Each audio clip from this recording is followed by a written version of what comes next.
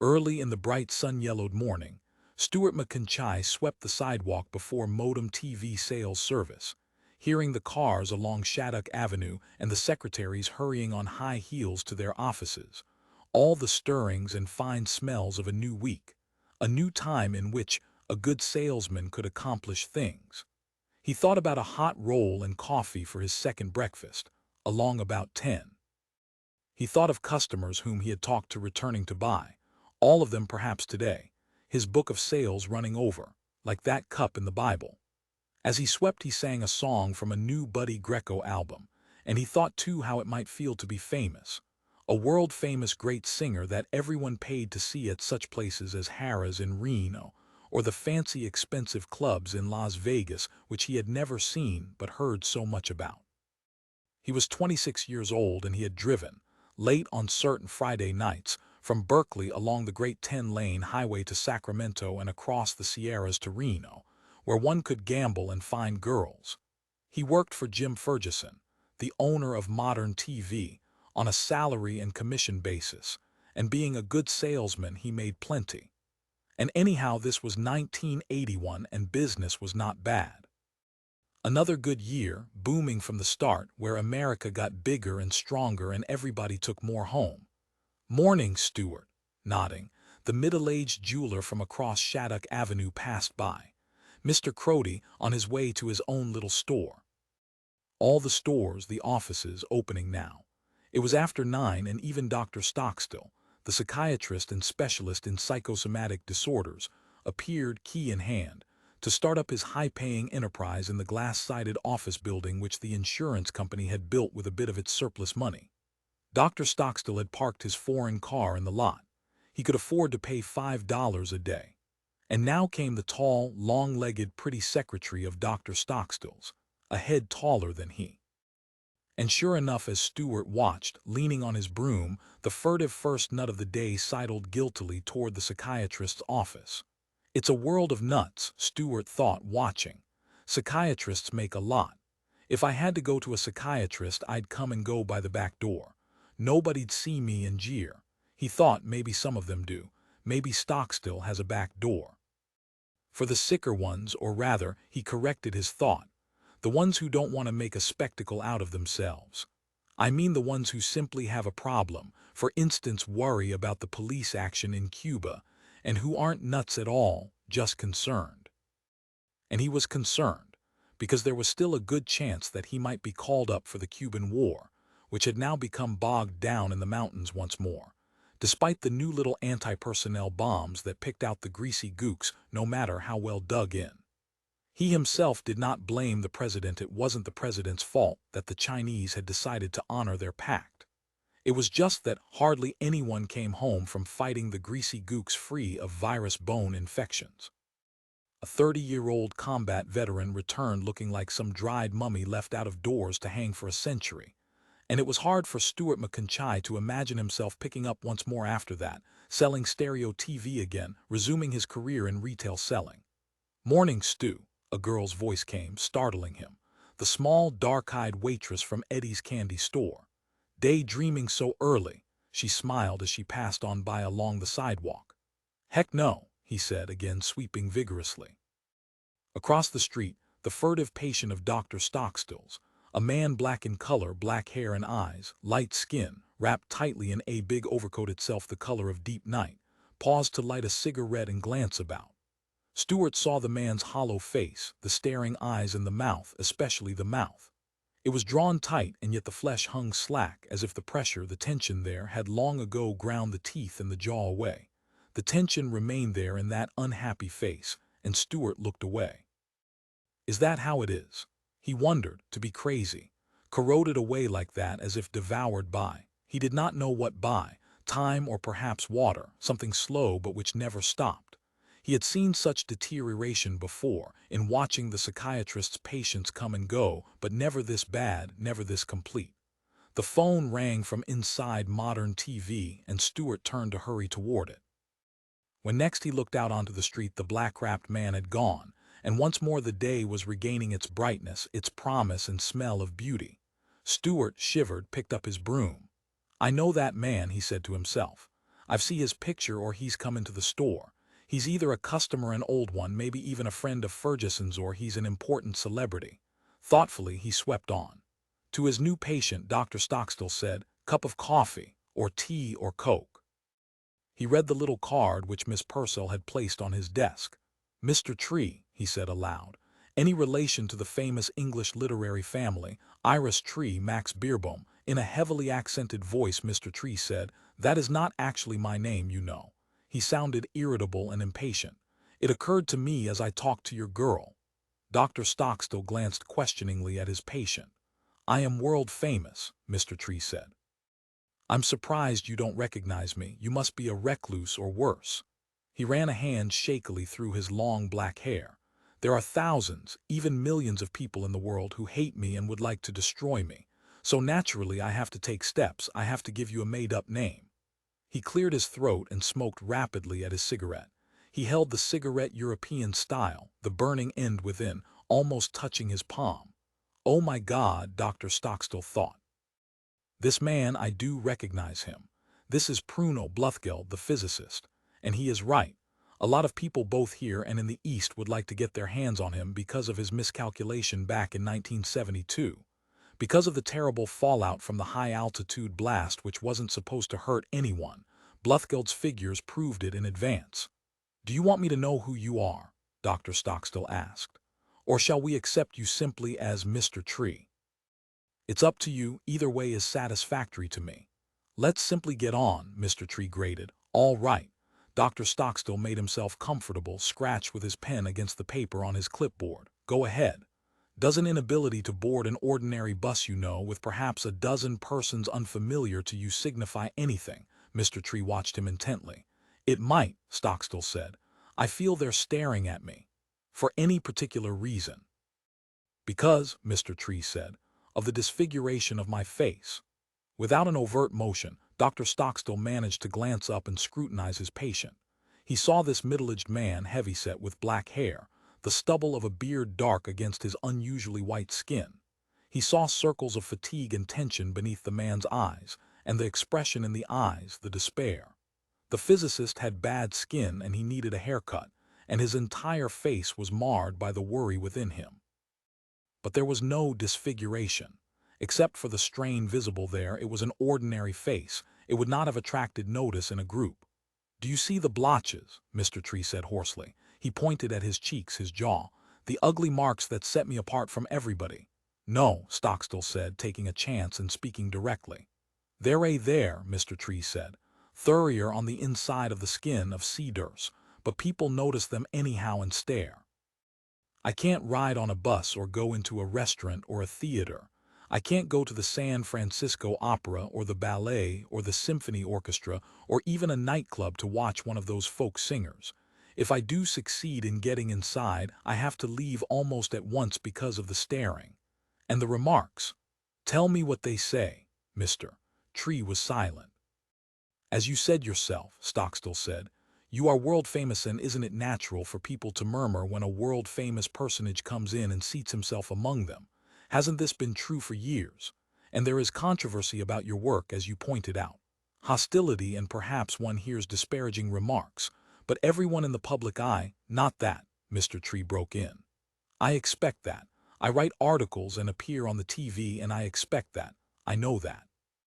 This has to do with my private life, my most innermost thoughts." He gazed at Stockstill and said, "They read my thoughts and they tell me about my private personal life in every detail. They have access to my brain. Paranoia sensitiva," Stockstill thought, "although of course there have to be tests. The Rorschach in particular.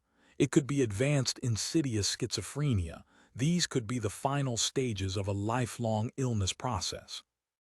Or some people can see the blotches on my face and read my personal thoughts more accurately than others," Mr. Tree said. "I've noted quite a spectrum in ability. Some are barely aware. Others seem to make an instantaneous gestalt of my differences, my stigmata. For example, as I came up the sidewalk to your office, there was a Negro sweeping on the other side.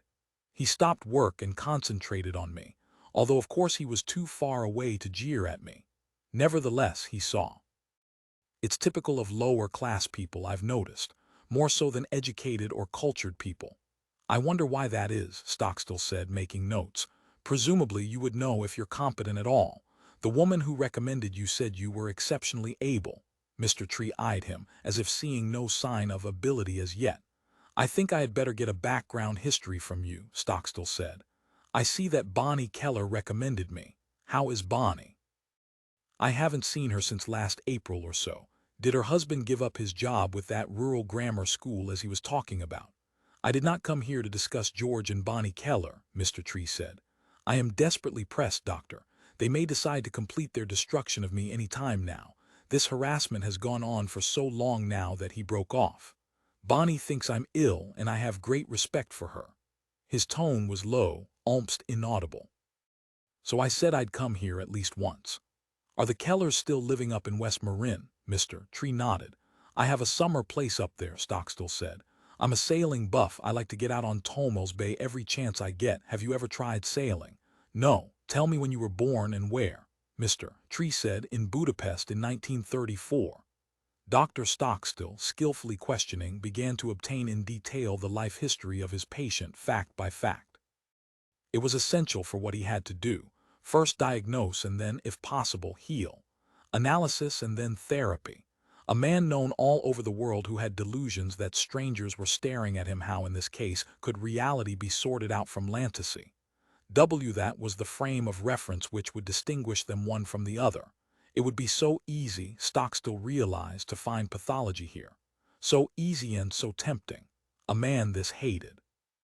I share their opinion, he said to himself, the they that Bluthgeld or rather Tree talks about.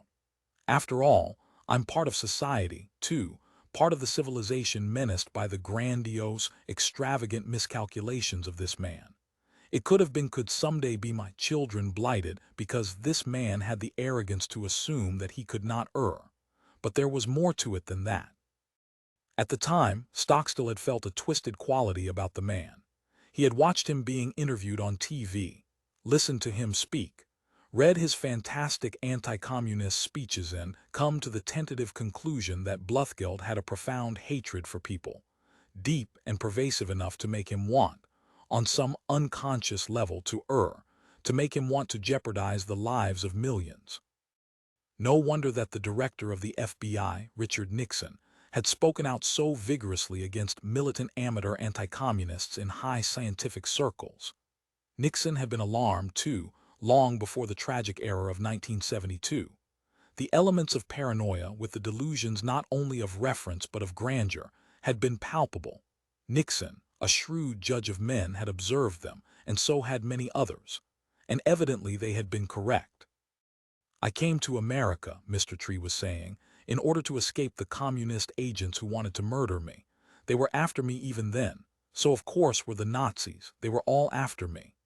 I see, Stockstill said, writing. They still are, but ultimately they will fail, Mr. Tree said hoarsely, lighting a new cigarette. For I have God on my side. He sees my need and often he has spoken to me, giving me the wisdom I need to survive my pursuers. I am at present at work on a new project out at Livermore. The results of this will be definitive as regards our enemy. Our enemy, Stockstill thought. Who is our enemy? Isn't it you, Mr. Tree? Isn't it you sitting here rattling off your paranoid delusions? How did you ever get the high post that you hold? Who is responsible for giving you power over the lives of others and letting you keep that power even after the fiasco of 1972? You and they are surely our enemies. All our fears about you are confirmed. You are deranged. Your presence here proves it, or does it? Stockstill thought, no, it doesn't, and perhaps I should disqualify myself. Perhaps it is unethical for me to try to deal with you. Considering the way I feel, I can't take a detached, disinterested position regarding you. I can't be genuinely scientific, and hence my analysis, my diagnosis may well prove faulty. Why are you looking at me like this? Mr. Tree was saying. Beg pardon. Stockstill murmured. Are you repelled by my disfigurations? Mr. Tree said. No, Stockstill said, it isn't that. My thoughts then, you were reading them and their disgusting character causes you to wish I had not consulted you. Rising to his feet, Mr. Tree moved abruptly toward the office door. Good day. Wait. Stockstill came after him. Let's get the biographical material concluded at least. We've barely begun. Mr. Tree, eyeing him, said presently, I have confidence in Bonnie Keller. I know her political opinions. She is not a part of the international communist conspiracy seeking to kill me at any opportunity." He reseated himself, more composed now, but his posture was one of wariness. He would not permit himself to relax a moment in Stockstill's presence, the psychiatrist knew. He would not open up, reveal himself candidly. He would continue to be suspicious and, perhaps rightly, Stockstill thought. As he parked his car, Jim Ferguson, the owner of Modern TV, saw his salesman Stuart McIntyre leaning on his broom before the shop, not sweeping but merely daydreaming or whatever it was he did. Following McIntyre's gaze, he saw that the salesman was enjoying not the sight of some girl passing by or some unusual car stew liked girls and cars, and that was normal, but was instead looking in the direction of patients entering the office of the doctor across the street. That wasn't normal. And what business of McIntyre's was it anyhow? "Look," Ferguson called as he walked rapidly toward the entrance of his shop. "You cut it out. Someday maybe you'll be sick, and how you like some goof gawking at you when you try to seek medical help." "Hey," Stuart answered, turning his head. "I just saw some important guy go in there, but I can't recall who." "Only a neurotic watches other neurotics," Ferguson said, and passed on into the store to the register, which he opened and began to fill with change and bills for the day ahead. Anyhow, Ferguson thought, wait till you see what I hired for a TV repairman. You'll really have something to stare at. "Listen, McIntyre," Ferguson said. "You know that kid with no arms and legs that comes by on that cart? That Focamellis with just those dinky flippers whose mother took that drug back in the early 60s? The one that always hangs around because he wants to be a TV repairman?" Stuart, standing with his broom, said, "You hired him?" "Yeah, yesterday while you were out selling." Presently McIntyre said, "It's bad for business." "Why? Nobody'll see him. He'll be downstairs in the repair department. Anyhow, you have to give those people jobs. It isn't their fault they have no arms or legs. It's those Germans' fault." After a pause, Stuart McIntyre said, "First you hire me, a Negro, and now a fos. Well, I have to hand it to you, Ferguson. You're trying to do right." Feeling anger, Ferguson said, "I not only try, I do. I'm not just daydreaming like you. I'm a man who makes up his mind and acts." He went to open the store safe. "His name is Hoppy. He'll be in this morning. You ought to see him move stuff with his electronic hands. It's a marvel of modern science." "I've seen," Stuart said. "And it pains you." Gesturing, Stuart said, "It's unnatural." Ferguson glared at him. "Listen, don't say anything along the lines of razzing to the kid. If I catch you or any of the other salesmen or anybody who works for me—" "Okay," Stuart muttered. "You're bored," Ferguson said. "And boredom is bad because it means you're not exerting yourself fully. You're slacking off and on my time. If you worked hard, you wouldn't have time to lean on that broom and poke fun at poor sick people going to the doctor. I forbid you to stand outside on the sidewalk ever again. If I catch you, you're fired." "Oh Christ, how am I supposed to come and go eat? How do I get into the store in the first place?" "Through the wall." "You can come and go," Ferguson decided, "but you can't loiter." Glaring after him dolefully, Stuart McIntyre protested, "Aw cripes." Ferguson, however, paid no attention to his TV salesman. He began turning on displays and signs, preparing for the day ahead. Roman II, the Focamellis Hoppy Harrington generally wheeled up to Modern TV sales service about 11 each morning. He generally glided into the shop, stopping his cart by the counter, and if Jim Ferguson was around, he asked to be allowed to go downstairs to watch the two TV repairmen at work. However, if Ferguson was not around, Hoppy gave up an after a while wheeled off because he knew that the salesman would not let him go downstairs. They merely ribbed him, gave him the runaround. He did not mind, or at least as far as Stuart McIntyre could tell, he did not mind. But actually, Stuart realized, he did not understand Hoppy, who had a sharp face with bright eyes and a quick, nervous manner of speech which often became jumbled into a stammer. He did not understand him psychologically. Why did Hoppy want to repair TV sets? What was so great about that? The way the foes hung around, one would think it was the most exalted calling of all. Actually, repair work was hard, dirty, and did not pay too well. But Hoppy was passionately determined to become a TV repairman. And now he had succeeded.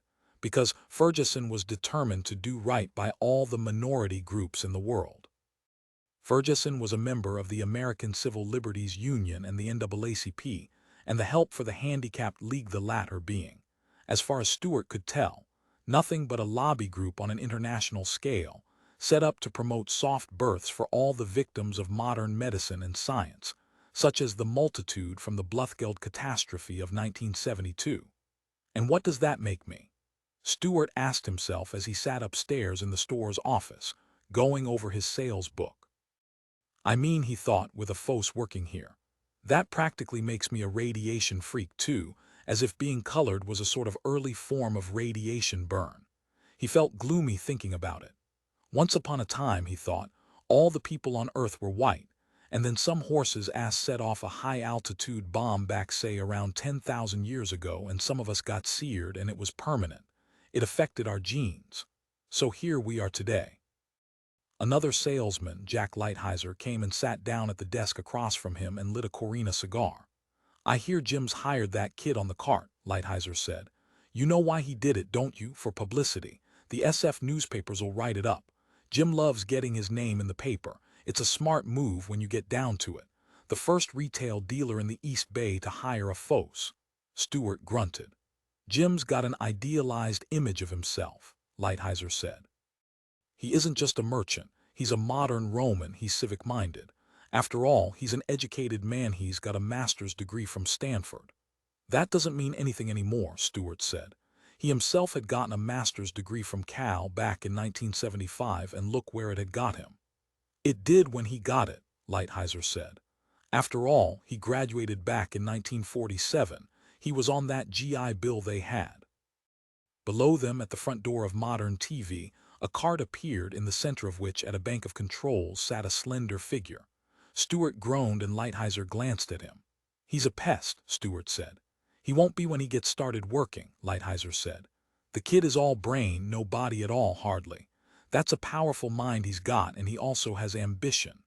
Cod, he's only 17 years old, and what he wants to do is work, get out of school and work.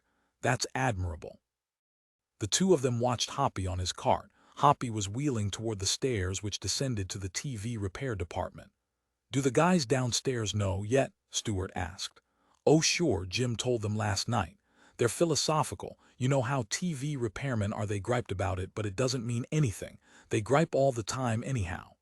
Hearing the salesman's voice, Hoppy glanced sharply up. His thin, bleak face confronted them. His eyes blazed and he said stammeringly, Hey, is Mr. Ferguson in right now? No, Stewart said. Mr. Ferguson hired me, the phos said. Yeah, Stewart said. Neither he nor Lighthizer moved. They remained seated at the desk, gazing down at the phos. Can I go downstairs? Hoppy asked. Lighthizer shrugged. I'm going out for a cup of coffee, Stewart said, rising to his feet. I'll be back in 10 minutes. Watch the floor for me, okay? Sure, Lighthizer said, nodding as he smoked his cigar. When Stewart reached the main floor, he found the phos still there. He had not begun the difficult descent down to the basement. Spirit of 1972, Stewart said as he passed the cart. The phos flushed and stammered. I was born in 1964. It had nothing to do with that blast. As Stewart went out the door onto the sidewalk, the phos called after him anxiously. It was that drug, that thalidomide. Everybody knows that. Stewart said nothing. He continued on toward the coffee shop. It was difficult for the Focamellis to maneuver his cart down the stairs to the basement where the TV repairmen worked at their benches, but after a time he managed to do so, gripping the handrail with the manual extensors which the U.S. government had thoughtfully provided. The extensors were really not much good.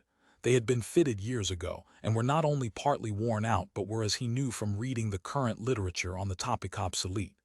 In theory, the government was bound to replace his equipment with the more recent models. The Remington Act specified that, and he had written the senior California Senator, Afe M. Partland, about it. As yet, however, he had received no answer, but he was patient. Many times he had written letters to U.S. congressmen on a variety of topics, and often the answers were tardy or merely mimeographed, and sometimes there was no answer at all. In this Case, however, Hoppy Harrington had the law on his side, and it was only a matter of time before he compelled someone in authority to give him that which he was entitled to. He felt grim about it, patient and grim. They had to help him whether they wanted to or not. His father, a sheep rancher in the Sonoma Valley, had taught him that, taught him always to demand what he was entitled to. Sound blared. The repairman at work. Hoppy paused, opened the door, and faced the two men at the long, littered bench with its instruments and meters, its dials and tools and television sets in all stages of decomposition. Neither repairman noticed him. "Listen," one of the repairmen said all at once, startling him. "Manual jobs are looked down on. Why don't you go into something mental? Why don't you go back to school and get a degree?" The repairman turned to stare at him questioningly. "No," Hoppy thought, "I want to work with my hands." "You could be a scientist," the other repairman said, not ceasing his work. He was tracing a circuit, studying his voltmeter. "Like Bluthgeld," Hoppy said. The repairman laughed at that with sympathetic understanding. "Mr. Ferguson said you'd give me something to work on," Hoppy said. "I'm easy set to fix to start with." "Okay." He waited, afraid that they were not going to respond, and then one of them pointed to a record changer. "What's the matter with it?" Hoppy said, examining the repair tag. "I know I can fix it." "Broken spring," one of the repairmen said. "It won't shut off after the last record." "I see," Hoppy said. He picked up the record changer with his two manual extensors and rolled to the far end of the bench where there was a cleared space. "I'll work here." Repairman did not protest, so he picked up pliers. "This is easy," he thought to himself. "I've practiced at home." He concentrated on the record changer but also watching the two repairmen out of the corner of his eye. "I've practiced many times. It nearly always works, and all the time it's better, more accurate, more predictable. A spring is a little object," he thought, "as little as they come. So light it almost blows away. I see the break in you," he thought. "Molecules of metal not touching like before." He concentrated on that spot, holding the pliers so that the repairman nearest him could not see. He pretended to tug at the spring as if trying to remove it. As he finished the job, he realized that someone was standing behind him, had come up to watch. He turned, and it was Jim Ferguson, his employer, saying nothing but just standing there with a peculiar expression on his face, his hands stuck in his pockets. "All done," Hoppy said nervously. Ferguson said, "Let's see." He took hold of the changer, lifted it up into the overhead fluorescent light's glare. Did he see me? Hoppy wondered. Did he understand, and if so, what does he think? Does he mind? Does he really care? Is he horrified? There was silence as Ferguson inspected the changer. "Where'd you get the new spring?" he asked suddenly. "I found it lying around," Hoppy said at once. It was okay. Ferguson, if he had seen, had not understood. The Focamellis relaxed and felt glee, felt a superior pleasure take the place of his anxiety. He grinned at the two repairmen, looked about for the next job expected of him. Ferguson said, "Does it make you nervous to have people watch you?" "No," Hoppy said. "People can stare at me all they want. I know I'm different. I've been stared at since I was born." "I mean when you work." "No," he said, and his voice sounded loud, perhaps too loud in his ears. "Before I had a cart," he said, "before the government provided me anything, my dad used to carry me around on his back in a sort of knapsack, like a papoose." He laughed uncertainly. "I see," Ferguson said. "That was up around Sonoma," Hoppy said. "Where I grew up, we had sheep. One time a ram butted me and I flew through the air, like a ball." Again he laughed. The two repairmen regarded him silently, both of them pausing in their work. "I'll bet," one of them said after a moment, "that you rolled when you hit the ground." "Yes," Hoppy said, laughing. They all laughed now, himself and Ferguson and the two repairmen. They imagined how it looked, Hoppy Harrington, 7 years old, with no arms or legs, only a torso and head, rolling over the ground, howling with fright and pain. But it was funny, he knew it. He told it so it would be funny, he made it become that way. "You're a lot better set up now with your cart," Ferguson said. "Oh yes," he said. "And I'm designing a new one, my own design. All electronic. I read an article on brain wiring. They're using it in Switzerland and Germany. You're wired directly to the motor centers of the brain, so there's no lag. You can move even quicker than a regular physiological structure." He started to say, "than a human." "I'll have it perfected in a couple of years," he said, "and it'll be an improvement even on the Swiss models. And then I can throw away this government junk." Ferguson said in a solemn, formal voice, "I admire your spirit," laughing, Hoppy said with a stammer. Thanks, Mr. Ferguson." One of the repairmen handed him a multiplex FM tuner. "It drifts. See what you can do for the alignment." "Okay," Hoppy said, taking it in his metal extensors. "I sure will. I've done a lot of aligning at home. I'm experienced with that." He had found such work easiest of all. He barely had to concentrate on the set. It was as if the task were made to order for him and his abilities. Reading the calendar on her kitchen wall, Bonnie Keller saw that this was the day her friend Bruno Bluthgeld saw her psychiatrist Dr. Stockstill at his office in Berkeley. In fact, he had already seen Stockstill, had had his first hour of therapy, and had left. Now he no doubt was driving back to Livermore and his own office at the radiation lab, the lab at which she had worked years ago before she had gotten pregnant. She had met Dr. Bluthgeld there, back in 1975. Now she was 31 years old and living in West Marin. Her husband George was now vice principal of the local grammar school, and she was very happy. Well, not very happy, just moderately tolerably happy. She still took analysis herself once a week now instead of 3 times, and in many respects she understood herself. Her unconscious drives and paratactic systematic distortions of the reality situation. Analysis, 6 years of it, had done a great deal for her, but she was not cured. There was really no such thing as being cured. The illness was life itself, and a constant growth, or rather a viable growing adaptation, had to continue or psychic stagnation would result. She was determined not to become stagnant. Right now, she was in the process of reading The Decline of the West in the original German. She had gotten 50 pages read, and it was well worth it. And who else that she knew had read it, even in the English? Her interest in German culture, in its literary and philosophical works, had begun years ago through her contact with Dr. Bluthgeld. Although she had taken 3 years of German in college, she had not seen it as a vital part of her adult life. Like so much that she had carefully learned, it had fallen into the unconscious once she had graduated and gotten a job. Bluthgeld's magnetic presence had reactivated and enlarged many of her academic interests, her love of music and art. She owed a great deal to Bluthgeld, and she was grateful. Now, of course, Bluthgeld was sick, as almost everyone at Livermore knew. The man had profound conscience, and he had never ceased to suffer since the error of 1972, which, as they all knew, all those who had been a part of Livermore in those days, was not specifically his fault. It was not his personal burden, but he had chosen to make it so, and because of that he had become ill and more ill with each passing year. Many trained people, and the finest apparati, the foremost computers of the day, had been involved in the faulty calculation, not faulty in terms of the body of knowledge available in 1972, but faulty in relationship to the reality situation. The enormous masses of radioactive clouds had not drifted off, but had been attracted by the Earth's gravitational field, and had returned to the atmosphere. No one had been more surprised than the staff at Livermore. Now, of course, the Jameson French layer was more completely understood. Even the popular magazines such as Time and U.S. News could lucidly explain what had gone wrong and why. But this was 9 years later.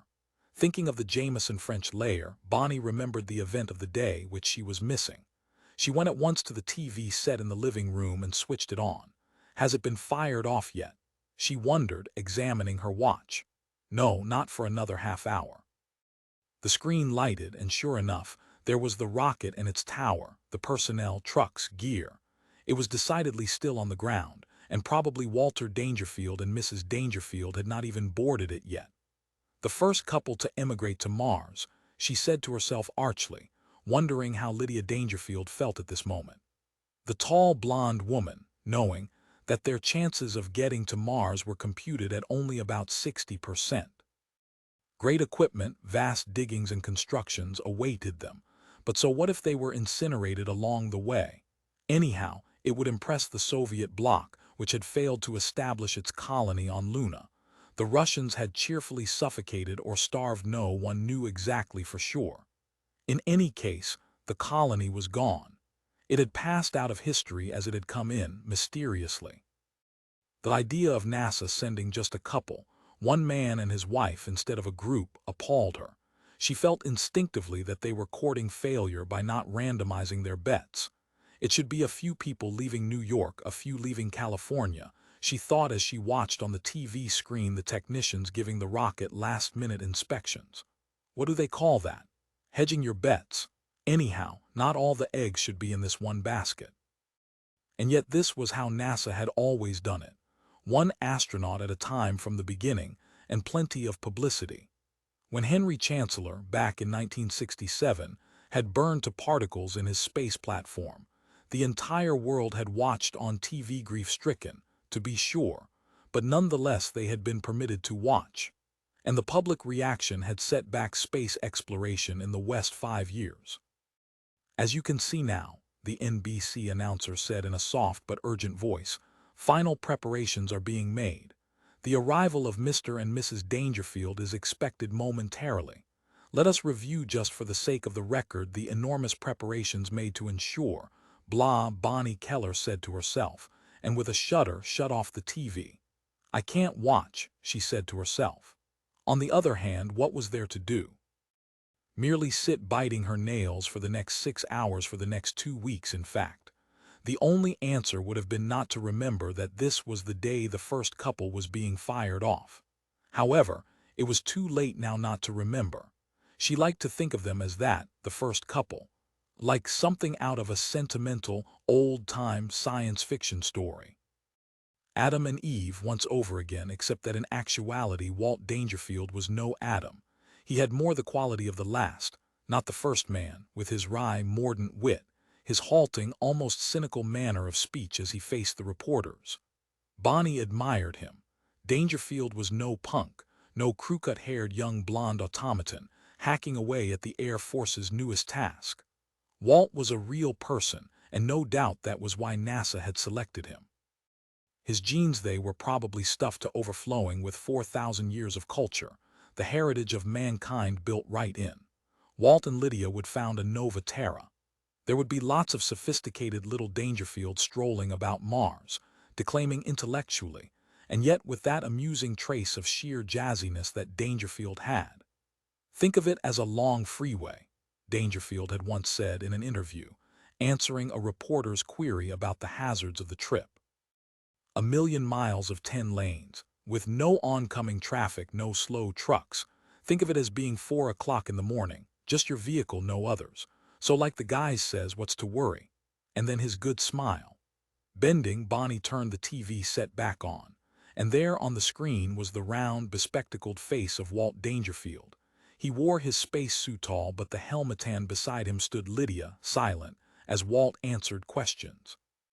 I hear, Walt was drawling with a chewing movement of his jaw as if he were masticating the question before answering, that there's a LOL in Boise, Idaho who's worried about me.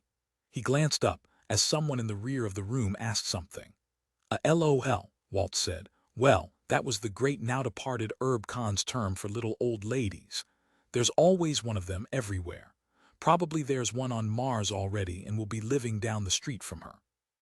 Anyhow, this one in Boise, or so I understand, is a little nervous about Lydia and myself, afraid something might happen to us, so she sent us a good luck charm. He displayed it, holding it clumsily with the big gloved fingers of his suit. The reporters all murmured with amusement. Nice, isn't it? Dangerfield said. I'll tell you what it does, it's good for rheumatism. The reporters laughed it. In case we get rheumatism while we're on Mars, or is it gout? I think it's gout, she said in her letter. He glanced at his wife.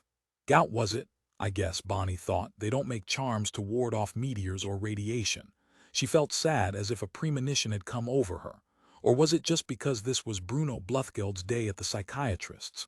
Sorrowful thoughts emanating from that fact. Thoughts about death and radiation and miscalculation and terrible, unending illness. I don't believe Bruno has become a paranoid schizophrenic, she said to herself. This is only a situation deterioration, and with the proper psychiatric help, a few pills here and there, he'll be okay. It's an endocrine disturbance manifesting itself psychically, and they can do wonders with that. It's not a character defect, a psychotic constitution, unfolding itself in the face of stress. But what do I know, she thought GL comically. Bruno had to practically sit there and tell us they were poisoning his drinking water before either George or I grasped how ill he was. He merely seemed depressed. Right this moment she could imagine Bruno with a prescription for some pill which stimulated the cortex or suppressed the diencephalon. In any case, the modern Western equivalent for contemporary Chinese herbal medicine would be in action, altering the metabolism of Bruno's brain, clearing away the delusions like so many cobwebs. And all would be well again. She and George and Bruno would be together again with their West Marin Baroque recorder consort, playing Bach and Handel in the evenings. It would be like old times. 2 wooden Black Forest genuine recorders, and then herself at the piano. The house full of Baroque music and the smell of home-baked bread, and a bottle of Buena Vista wine from the oldest winery in California. On the television screen, Walt Dangerfield was wisecracking in his adult way, a sort of Voltaire and Will Rogers combined. "Oh yeah," he was saying to a lady reporter who wore a funny large hat. "We expect to uncover a lot of strange life forms on Mars." And he eyed her hat as if saying, "There's one now, I think." And again the reporters all laughed. "I think it moved," Dangerfield said, indicating the hat to his quiet, cool-eyed wife.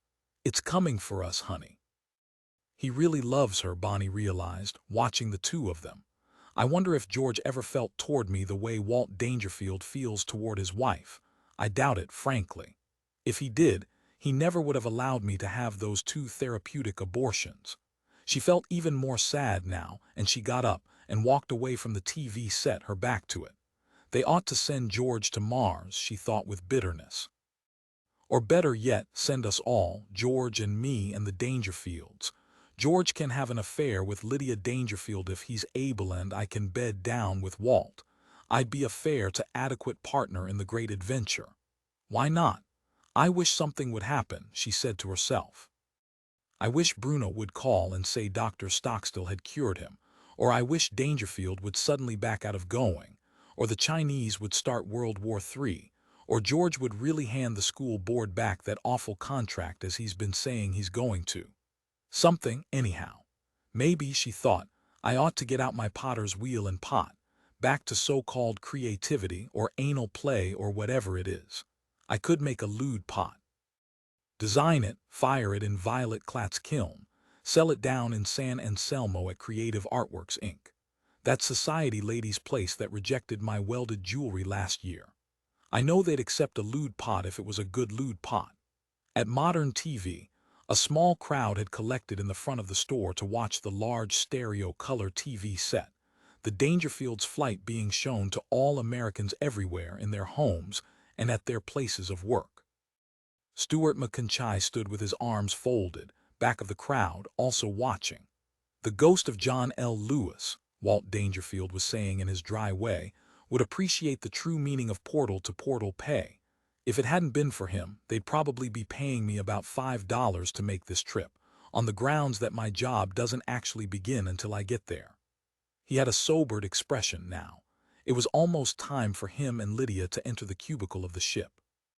Just remember this. If something happens to us, if we get lost, don't come out looking for us. Stay home and I'm sure Lydia and I will turn up somewhere.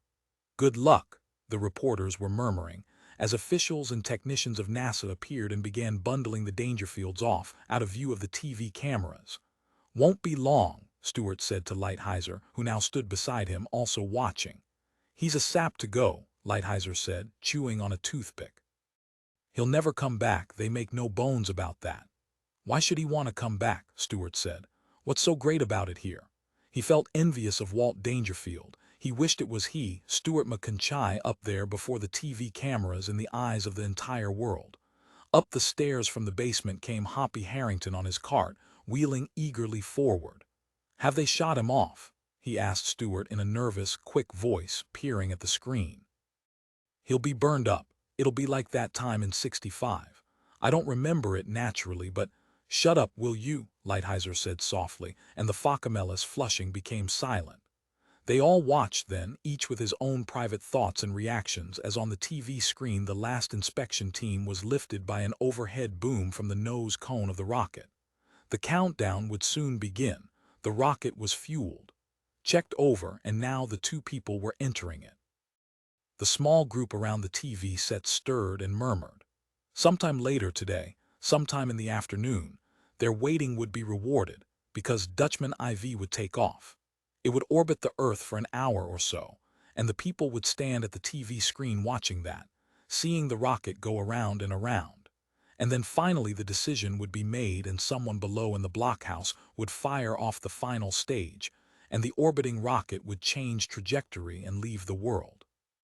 They had seen it before. It was much like this every time, but this was new because the people in this one this time would never be returning. It was well worth spending a day in front of the set. The crowd of people was ready for the wait. Stuart McIntyre thought about lunch, and then after that he would come back here and watch again. He would station himself here once more with the others. He would get little or no work done today, would sell no TV sets to anybody. But this was more important. He could not miss this. That might be me up there someday, he said to himself. Maybe I'll emigrate later on when I'm earning enough to get married, take my wife and kids and start a new life up there on Mars, when they get a really good colony going, not just machines.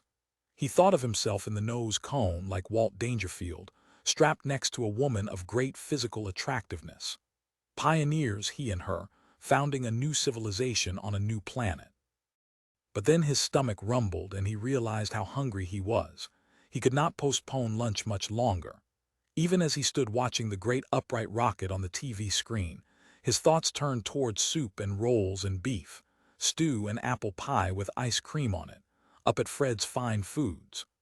Roman 3, almost every day Stuart McIntyre ate lunch at the coffee shop up the street from Modern TV.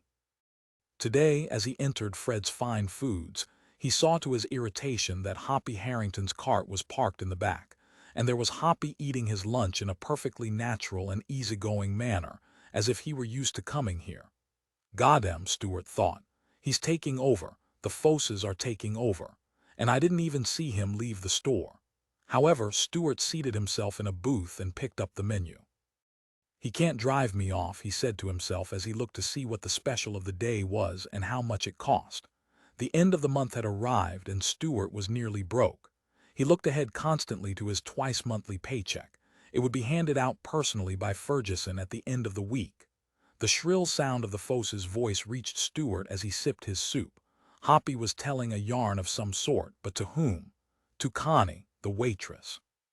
Stuart turned his head and saw that both the waitress and Tony, the fry cook, were standing near Hoppy's cart, listening, and neither of them showed any revulsion toward the Fosse. Now Hoppy saw and recognized Stuart. "Hi," he called. Stuart nodded and turned away, concentrating on his soup. The Fosse was telling them all about an invention of his, some kind of electronic contraption he had either built or intended to build. Stuart could not tell which, and he certainly did not care. It did not matter to him what Hoppy built, what crazy ideas emanated from the little man's brain. No doubt it's something sick, Stuart said to himself. Some crank gadget like a perpetual motion machine, maybe a perpetual motion cart for him to ride on. He laughed at that idea, pleased with it. I have to tell that to Lighthizer, he decided.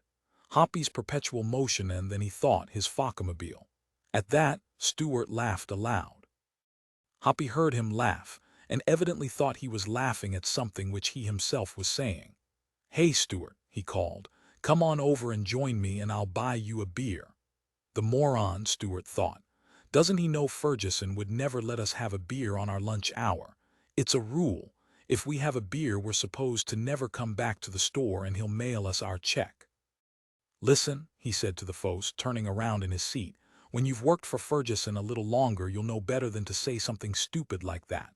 Flushing, the Fosse murmured. "What do you mean?" The fry cook said. "Ferguson don't allow his employees to drink. It's against his religion, isn't it, Stuart?" "That's right," Stuart said, "and you better learn that." "I wasn't aware of that," the Fosse said, "and anyhow I wasn't going to have a beer myself." "But I don't see what right an employer has to tell his employees what they can't have on their own time. It's their lunch hour and they should have a beer if they want it." His voice was sharp, full of grim indignation. He was no longer kidding. Stuart said, "He doesn't want his salesmen coming in smelling like a brewery. I think that's his right. It'd offend some old lady customer." I can see that for the salesman like you, Hoppy said, but I'm not a salesman, I'm a repairman and I'd have a beer if I wanted it. The Freicook looked uneasy. Now look, Hoppy, he began. You're too young to have a beer, Stewart said. Now everyone in the place was listening and watching. The foes had flushed a deep red. I'm of age, he said in a quiet, taut voice. Don't serve him any beer, Connie, the waitress, said to the Freicook. He's just a kid. Reaching into his pocket with his extensor, Hoppy brought out his wallet. He laid it open on the counter. I'm 21, he said. Stewart laughed. Bull. He must have some phony identification in there, he realized. The nut printed it himself or forged it or something. He has to be exactly like everyone. He's got an obsession about it. Examining the identification in the wallet, the Freicook said, Yeah, it says he's of age. But Hoppy, remember that other time you were in here and I served you a beer. Remember, you have to serve me, the foe said. Grunting, the Freicook went and got a bottle of Ham's beer which he placed unopened before Hoppy. An opener, the foe said. The Freicook went and got an opener. He tossed it on the counter and Hoppy pried open the bottle. Taking a deep breath, the foe drank the beer. What's going on? Stewart wondered, noticing the way that the Freicook and Connie and even a couple of the patrons were watching Hoppy. Does he pass out or something? Goes berserk, maybe. He felt repelled and at the same time deeply uneasy. I wish I was through with my food, he thought. I wish I was out of here. Whatever it is, I don't want to be a witness to it. I'm going back to the shop and watch the rocket again, he decided. I'm going to watch Dangerfield's flight, something vital to America, not this freak. I don't have time to waste on this. But he stayed where he was, because something was happening, some peculiar thing involving Hoppy Harrington. He could not draw his attention away from it, try as he might. In the center of his cart, the Focamellis had sunk down as if he were going to sleep. He lay with his head resting on the tiller which steered the cart, and his eyes became almost shut. His eyes had a glazed look. Geez, the Freicook said, he's doing it again. He appealed around to the rest of them as if asking them to do something, but no one stirred. They all stood or sat where they were. I knew he would, Connie said in a bitter, accusing voice. The Fose's lips trembled, and in a mumble he said, Ask me. Now somebody ask me. Ask you what? The Freicook said angrily. He made a gesture of disgust, turned and walked away back to his grill. Ask me, Hoppy repeated in a dull, far-off voice as if he were speaking in a kind of fit. Watching, Stewart realized that it was a fit, a kind of epilepsy. He yearned to be out of the place and away, but still he could not stir. He still, like the others, had to go on watching. Connie said to Stewart, Can't you push him back to the store? Just start pushing. She glowered at him, but it wasn't his fault. Stewart shrank away and gestured to show his helplessness. Mumbling, the Fose flopped about on his cart, his plastic and metal manual extensors twitching. Ask me about it, he was saying. Come on before it's too late, I can tell you now, I can see. At his grill, the Freicook said loudly, I wish one of you guys would ask him. I wish you'd get it over with. I know somebody's going to ask him, and if you don't I got a couple of questions. He threw down his spatula and made his way back to the Fose. Hoppy, he said loudly, you said last time it was all dark. Is that right? No light at all. The Fose's lips twitched. Some light, dim light, yellow like it's about burned out. Beside Stewart appeared the middle-aged jeweler from across the street. I was here last time, he whispered to Stewart. Want to know what it is he sees? I can tell you. Listen, Stu, he sees beyond. Beyond what? Stewart said, standing up so that he could watch and hear better. Everyone had moved closer now so as not to miss anything. You know, Mr. Crotty said. Beyond the grave, the afterlife. You can laugh, Stewart, but it's true. When he has a beer he goes into this trance like you see him in now, and he has occult vision or something. You ask Tony or Connie and some of these other people. They were here too. Now Connie was leaning over the slumped, twitching figure in the center of the cart. Hoppy, what's the light from? Is it God? She laughed nervously. You know, like in the Bible, I mean, is it true? Hoppy said mumblingly, gray darkness like ashes, then a great flatness. Nothing but fires burning, light is from the burning fires, they burn forever, nothing alive. And where are you? Connie asked. I'm floating, Hoppy said. Floating near the ground. No, now I'm very high. I'm weightless, I don't have a body anymore, so I'm high up, as high as I want to be. I can hang here if I want, I don't have to go back down. I like it up here and I can go around the earth forever. There it is down below me and I can just keep going around and around. Going up beside the cart, Mr. Crody the jeweler said, Hoppy, isn't there anybody else? Are each of us doomed to isolation? Hoppy mumbled, I see others now. I'm drifting back down, I'm landing among the grayness. I'm walking about. Walking, Stuart thought. On what? Legs but no body, what an afterlife. He laughed to himself. What a performance, he thought, what crap, but he too came up beside the cart now, squeezing in to be able to see. Is it that you're born into another life like they teach in the East? An elderly lady customer in a cloth coat asked. Yes, Hoppy said surprisingly. A new life. I have a different body, I can do all kinds of things. A step up, Stuart said. Yes, Hoppy mumbled. A step up. I'm like everybody else, in fact I'm better than anybody else. I can do anything they can do and a lot more. I can go wherever I want and they can't move. Why can't they move? The Freicook demanded. Just can't, Hoppy said. They can't go into the air or on roads or ships, they just stay. It's all different from this. I can see each of them like they're dead, like they're pinned down and dead, like corpses. Can they talk? Connie asked. Yes, the Foes said, they can converse with each other. But they have to. He was silent and then he smiled. His thin, twisted face showed joy. They can only talk through me. I wonder what that means, Stuart thought. It sounds like a megalomaniacal daydream where he rules the world. Compensation because he's defective. Just what you'd expect a Fos to imagine. It did not seem so interesting to Stuart now that he had realized that. He moved away back toward his booth where his lunch waited. The Freicook was saying, is it a good world there? Tell me if it's better than this or worse. Worse, Hoppy said, and then he said, worse for you, it's what everybody deserves, it's justice. Better for you then, Connie said in a questioning way. Yes, the Fos said. Listen, Stuart said to the waitress from where he sat, can't you see it's just psychological compensation because he's defective? It's how he keeps going, imagining that. I don't see how you can take it seriously. I don't take it seriously, Connie said. But it's interesting. I've read about mediums, like they're called. They go into trances and can commune with the next world like he's doing. Haven't you ever heard of that? It's a scientific fact, I think. Isn't it, Tony? She turned to the Freicook for support. I don't know, Tony said moodily, walking slowly back to his grill to pick up his spatula. The Fos now seemed to have fallen deeper into his beer-induced trance. He seemed asleep, in fact, no longer seeing anything, or at least no longer conscious of the people around him, or attempting to communicate his vision, or whatever it was to them. The séance was over. Well, you never know, Stuart said to himself. I wonder what Ferguson would say to this. I wonder if he'd want somebody who's not only physically crippled but an epileptic or whatever working for him. I wonder if I should or shouldn't mention this to him when I get back to the store.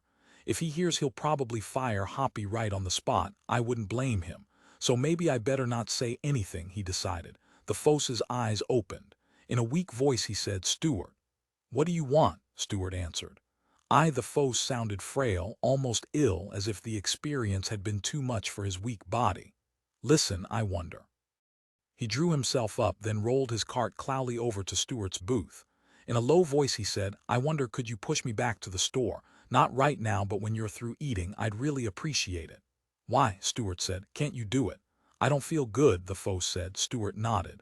Okay, when I'm finished eating. Thanks, the Fos said. Ignoring him stonily, Stuart continued eating. I wish it wasn't obvious I know him, he thought to himself. I wish he'd wheel off and wait somewhere else. But the Fos had sat down, rubbing his forehead with the left extensor, looking too spent to move away again, even to his place at the other end of the coffee shop. Later, as Stuart pushed the Fos in his cart back up the sidewalk toward modern TV, the Fos said in a low voice, It's a big responsibility to see beyond. Yeah, Stuart murmured, maintaining his remoteness, doing his duty only, no more. He pushed the cart and that was all. Just because I'm pushing you, he thought, doesn't mean I have to converse with you. The first time it happened, the Fos went on, but Stuart cut him off. I'm not interested. He added, I just want to get back and see if they fired off the rocket yet. It's probably in orbit by now. I guess so, the Fos said. At the intersection they waited for the light to change. The first time it happened, the Fos said, it scared me. As Stuart pushed him across the street he went on, I knew right away what it was I was seeing. The smoke and the fires, everything all smudged, like a mining pit or a place where they process slag. Awful, he shuddered. But is this so terrific the way it is now? Not for me. I like it, Stuart said shortly. Naturally, the Phos said. You're not a biological sport, Stuart grunted. You know what my earliest memory from childhood is, the Phos said in a quiet voice. Being carried to church in a blanket, laid out on a pew like his voice broke. Carried in and out in that blanket, inside it so no one could see me. That was my mother's idea. She couldn't stand my father carrying me on his back where people could see, Stuart grunted. This is a terrible world, the Phos said. Once you Negroes had to suffer. If you lived in the South, you'd be suffering now. You forget all about that because they let you forget, but me, they don't let me forget. Anyhow, I don't want to forget about myself, I mean. In the next world it all will be different. You'll find out because you'll be there too. No, Stuart said. When I die I'm dead, I don't have a soul. You too, the Phos said, and he seemed to be gloating. His voice had a malicious, cruel tinge of relish. I know. How do you know? Because, the Phos said, one time I saw you. Frightened in spite of himself, Stuart said. All one time, the Phos insisted, more firmly now. It was you, no doubt about it. Want to know what you were doing? No. You were eating a dead rat raw. Stuart said nothing, but he pushed the cart faster and faster, down the sidewalk as fast as he could go, back to the store. When they got back to the store, they found the crowd of people still in front of the TV set. And the rocket had been fired off. It had just left the ground, and it was not known yet if the stages had performed properly. Hoppy wheeled himself back downstairs to the repair department, and Stuart remained upstairs before the set. But the Phos's words had upset him so much that he could not concentrate on the TV screen. He wandered off and then, seeing Ferguson in the upstairs office, walked that way. At the office desk, Ferguson sat going over a pile of contracts and charge tags. Stuart approached him. Listen. That got him, Hoppy. Ferguson glanced up from his tags. Forget it, Stuart said, feeling discouraged. I watched him work, Ferguson said. I went downstairs and watched him when he didn't know I was. I agree there's something unsavory about it, but he's competent. I looked at what he'd done and it was done right, and that's all that counts. He scowled at Stuart. I said forget it, Stuart said. Did they fire the rocket off? Just now. We haven't moved a single item today because of that circus, Ferguson said. Circus. He seated himself in the chair opposite Ferguson in such a manner that he could watch the floor below them. It's history. It's a way of you guys standing around doing nothing. Once more Ferguson sorted through the tags. Listen, I'll tell you what Hoppy did. Stuart leaned toward him. Up at the cafe at Fred's Fine Foods. Ferguson eyed him, pausing in his work. He had a fit, Stuart said. He went nuts. No kidding. Ferguson looked displeased. He passed out because he had a beer. And he saw beyond the grave. He saw me eating a dead rat, and it was raw, so he said. Ferguson laughed. It's not funny. Sure it is. He's razzing you back for all the razzing you dish out, and you're so dumb you get taken in. He really saw it, Stuart said stubbornly. Did he see me? He didn't say. He does that up there all the time. They give him beers and he goes into his trance and they ask questions about what it's like. I just happened to be there eating lunch. I didn't even see him leave the store. I didn't know he would be there. For a moment Ferguson sat frowning and pondering, and then he reached out. Arid pressed the button of the intercom which connected the office with the repair department. Hoppy, wheel up here to the office. I want to talk to you. It wasn't my intention to get him into trouble, Stuart said. Sure it was, Ferguson said. But I still ought to know. I've got a right to know what my employees are doing when they're in a public place acting in a fashion that might throw discredit on the store. They waited, and after a time they heard the labored sound of the cart rolling up the stairs to the office. As soon as he appeared, Hoppy said, What I do on my lunch hour is my own business, Mr. Ferguson. That's how I feel. You're wrong, Ferguson said. It's my business, too. Did you see me beyond the grave like you did Stuart? What was I doing? I want to know, and you better give me a good answer or you're through here the same day you were hired. The Phos in a low, steady voice said, I didn't see you, Mr. Ferguson, because your soul perished and won't be reborn. For a while Ferguson studied the Phos. Why is that? He asked finally. It's your fate, Hoppy said. I haven't done anything criminal or immoral. The Phos said, It's the cosmic process, Mr. Ferguson. Don't blame me. He became silent then. Turning to Stuart, Ferguson said, Christ, Well, ask a stupid question, get a stupid answer. Returning to the fosse, he said, did you see anybody else I know like my wife? No, you never met my wife. What about Lighthizer? What's going to become of him? I didn't see him, the fosse said. Ferguson said, HQW, did you fix that changer? How did you really do that? It looked like you healed it. It looked like instead of replacing that broken spring, you made the spring whole again. How did you do that? Is that one of those extrasensory powers or whatever they are? I repaired it, the fosse said in a stony voice. To Stewart, Ferguson said, he won't say, but I saw him. He was concentrating on it in some peculiar way. Maybe you were right, McConchai. Maybe it was a mistake to hire him. Still, it's the results that count. Listen, Hoppy, I don't want you messing around with trances out in public anywhere along this street now that you're working for me. That was okay before, but not now. Have your trances in the privacy of your own home, is that clear? He once more picked up his stack of tags. That's all. Both you guys go down and do some work instead of standing around. The fosse at once spun his cart around and wheeled off toward the stairs. Stewart, his hands in his pockets, slowly followed. When he got downstairs and back to the TV set and the people standing around FT, he heard the announcer say excitedly that the first 3 stages of the rocket appeared to have fired successfully. That's good news, Stewart thought. A bright chapter in the history of the human race. He felt a little better now, and he parked himself by the counter where he could obtain a good view of the screen. Why would I eat a dead rat? He asked himself. It must be a terrible world, the next reincarnation, to live like that. Not even to cook it, but just to snatch it up and gobble it down. Maybe, he thought, even fur and all, fur and tail, everything. He shuddered. How can I watch history being made? He wondered angrily. When I have to think about things like dead rats, I want to fully meditate on this great spectacle unfolding before my very eyes. And instead I have to have garbage like that put into my mind by that sadistic, that radiation drug freak that Ferguson had to go and hire. Shoot. He thought of Floppy then, no longer bound to his cart, no longer an armless, legless cripple, but somehow floating. Somehow master of them all, of as Floppy had said the world. And that thought was even worse than the one about the rat. I'll bet there's plenty he saw, Stewart said to himself, that he isn't going to say, that he's deliberately keeping back. He just tells us enough to make us squirm and then he shuts up. If he can go into a trance and see the next reincarnation, then he can see everything, because what else is there? But I don't believe in that Eastern stuff anyhow, he said to himself. I mean, that isn't Christian. Buzz believed what Hoppy had said. He believed because he had seen with his own eyes. There really was a trance. That much was true. Hoppy had seen something. And it was a dreadful something, there was no doubt of that. What else does he see? Stewart wondered. I wish I could make the little bastard say. What else has that warped, wicked mind perceived about me and about the rest of us, all of us? I wish, he thought, I could look too. Because it seemed to Stewart very important, and he ceased looking at the TV screen. He forgot about Walter and Lydia Dangerfield and history in the making. He thought only about Hoppy and the incident at the cafe.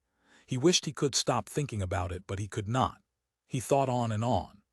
Roman for the far-off popping noise made Mr. Osturias turn his head to see what was coming along the road. Standing on the hillside at the edge of the grove of live oaks, he shielded his eyes and saw on the road below the small Foccamobile of Hoppy Harrington. In the center of his cart, the Foccamelis guided himself along, picking a way past the potholes. But the popping noise had not been made by the Foccamobile, which ran from an electric battery. A truck, Mr. Osturias realized. One of Oreo Stroud's converted old wood burners. He saw it now, and it moved at great speed, bearing down on Hoppy's Foccamobile.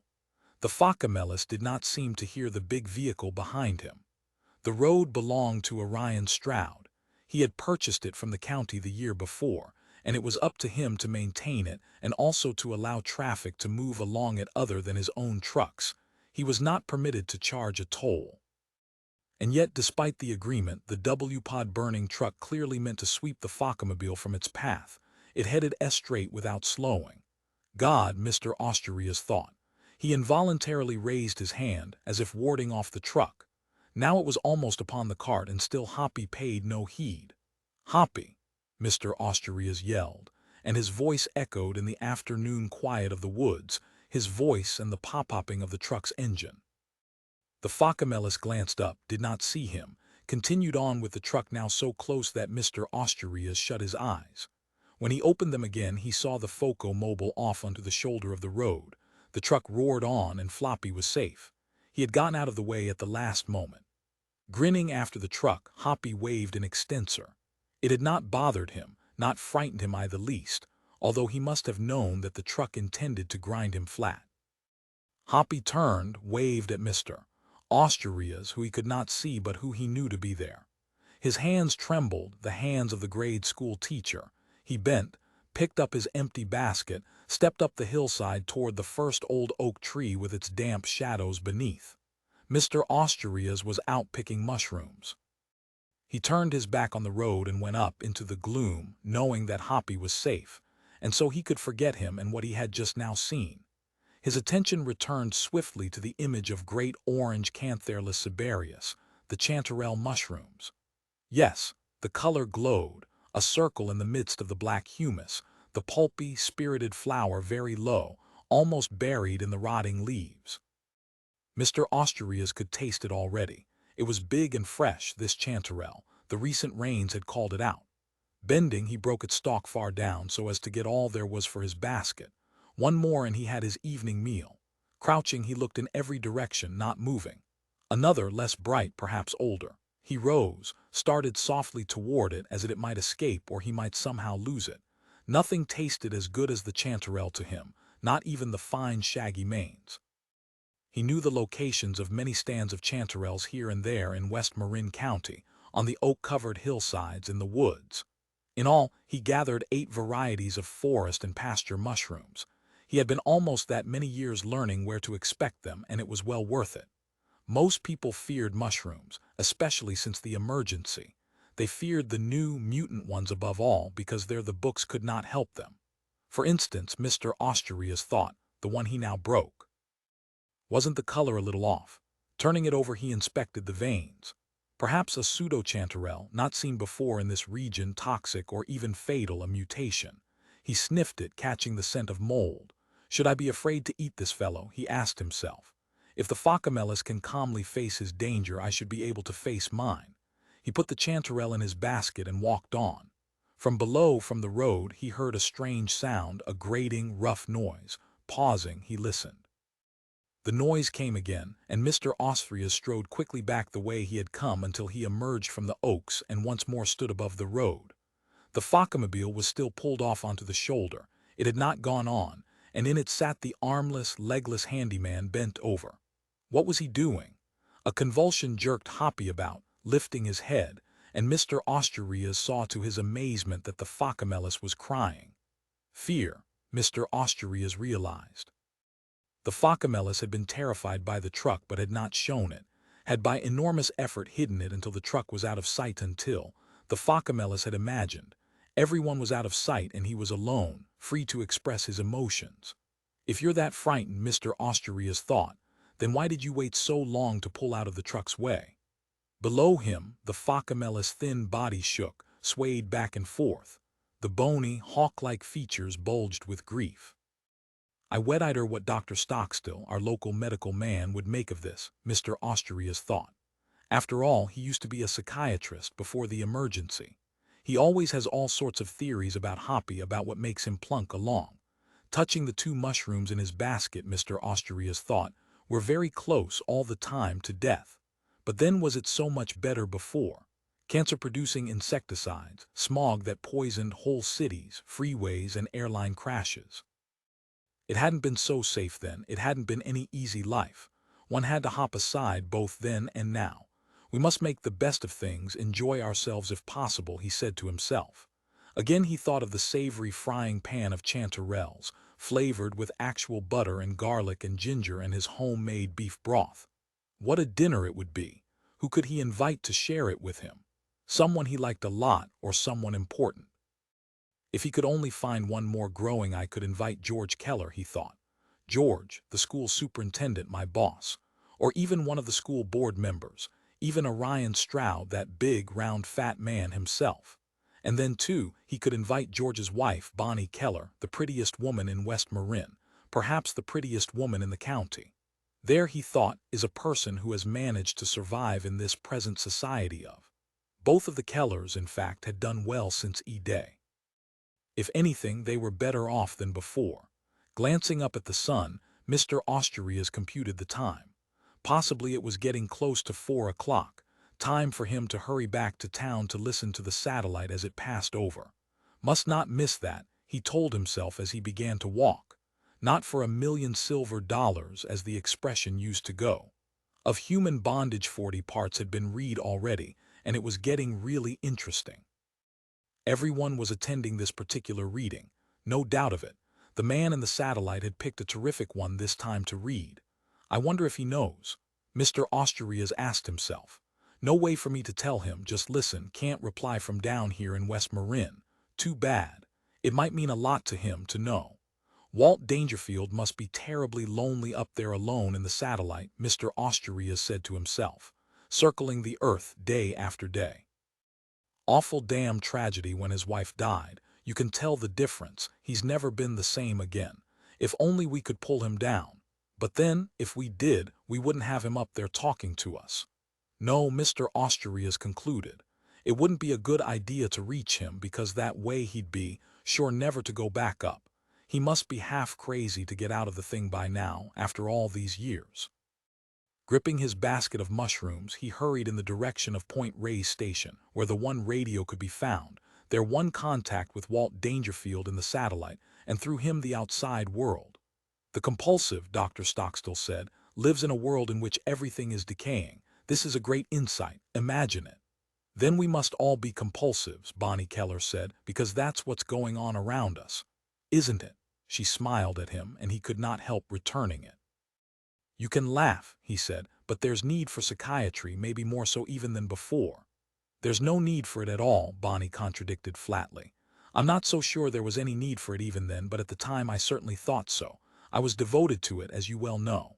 At the front of the large room, tinkering with the radio, June Robb said, Quiet, please. We're about to receive him. Our authority figure speaks, Dr. Stockstill thought to himself, and we do what it tells us. And to think that before the emergency she was nothing more than a typist at the local Bank of America. Frowning, Bonnie started to answer Mrs. Robb, and then she abruptly leaned close to Dr. Stockstill and said, Let's go outside. George is coming with Eddie. Come on. She took hold of his arm and propelled him past the chairs of seated people toward the door. Dr. Stocksfee found himself being led outdoors onto the front porch. That June Robb, Bonnie said. She's so goddamn bossy.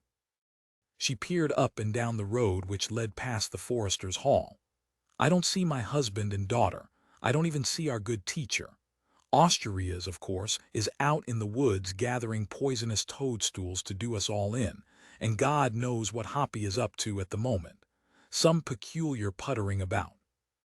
She pondered, standing there in the dim late afternoon twilight, looking especially attractive to Dr. Stockstill. She wore a wool sweater and a long, heavy, handmade skirt, and her hair was tied back in a fierce knot of red. What a fine woman, he said to himself. Too bad she's spoken for. And then he thought with a trace of involuntary maliciousness spoken for a number of times over. Here comes my dear husband, Bonnie said. He's managed to break himself off from his school business. And here's Eddie.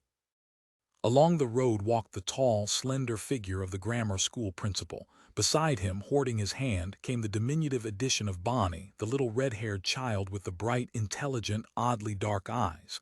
They approached, and George smiled in greeting. Has it started? He called. Not yet, Bonnie said. The child, Eddie said. That's good because Bill hates to miss it. He gets very upset. Who's Bill? Dr. Stockstill asked her. Brother, Eddie said calmly with the total poise of a 7-year-old. I didn't realize that the Kellers had 2 children, Stockstill thought to himself, puzzled. And anyhow he did not see another child, he saw only Eddie. Where is Bill? He asked her. With me, Eddie said, like he always is. Don't you know Bill? Bonnie said. Imaginary playmate, she sighed wearily. No, he is not imaginary, her daughter said. Okay, Bonnie said irritably. He's real, meet Bill, she said to Dr. Stockstill. My daughter's brother. After a pause, her face set with concentration, Eddie said, "Bill is glad to meet you at last, Dr. Stockstill. He says hello." Stockstill laughed. "Tell him I'm glad to meet him, too."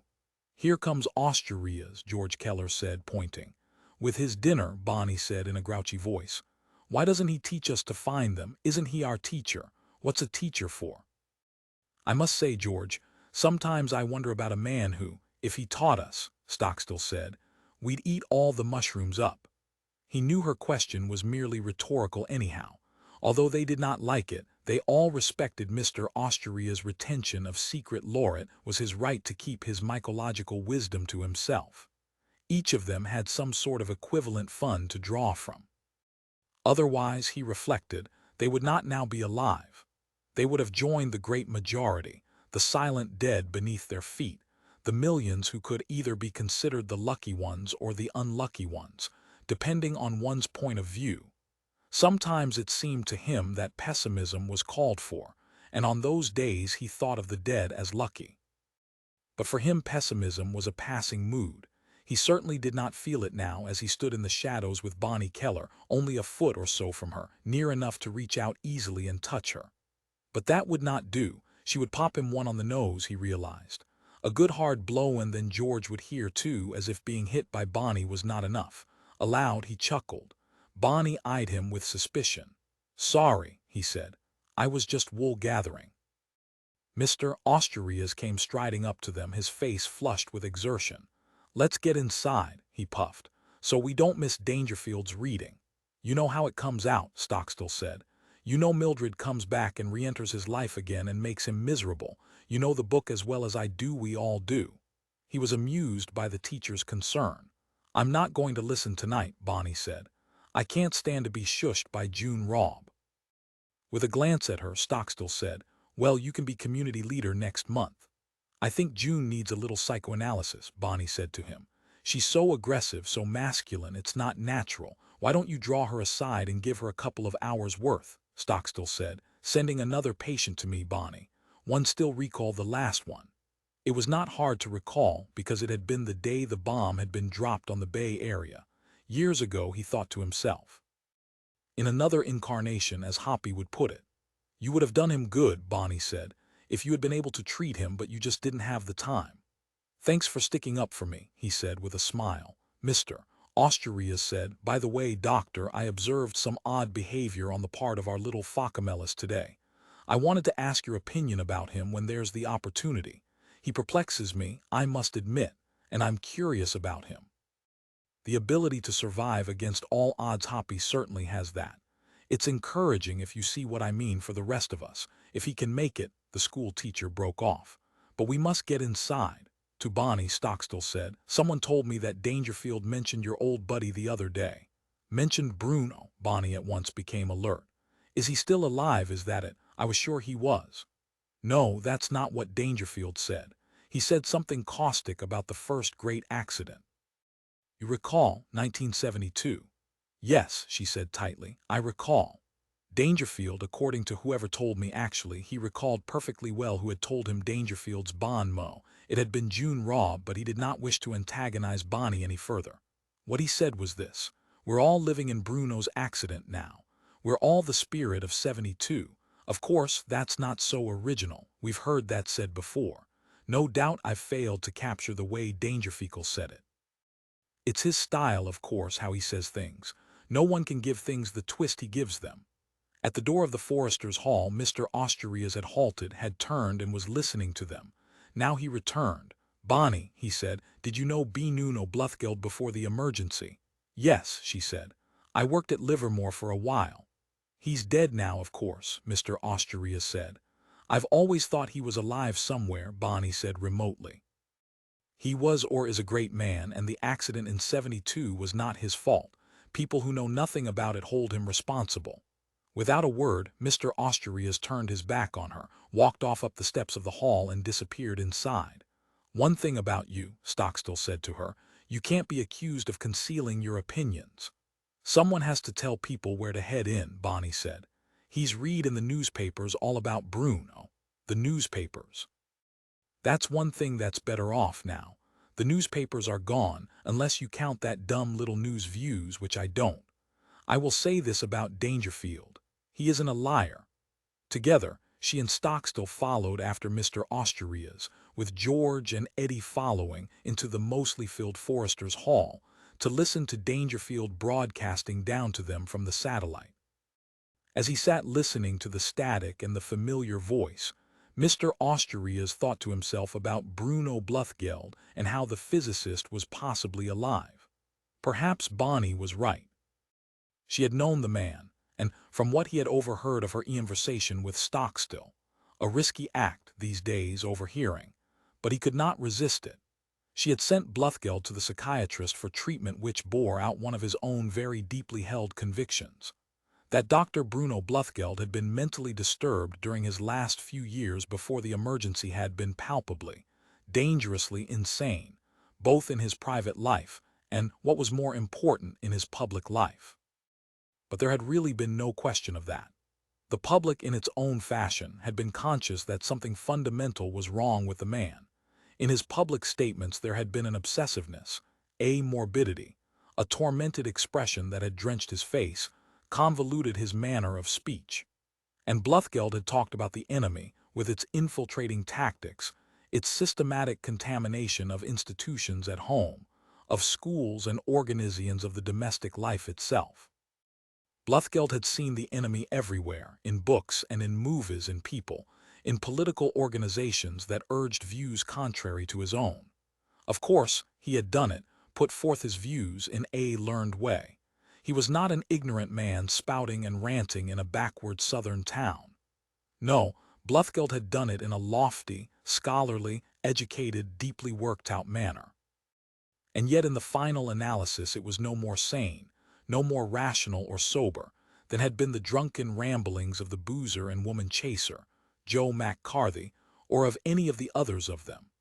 As a matter of fact, in his student days, Mr. Osturias had once met Joe McCarthy and had found him likable. But there had been nothing likable about Bruno Bluthgeld, and Mr. Osturias had met him too, had more than met him. He and Bluthgeld had both been at the University of California at the same time. Both had been on the staff, although of course Bluthgeld had been a full professor, chairman of his department, and Osturias had been only an instructor. But they had met and argued, had clashed both in private, in the corridors after class and in public. And in the end, Bluthgeld had engineered Mr. Osturias' dismissal. It had not been difficult, because Mr. Osturias had sponsored all manner of little radical student groups devoted to peace with the Soviet Union and China, and such like causes, and in addition he had spoken out against bomb testing, which Dr. Bluthgeld advocated even after the catastrophe of 1972. He had in fact denounced the test of '72 and called it an example of psychotic thinking at top levels. A remark directed at Bluthgeld and no doubt so interpreted by him. He who pokes at the serpent, Mr. Osturias thought to himself, runs the risk of being bitten. His dismissal had not surprised him, but it had confirmed him more deeply in his views, and probably, if he thought of it at all, Dr. Bluthgeld had become more entrenched too. But most likely Bluthgeld had never thought of the incident again. Osturias had been an obscure young instructor, and the university had not missed him. It had gone on as before, as no doubt had Bluthgeld. I must talk to Bonnie Keller about the man, he said to himself. I must find out all she knows, and it is never hard to get her to talk, so there will be no problem. And I wonder what Stockstill has to offer on the topic, he wondered. Surely if he saw Bluthgeld even once he would be in a position to confirm my own diagnosis, that of paranoid schizophrenia. From the radio speaker, Walt Dangerfield's voice droned on in the reading from Of Human Bondage, and Mr. Ostamlas began to pay attention, drawn, as always, by the powerful narrative. The problems which seemed vital to us, he thought, back in the old days. Inability to escape from an unhappy human relationship. Now we prize any human relationship. We have learned a great deal. Seated not far from the school teacher, Bonnie Keller thought to herself, another one looking for Bruno. Another one blaming him, making him the scapegoat for all that's happened. As if one man could bring about a world war and the deaths of millions, even if he wanted to. "You won't find him through me," she said to herself. "I could help you a lot, but I won't, Mr. Asturias. So go back to your little pile of coverless books, go back to your hunting mushrooms. Forget about Bruno Bluthgeld, or rather Mr. Tree, as he calls himself now. As he has called himself since the day, 7 years ago, when the bombs began to fall on things, and he found himself walking around the streets of Berkeley in the midst of the debris, unable to understand just as the rest of us could not understand what was taking place. The overcoat over his arm, Bruno Bluthgeld walked up Oxford Street, through the campus of the University of California, bent over and not looking about him. He knew the route well, and he did not care to see the students, the young people. He was not interested in the passing cars, or in the buildings, so many of them new. He did not see the city of Berkeley because he was not interested in it. He was thinking, and it seemed to him very clearly now that he understood what it was that was making him sick. He did not doubt that he was sick. He felt deeply sick. It was only a question of locating the source of contamination. It was, he thought, coming to him from the outside, this illness, the terrible infection that had sent him at last to Dr. Stockstill. Had the psychiatrist, on the basis of today's first visit, any valid theory? Bruno Bluthgeld doubted it. And then, as he walked, he noticed that all the cross streets to the left leaned, as if the city was sinking on that side, as if gradually it was keeling over. Bluthgeld felt amused because he recognized the distortion. It was his astigmatism, which became acute when he was under stress. Yes, he felt as if he were walking along a tilted sidewalk, raised on one side so that everything had a tendency to slide. He felt himself sliding very gradually, and he had trouble placing one foot before the other. He had a tendency to veer, to totter to the left too, along with the other things. Sense data so vital, he thought. Not merely what you perceive, but how. He chuckled as he walked. Easy to lose your balance when you have an acute astigmatic condition, he said to himself. How pervasively the sense of balance enters into our awareness of the universe around us. Hearing is derived from the sense of balance. It's an unrecognized basic sense underlying the others. Perhaps I have picked up a mild labyrinthitis, a virus infection of the middle ear. Should have it looked into. And yes, now the distortion in his sense of balance had begun affecting his hearing, as he had anticipated. It was fascinating, how the eye and the ear joined to produce a gestalt.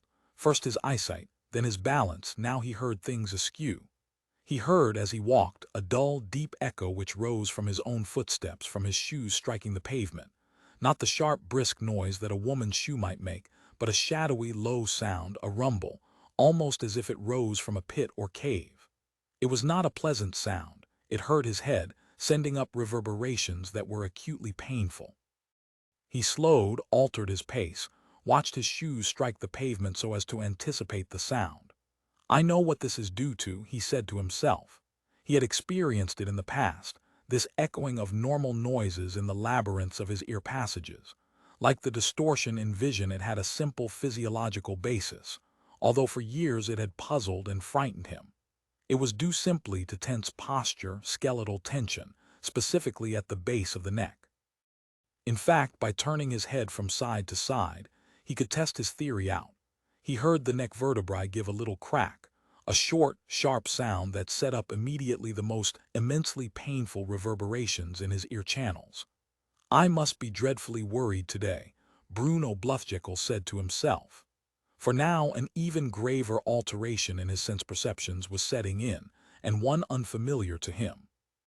A dull, smoky cast was beginning to settle over all the environment around him, making the buildings and cars seem like inert, gloomy mounds without color or motion. And where were the people? He seemed to be plodding along totally by himself in his listing, difficult journey up Oxford Street to where he had parked his Cadillac. Had they, odd thought, all gone indoors? As if, he thought, to get out of the rain. This rain of fine, sooty particles that seemed to fill the air, to impede his breathing, his sight, his progress. He stopped, and standing there at the intersection, seeing down the side street where it descended into a kind of darkness, and then off to the right where it rose and snapped off, as if twisted and broken, He saw to his amazement, and this he could not explain immediately in terms of some specific physiological impairment of function, that cracks had opened up. The buildings to his left had split. Jagged breaks in them, as if the hardest of substances, the cement itself which underlay the city, making up the streets and buildings, the very foundations around him, were coming apart. Good Christ, he thought. What is it? He peered into the sooty fog. Now the sky was gone, obscured entirely by the rain of dark. And then he saw, picking about in the gloom among the split sections of concrete and the debris, little shriveled shapes. People, the pedestrians who had been there before and then vanished. They were back now, but all of them dwarfed and gaping at him sightlessly, not speaking but simply poking about in an aimless manner. What is it? He asked himself again, this time speaking aloud. He heard his voice dully rebounding. It's all broken. The town is broken up into pieces. What has hit it? What has happened to it? He began to walk from the pavement, finding his way among the strewn, severed parts of Berkeley. It isn't me, he realized. Some great terrible catastrophe has happened. The noise now boomed in his ears, and the soot stirred, moved by the noise. A car horn sounded, stuck on but very far off and faint. Standing in the front of modern TV, watching the television coverage of Walter and Mrs. Dangerfield's F-fight, Stuart McConchie saw to his surprise the screen go blank. Lost their picture, Lighthizer said disgustedly. The group of people stirred with indignation. Lighthizer chewed on his toothpick.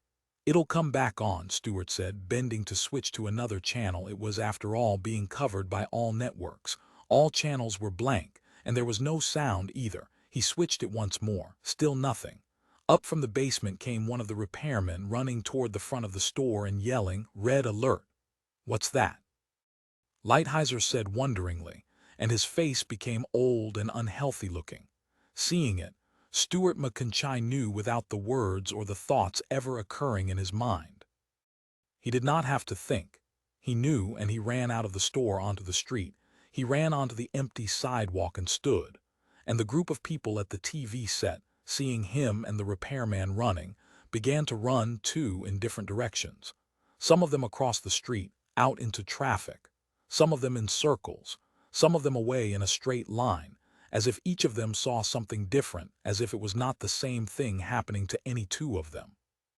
Stuart and Lighthizer ran up the sidewalk to where the gray-green metal sidewalk doors were, which opened onto the underground storage basement that once, a long time ago, a drugstore had used for its stock, but which now was empty. Stuart tore at the metal doors, and so did Lighthizer, and both of them yelled that it wouldn't open. There was no way to open it except from below. At the entrance of the men's clothing store, a clerk appeared, saw them. Lighthizer shouted at him, yelled for him to run downstairs and open up the sidewalk. "Open the sidewalk!" Lighthizer yelled, and so did Stuart, and now so did several people, all standing or squatting at the sidewalk doors, waiting for the sidewalk to open. So the clerk turned and ran back into the clothing store. A moment later, a clanking noise sounded under Stuart's feet. "Get back," a heavy-set elderly man said. "Get off the doors." The people saw down into cold gloom, a cave under the sidewalk, an empty cavity. They all jumped down into it, falling to the bottom. They lay pressed against damp concrete, rolling themselves up into balls or flattening themselves out. They squirmed and pressed down into crumbly soil with the dead sowbugs and the smell of decay. "Close it from above," a man was saying. There did not seem to be any women, or if there were, they were silent. His head pressed into a corner of the concrete, Stuart listened but heard only men, heard them as they grabbed at the doors above, trying to shut them.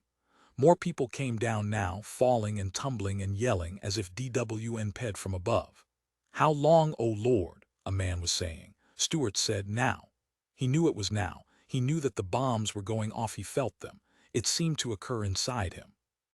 Blam, blam, blam, blam went the bombs, or perhaps it was things sent up by the army to help to stop the bombs. Perhaps it was defense. "Let me down," Stuart thought. "Low as I can be. Let me into the ground." He pressed down, rolled his body to make a depression. People lay now on top of him, choking coats and sleeves, and he was glad. He did not mind. He did not want emptiness around him. He wanted solidness on every side. He did not need to breathe. His eyes were shut. They and the other openings of his body, his mouth and ears and nose, all had shut. He had walled himself in, waiting. Blam, blam, blam, the ground jumped.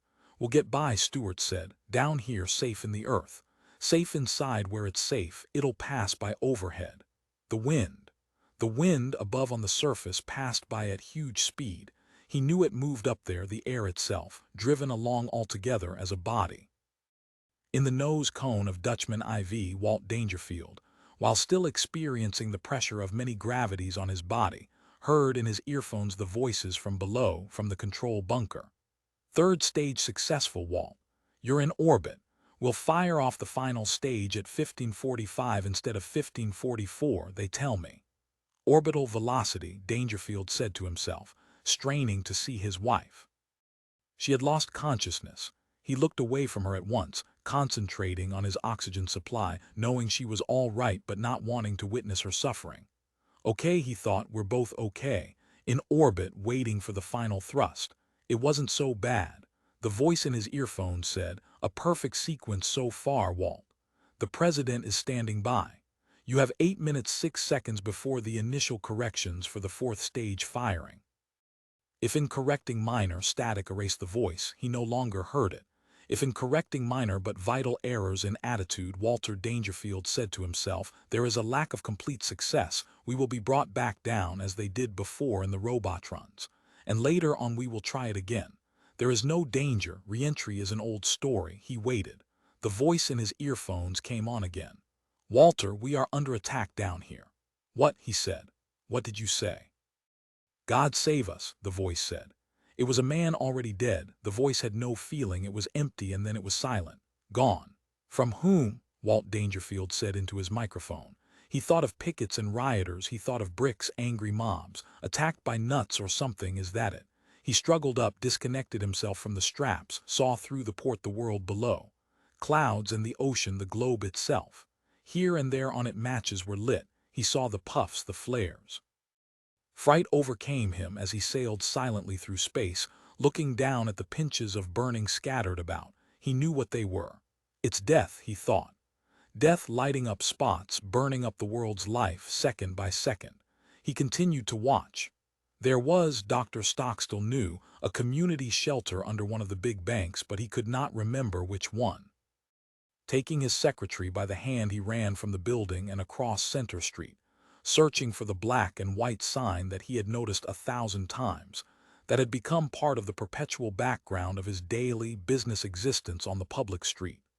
The sign had merged into the unchanging, and now he needed it. He wanted it to step forward so that he could notice it as he had at the beginning, as a real sign, meaning something vital, something by which to preserve his life. It was his secretary, tugging at his arm, who pointed the way to him. She yelled in his ear over and over again, and he saw he turned in that direction, and together they crossed the street, running out into the dead, stalled traffic and among the pedestrians. And then they were struggling and fighting to get into the shelter, which was the basement of the building. As he burrowed down, lower and lower into the basement shelter and the mass of people pressed together in it, he thought about the patient whom he had just seen. He thought about Mr. Tree, and in his mind a voice said with clarity, "You did this. See what you did, you've killed us all." His secretary had become separated from him, and he was alone with people he did not know, breathing into their faces and being breathed on. And all the time he heard a wailing, the noise of women and probably their small children, shoppers who had come in here from the department stores, midday mothers. Are the doors shut? He wondered. Has it begun? It has, the moment has. He closed his eyes and began to pray out loud, noisily, trying to hear the sound. But the sound was lost. "Stop that racket," someone, a woman, said in his ear, so close that his ear hurt. He opened his eyes. The woman, middle-aged, glared at him, as if this was all that mattered, as if nothing was happening except his noisy praying. Her attention was directed on stopping him, and in surprise he stopped. "Is that what you care about?" he wondered, awed by her, by the narrowness of her attention, by its mad constrictedness. "Sure," he said to her. "You damn fool," he said, but she did not hear him. "Was I bothering you?" he went on, unheeded. She was now glaring at someone else who had bumped or shoved her. "Sorry," he said. "Sorry, you stupid old crow, you," he cursed at the woman, cursing instead of praying and feeling more relief by that. He got more out of that. And then in the middle of his cursing, he had a weird, vivid notion. The war had begun and they were being bombed and would probably die. But it was Washington that was dropping the bombs on them, not the Chinese or the Russians. Something had gone wrong with an automatic defense system out in space, and it was acting out its cycle this way and no one could halt it either. It was war and death, yes, but it was error. It lacked intent. He did not feel any hostility from the forces overhead. They were not vengeful or motivated. They were empty, hollow, completely cold. It was as if his car had run over him. It was real but meaningless. It was not policy, it was breakdown and failure chance. So at this moment, he felt himself devoid of retaliatory hatred for the enemy because he could not imagine, did not actually believe in or even understand the concept. It was as if the previous patient, Mr. Tree or Dr. Bluthgeld or whoever he had been, had taken in, absorbed all that, left none of it for anyone else. Bluthgeld had made Stockstill over into a different person, one who could not think that way even now. Bluthgeld, by being insane, had made the concept of the enemy unbelievable. "We'll fight back, we'll fight back, we'll fight back," a man near Dr. Stockstill was chanting. Stockstill looked at him in astonishment, wondering who he would fight back against. Things were falling on them. Did the man intend to fall back upward into the sky in some kind of revenge? Would he reverse the natural forces at work as if rolling a film sequence backward? It was a peculiar, nonsensical idea. It was as if the man had been gripped by his unconscious. He was no longer living a rational, ego-directed existence. He had surrendered to some archetype. The impersonal, Dr. Stockstill thought, has attacked us. That is what it is, attacked us from inside and out, the end of the cooperation where we applied ourselves together. Now it's atoms only, discrete, without any windows. Colliding but not making any sound, just a general hum. He put his fingers in his ears, trying not to hear the noises from around him. The noises appeared absurdly to be below him, rising instead of descending. He wanted to laugh. Jim Ferguson, when the attack began, had just gone downstairs into the repair department of modern TV. Facing Hoppy Harrington, he saw the expression on the Focamella's face when the red alert was announced over the FM radio, and the canal red system went at once into effect. He saw on the lean, bony face a grin like that of greed, as if in hearing and understanding. Hoppy was filled with joy, the joy of life itself. He had become lit up for an instant, had thrown off everything that inhibited him or held him to the surface of the earth, every force that made him slow. His eyes burst into light and his lips twitched. He seemed to be sticking out his tongue as if mocking Ferguson. To him Ferguson said, "You dirty little freak." The Fos yelled, "It's the end." The look on his face was already gone. Perhaps he had not even heard what Ferguson had said. He seemed to be in a state of self-absorption. He shivered and the artificial manual extensors emanating from his cart danced and flicked like whips. "Now listen," Ferguson said. "We're below street level." He caught hold of the repairman, Bob Rubenstein. "You moronic jackass, stay where you are. I'll go upstairs and get those people down here. You clear as much space as you can, make space for them." He let go of the repairman and ran to the stairs. As he started up the steps two at a time, clutching the handrail and using it as a fulcrum, something happened to his legs. The bottom part of him fell off and he pitched backward, rolled back and down, and onto him rained tons of white plaster. His head hit the concrete floor and he knew that the building had been hit, taken away, and the people were gone. He was hurt, too, cut into two pieces, and only Hoppy and Bob Rubenstein would survive, and maybe not even they. He tried to speak but could not. Still at the repair bench, Hoppy felt the concussion and saw the doorway fill up with pieces of the ceiling and the wood of the steps turned into flying fragments, and among the fragments of wood something soft, bits of flesh. The pieces were Ferguson. He was dead. The building shook and boomed as if doors were shutting. Were shut in, Hoppy realized. The overhead light popped and now he saw nothing. Blackness. Bob Rubenstein was screeching. The Fos wheeled his cart backward into the black cavity of the basement, going by the touch of his extensors. He felt his way among the stock inventory, the big television sets in their cardboard cartons. He got as deep as possible, slowly and carefully burrowed in all the way to the back as far from the entrance as he could. Nothing fell on him. Ferguson had been right. This was safe here below the street level. Upstairs they were all rags of flesh mixed with the white, dry powder that had been the building, but here it was different. Just not time, he thought. They told us and then it began. It's still going on. He could feel the wind moving over the surface upstairs. It moved unimpeded because everything which had stood was now down.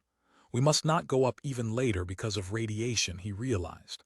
That was the mistake those Japs made. They came right up and smiled. How long will I live down here, he wondered. A month, no water unless a pipe breaks. No air after a while unless molecules filtering through the debris. Still better than trying to come out. I will not come out, he reiterated. I know better, I'm not dumb like the others. Now he heard nothing. No concussion, no rain of falling pieces in the darkness around him. Small objects jarred loose from stacks and from shelves. Just silence. He did not hear Bob Rubenstein. Matches. From his pocket he got matches, lit one. He saw that TV cartons had toppled to enclose him. He was alone in a space of his own. Oh boy, he said to himself with exultation. Am I lucky? This space was just made for me. I'll stay and stay. I can go days and then be alive. I know I was intended to be alive. Ferguson was intended to die right off the bat. It's God's will. God knows what to do. He watches out. There is no chance about this. All this, a great cleansing of the world. Room must be made, new space for people, for instance myself. He put out the match. Inside the darkness returned. He did not mind it. Waiting in the middle of his cart, he thought, this is my chance. It was made for me deliberately. It'll be different when I emerge. Destiny at work from the start, back before I was born. Now I understand it all, my being so different from the others. I see the reason. How much time has passed, he wondered presently. He had begun to become impatient. An hour. I can't stand to wait, he realized. I mean, I have to wait, but I wish it would hurry up. He listened for the possible sound of people overhead, rescue teams from the army beginning to dig people out, but not yet, nothing so far. I hope it isn't too long, he said to himself. There's lots to do. I have work ahead of me. When I get out of here, I have to get started and organize because that's what will be needed. Organization and direction. Everyone will be milling around. Maybe I can plan now. In the darkness he planned. All manner of inspirations came to him. He was not wasting his time, not being idle just because he had to be stationary. His head wildly rang with original notions. He could hardly wait, tea-lunk about them and how they would work when tried out. Most of them had to do with ways of survival. No one would be dependent on big society. It would all be small towns and individuality, like Ayn Rand told about in her books. It would be the end of conformity and the mass mind and junk. No more factory-produced junk like the cartons of color 3D television sets which had fallen on all sides of him. His heart pounded with excitement and impatience. He could hardly stand waiting. It was like a million years already. And still they hadn't found him yet, even though they were busy looking. He knew that. He could feel them at work, getting nearer. Hurry! He exclaimed aloud, lashing his manual extensors. The tips scratched against the TV cartons, making a dull sound. In his impatience he began to beat on the cartons. The drumming filled the darkness, as if there were many living things imprisoned, an entire nest of people, not just Hoppy Harrington alone. In her hillside home in West Marin County, Bonnie Keller realized that the classical music on the stereo set in the living room had gone off. She emerged from the bed room, wiping the watercolor paint from her hands and wondering if the same tube as before had, as George put it, cut out. And then through the window she saw against the sky to the south a stout trunk of smoke, as dense and brown as a living stump. She gaped at it, and then the window burst. It pulverized and she crashed back and slid across the floor along with the powdery fragments of it. Every object in the house tumbled, fell and shattered and then skidded with her, as if the house had tilted on end. The San Andreas fault, she knew. Terrible earthquake like back ago 80 years, all we've built. All ruined. Spinning, she banged into the far wall of the house, only now it was level and the floor had raised up. She saw lamps and tables and chairs raining down and smashing, and it was amazing to her how flimsy everything was. She could not understand how things she had owned for years could break so easily. Only the wall itself, now beneath her, remained as something hard. My house, she thought. Gone. Everything that's mine, that means something to me. Oh, it isn't fair. Her head ached as she lay panting. She smoothed herself, saw her hands white and covered with fine powder, and trembling blood streaked her wrist from some cut she could not make out. On my head, she thought. She rubbed her forehead and bits of material fell from her hair. Now she could not understand it. The floor was flat again. The wall was upright as it had always been. Back to normal. But the objects, they were all broken. That remained. The garbage house, she thought. It'll take weeks, months. We'll never build back. It's the end of our life, our happiness. Standing, she walked about. She kicked the pieces of a chair aside. She kicked through the trash toward the door. The air swirled with particles and she inhaled them. She choked on them, hating them. Glass everywhere, all her lovely plate-glass windows gone. Empty square holes with a few shards which still broke loose and dropped even as she watched. She found a door. It had been bent open. Shoving it, putting her weight against it, she made it move aside so that she could go unsteadily out of the house to stand a few yards away, surveying what had happened. Her headache had become worse. Am I blinded? She wondered. It was hard to keep her eyes open. Did I see a light? She had a memory of one click of light, like a camera shutter opening so suddenly, so swiftly, that her optic nerves had not responded. She had not really seen it. And yet her eyes were hurt. She felt the injury there. Her body, all of her, seemed damaged, and no wonder. But the ground, she did not see any fissure. And the house stood. Only the windows and the household goods had been destroyed.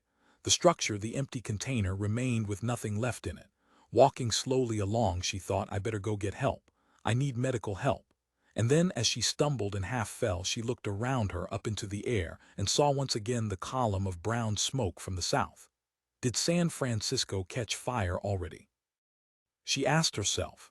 It's burning, she decided. It's a calamity. The city got it, not just West Marin here. Not just a few rural people up here, but all the city people.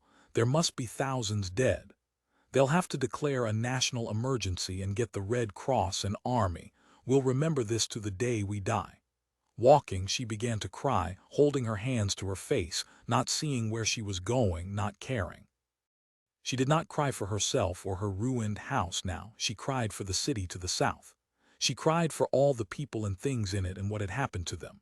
I'll never see it again, she knew. There is no more San Francisco. It is over. The end had come about today. Crying, she wandered on in the general direction of town. Already she could hear people's voices rising up from the flatland below. Going by the sound, she moved that way. A car drew up beside her. The door opened. A man reached out for her. She did not know him. She did not even know if he lived around here or if he was passing through.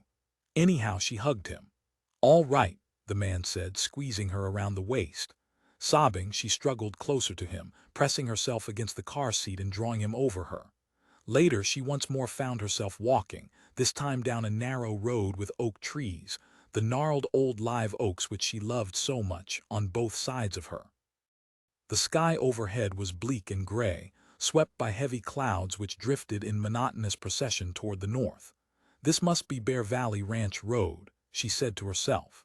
Her feet hurt, and when she stopped she discovered that she was barefoot. Somewhere along the way she had lost her shoes. She still wore the paint-splattered jeans which she had had on when the quake had happened, when the radio had gone off. Or had it really been a quake after all? The man in the car, frightened and babbling like a baby, had said something else, but it had been too garbled, too full of panic for her to understand. I want to go home, she said to herself. I want to be back in my own home, and I want my shoes. I'll bet that man took them. I'll bet they're back in his car. And I'll never see them again. She plodded on, wincing at the pain, wishing she could find somebody, wondering about the sky overhead and becoming more lonely with each passing moment. VI driving his Volkswagen bus away, Andrew Gill caught one last sight of the woman in the paint-spattered jeans and sweater whom he had just let off. He watched her as she trudged barefoot along the road, and then he lost Hen as his bus passed a bend. He did not know her name, but it seemed to him that she was about the prettiest woman he had ever seen, with her red hair and small, delicately-formed feet. And the thought to himself in a daze, he and she had just now made love, in the back of his VW bus. It was, to him, a pageant of figments, The woman and the great explosions from the south that had torn up the countryside and raised the sky of gray overhead. He knew that it was war of some sort, or at least a bad event of some modern kind, entirely new to the world and to his experience. He had that morning driven from his shop in Petaluma to West Marin to deliver to the pharmacy at Point Reyes Station a load of imported English briar pipes. His business was fine liquors, especially wines and tobaccos, everything for the serious smoker, including little nickel-plated devices for cleaning pipes and tamping the tobacco down. Now as he drove, he wondered how his shop was. Had the event encompassed the Petaluma area? "I had better get the hell back there and see how it is," he said to himself, and then he thought once again of the small, red-haired woman in the jeans who had hopped into his bus or allowed him to draw her into it. He no longer was certain which had happened, and it seemed to him that he ought to drive after her and make sure she was all right. "Does she live around here?" he asked himself. "And how do I find her again?" Already he wanted to find her again. He had never met or seen anyone like her. And did she do it because of shock, he wondered. Was she in her right mind at the time? Had she ever done such a thing before? And more important, would she ever do it again? However, he kept on going, not turning back. His hands felt numb, as if they were lifeless. He was exhausted. "I know there are going to be other bombs or explosions," he said to himself. "They landed one on the Bay Area and they'll keep shooting them off at us." In the sky overhead he saw now flashes of light in quick succession, and then after a time a distant rumble seized his bus and made it buck and quake. "Bombs going off up there," he decided. "Maybe our defenses, but there will be more getting through." Then, too, there was the radiation. Drifting overhead now, the clouds of what he knew to be deadly radiation passed on north, and did not seem to be low enough yet to affect life on the surface, his life and that of the bushes and trees along the road. "Maybe we'll wither and die in another few days," he thought. "Maybe it's only a question of time. Is it worth hiding? Should I head north, try to escape?" But the clouds were moving north. "I better stay here," he said to himself, "and try to find some local shelter. I think I read somewhere once that this is a protected spot. The winds blow on past West Marin and go inland toward Sacramento." And still he saw no one. Only the girl, the only person he had seen since the first great bomb, and the realization of what it meant. No cars, no people on foot. They'll be showing up from down below pretty soon, he reasoned, by the thousands, and dying as they go. Refugees. Maybe I should get ready to help. But all he had in his VW truck were pipes and cans of tobacco and bottles of California wine from small vintners. He had no medical supplies and no know-how. And anyhow, he was over 50 years old, and he had a chronic heart problem called paroxysmal tachycardia. It was a wonder, in fact, that he had not had an attack of it back there when he was making love with the girl. "My wife and the 2 kids," he thought, "maybe they're dead. I just have to get back to Petaluma." A phone call. Absurd. The phones are certainly out. And still he drove on pointlessly, not knowing where to go or what to do. Not knowing how much danger he was in, if the attack by the enemy was over or if this was just the start. I could be wiped out any second, he realized. But he felt safe in the familiar VW bus which he had owned for 6 years now. It had not been changed by what had happened. It was sturdy and reliable, whereas he felt the world, the rest of things, all had undergone a permanent, dreadful metamorphosis. He did not wish to look. What if Barbara and the boys are dead? He asked himself. Oddly, the idea carried with it the breath of release. A new life, as witness me meeting that girl. The old is all over. Won't tobacco and wines be very valuable now? Don't I in actual fact have a fortune here in this bus? I don't have to go back to Petaluma ever. I can disappear, and Barbara will never be able to find me. He felt buoyed up, cheerful now. But that would mean, God forbid, he would have to abandon his shop, and that was a horrible notion, overlain with the sense of peril and isolation. "I can't give that up," he decided.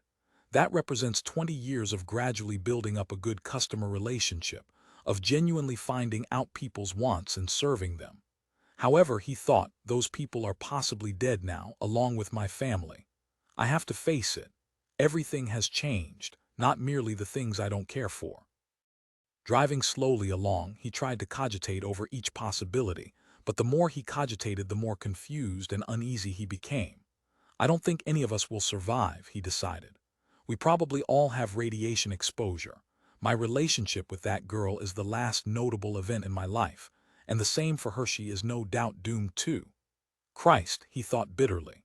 Some numbskull in the Pentagon is responsible for this. We should have had 2 or 3 hours warning, and instead we got 5 minutes. At the most, he felt no animosity toward the enemy now. He felt only a sense of shame, a sense of betrayal. Those military saps in Washington are probably safe and sound down in their concrete bunkers like Adolf Hitler at the end, he decided. And we're left up here to die. It embarrassed him. It was awful. Suddenly he noticed that on the seat beside him lay 2 empty shoes, 2 worn slippers, the girl's. He sighed, feeling weary. Some memento, he thought with gloom.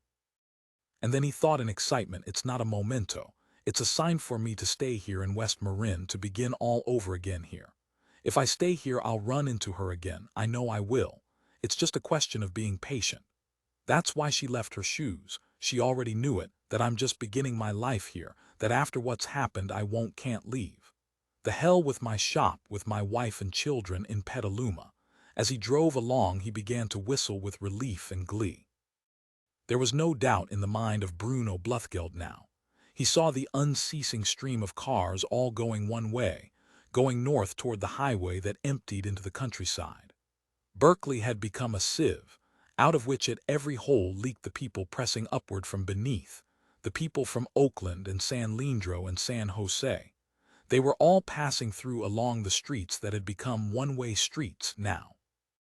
It's not me, Dr. Bluthgeld said to himself as he stood on the sidewalk, unable to cross the street to get to his own car.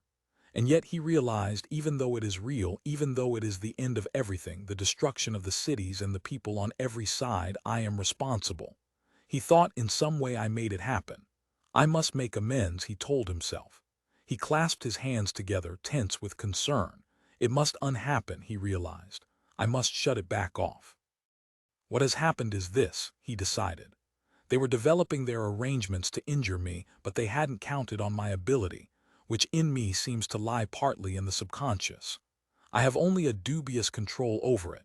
It emanates from superpersonal levels, what Jung would call the collective unconscious. They didn't take into account the almost limitless potency of my reactive psychic energy, and now it's flowed back out at them in response to their arrangements. I didn't will it to. It simply followed a psychic law of stimulus and response, but I must take moral responsibility for it anyhow, because it is I, the greater I, the self which transcends the conscious ego. I must wrestle with it now that it's done its work contra the others. Surely it has done enough. Isn't in fact the damage too great? But no, it was not too great in the pure physical sense, the pure realm of action and reaction. A law of conservation of energy, a parity, was involved. His collective unconscious had responded commensurate to the harm intended by the others. Now, however, it was time to atone for it.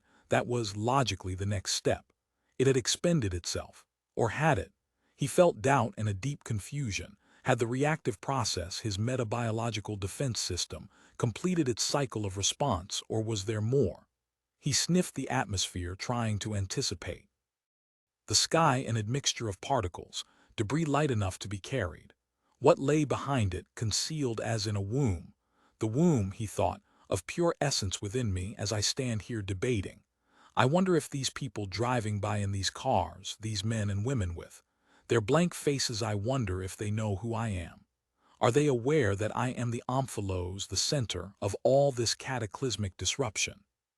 He watched the passing people, and presently he knew the answer. They were quite aware of him, that he was the source of this all, but they were afraid to attempt any injury in his direction. They had learned their lesson. Raising his hand toward them, he called, "Don't worry, there won't be any more. I promise." Did they understand and believe him? He felt their thoughts directed at him, their panic, their pain, and also their hatred toward him now held in abeyance by the tremendous demonstration of what he could accomplish. "I know how you feel," he thought back, or perhaps said aloud, he could not tell which. "You have learned a hard, bitter lesson. And so have I. I must watch myself more carefully. In the future I must guard my powers with a greater awe, a greater reverence at the trust placed in my hands. Where should I go now?" he questioned himself. Away from here so that this will gradually die down of its own accord. For their sakes, it would be a good idea, a kind, humane, equitable solution. Can I leave? He asked himself.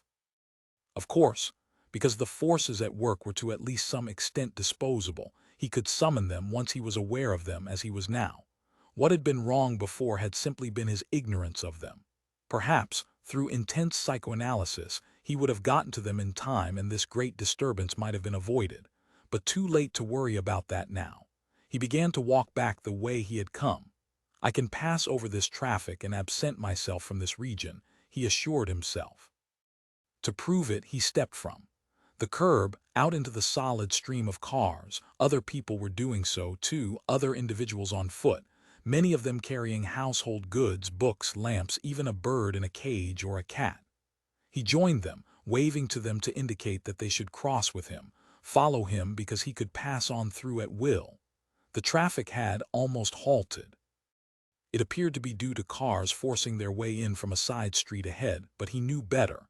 That was only the apparent cause. The genuine cause was his desire to cross. An opening between two cars lay directly ahead, and Dr. Bluthgeld led the group of people on foot across to the far side. Where do I want to go? He asked himself, ignoring the thanks of the people around him. They were all trying to tell him how much they owed him. Out into the country, away from the city. I am dangerous to the city, he realized. I should go 50 or 60 miles to the east, perhaps all the way to the Sierras to some remote spot. West Marin, I could go back up there. Bonnie is up there. I could stay with her and George.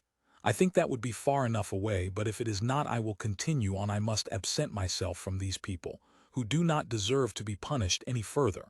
If necessary, I will continue on forever. I will never stop in one place. Of course, he realized, I can't get to West Marin by car. None of these cars are moving or are ever going to move again. The congestion is too great, and the Richardson Bridge is certainly gone. I will have to walk. It will take days, but eventually I will make it there. I will go up to the Black Point Road, up toward Yalijo, and follow the route across the sloughs. The land is flat. I can cut directly across the fields if necessary. In any case, it's a penance for what I've done. This will be a voluntary pilgrimage, a way of healing the soul. He walked, and as he did so he concentrated on the damage about him. He viewed it with the idea of healing it, of restoring the city, if at all possible, to its pure state. When he came to a building that had collapsed, he paused and said, "Let this building be restored." When he saw injured people, he said, "Let these people be adjudged innocent and so forgiven." Each time he made a motion with his hand which he had devised. It indicated his determination to see that things such as this did not reoccur. Perhaps they have learned a permanent lesson, he thought. They may leave me alone now. But it occurred to him, perhaps they would go in the opposite direction. They would, after they had dragged themselves from the ruins of their houses, develop an even greater determination to destroy him. This might in the long run increase, rather than dispel, their animosity. He felt frightened, thinking about their vengeance. Maybe I should go into hiding, he thought, keep the name Mr. Tree, or use some other fictive name for purposes of concealment. Right now they are wary of me, but I'm afraid it will not last. And yet, even knowing that, he still continued to make his special sign to them as he walked along. He still bent his efforts to achieving a restoration for them. His own emotions contained no hostility. He was free of that. It was only they who harbored any hate.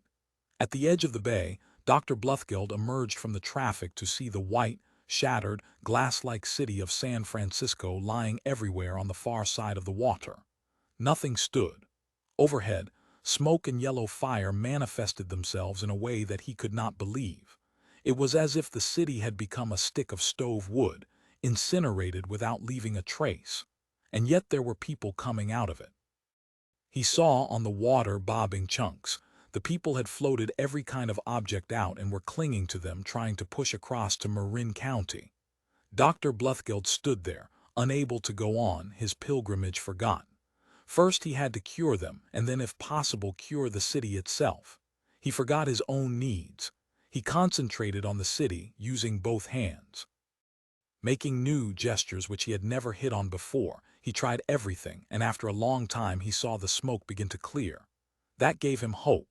But the people bobbing across, escaping, began to diminish in number. He saw fewer and fewer until the bay was empty of them and only naked debris remained. So he concentrated then on saving the people themselves. He thought of the escape routes north, where the people should go and what they would need to find. Water, first of all, and then rations. He thought of the army bringing in supplies and the Red Cross. He thought of small towns in the country making their possessions available. Finally, what he willed began reluctantly to come to pass, and he remained where he was a long time, getting it to be. Things improved. The people found treatment for bums. He saw to that. He saw, too, to the healing of their great fear. That was important. He saw to the first glimmerings of their getting themselves established once more, in at least a rudimentary way. But curiously, at the same time that he devoted himself to improving their condition, he noticed to his surprise and shock that his own had deteriorated. He had lost everything in the service of the general welfare, because now his clothes were in rags like sacks. His toes poked through his shoes. On his face, a ragged beard hung down. A mustache had grown over his mouth, and his hair fell all the way over his ears and brushed his torn collar, and his teeth were gone. He felt old and sick and empty, but nonetheless it was worth it. How long had he stood here doing this job? The streams of cars had long since ceased. Only damaged, abandoned wrecks of autos lay along the freeway to his right. Had it been weeks, possibly months? He felt hungry and his legs trembled with the cold. So once more he began to walk. I gave them everything I had, he told himself, and thinking that he felt a little resentment more than a trace of anger. What did I get back? I need a haircut and a meal and medical attention. I need a few things myself. Where can I get them? Now bethought, I'm too tired to walk to Marin County. I'll have to stay here on this side of the bay for a while until I can rest up and get my strength back. His resentment grew as he walked slowly along. But anyhow he had done his job. He saw, not far ahead, a first aid station with rows of dingy tents. He saw women with armbands and knew they were nurses. He saw men with metal helmets carrying guns. Law and order, he realized. Because of my efforts it's being reestablished here and there. They owe me a lot, but of course they don't acknowledge it. I'll let it pass, he decided. When he reached the first dingy tent, one of the men with guns stopped him. Another man carrying a clipboard approached. Where are you from? The man with the clipboard asked. From Berkeley, he answered. Name? Mr. Jack Tree. They wrote that down, then tore off a card and handed it to him. It had a number on it, and the two men explained that he should keep the number because without it he could not obtain food rations. Then he was told that if he tried or had tried to collect rations at another relief station, he would be shot. The two men then walked off, leaving him standing there with his numbered card in his hand. Should I tell them that I did all this? He wondered. That I'm solely responsible and eternally damned for my dreadful sin in bringing this about. No, he decided, because if I do they'll take my card back. I won't get any food ration. And he was terribly, terribly hungry. Now one of the nurses approached him and in a matter-of-fact voice said, Any vomiting, dizziness, change of color of the stool? No, he said. Any superficial burns which have failed to heal? He shook his head no. Go over there, the nurse said, pointing, and get rid of your clothing. They'll delouse you and shave your head and you can get your shots there. We're out of the typhoid serum, so don't ask for that. To his bewilderment, he saw a man with an electric razor powered by a gasoline generator shaving the heads of men and women both. The people waited patiently in line. A sanitary measure, he wondered. I thought I had fixed that, he thought. Or did I forget about disease? Evidently I did. He began to walk in that direction, bewildered by his failure to have taken everything into account. I must have left out a variety of vital things, he realized as he joined the line of people waiting to have their heads shaved. In the ruins of a cement basement of a house on Cedar Street in the Berkeley Hills, Stuart McConchie spied something fat and gray that hopped from one split block and behind the next. He picked up his broom handle, one end came to a cracked, elongated point end wriggled forward. The man with him in the basement, a sallow, lean man named Ken who was dying of radiation exposure, said, You're not going to eat that. Sure I am, Stuart said, wriggling through the dust which had settled into the open, exposed basement until he lay against the split block of cement. The rat? aware of him, squeaked with fear. It had come up from the Berkeley sewer and now it wanted to get back. But he was between it and the sewer, or rather he thought between her and the sewer. It was no doubt a big female. The males were skinnier. The rat scurried in fright and Stuart drove the sharp end of the stick into it. Again it squeaked, long and sufferingly. On the end of the stick it was still alive, it kept on squeaking. So he held it against the ground, held the stick down and crushed its head with his foot. "At least," the dying man with him said, "you can cook it." "No," Stuart said, and seating himself, got out the pocket knife which he had found. It had been in the pants pocket of a dead schoolboy, and began skinning the rat. While the dying man watched with disapproval, Stuart ate the dead, raw rat. "I'm surprised you don't eat me," the man said afterward. "It's no worse than eating raw shrimp," Stuart said. He felt much better now. It was his first food in days. "Why don't you go looking for one of those relief stations that helicopter was talking about when it flew by yesterday?" the dying man said. "It said, or I understood it to say, that there's a station over near the Hillside Grammar School. That's only a few blocks from here. You could get that far." "No," Stuart said. "Why not?" The answer, although he did not want to say it, was simply that he was afraid to venture out of the basement onto the street. He did not know why, except that there were things moving in the settling ash which he could not identify. He believed they were Americans, but possibly they were Chinese or Russians. Their voices sounded strange and echoey, even in daytime. And the helicopter, too, he was not certain about that. It could have been an enemy trick to induce people to come out and be shot. In any case, he still heard gunfire from the flat part of the city. The dim sound started before the sun rose and occurred intermittently until nightfall. "You can't stay here forever," Ken said. "It isn't rational." He lay wrapped up in the blankets which had belonged to one of the beds in the house. The bed had been hurled from the house as the house disintegrated, and Stuart and the dying man had found it in the backyard. Its neatly tucked-in covers had been still on it, all in place, including its 2 duck-feather pillows. What Stuart was thinking was that in 5 days he had collected thousands of dollars in money from the pockets of dead people he had found in the ruins of houses along Cedar Street, from their pockets and from the houses themselves. Other scavengers had been after food and different objects such as knives and guns, and it made him uneasy that he alone wanted money. He felt now that if he stirred forth, if he reached a relief station, he would discover the truth. The money was worthless. And if it was, he was a horse's ass for collecting it. And when he showed up at the relief station carrying a pillowcase full of it, everyone would jeer at him, and rightly so, because a horse's ass deserved to be jeered at. And also, no one else seemed to be eating rats. Perhaps there was a superior food available of which he knew nothing. It sounded like him, down here eating something everyone else had discarded. Maybe there were cans of emergency rations being dropped from the air. Maybe the cans came down early in the morning while he was still asleep and got all picked up before he had a chance to see them. He had had for several days now a deep and growing dread that he was missing out, that something free was being dispensed perhaps in broad daylight to everyone but him. "Just my luck," he said to himself, and felt glum and bitter. And the rat which he had just eaten no longer seemed to surfeit as before.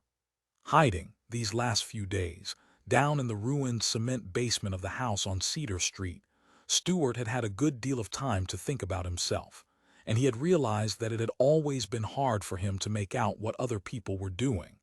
It had only been by the greatest effort that he had managed to act as they acted, appear like them. It had nothing to do, either, with his being a Negro, because he had the same problem with black people as with white. It was not a social difficulty in the usual sense. It went deeper than that. For instance, Ken, the dying man lying opposite him. Stuart could not understand him. He felt cut off from him. Maybe that was because Ken was dying and he was not. Maybe that set up a barrier.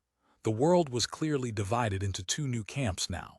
People who were getting weaker with each passing moment, who were perishing, and people like himself, who were going to make it.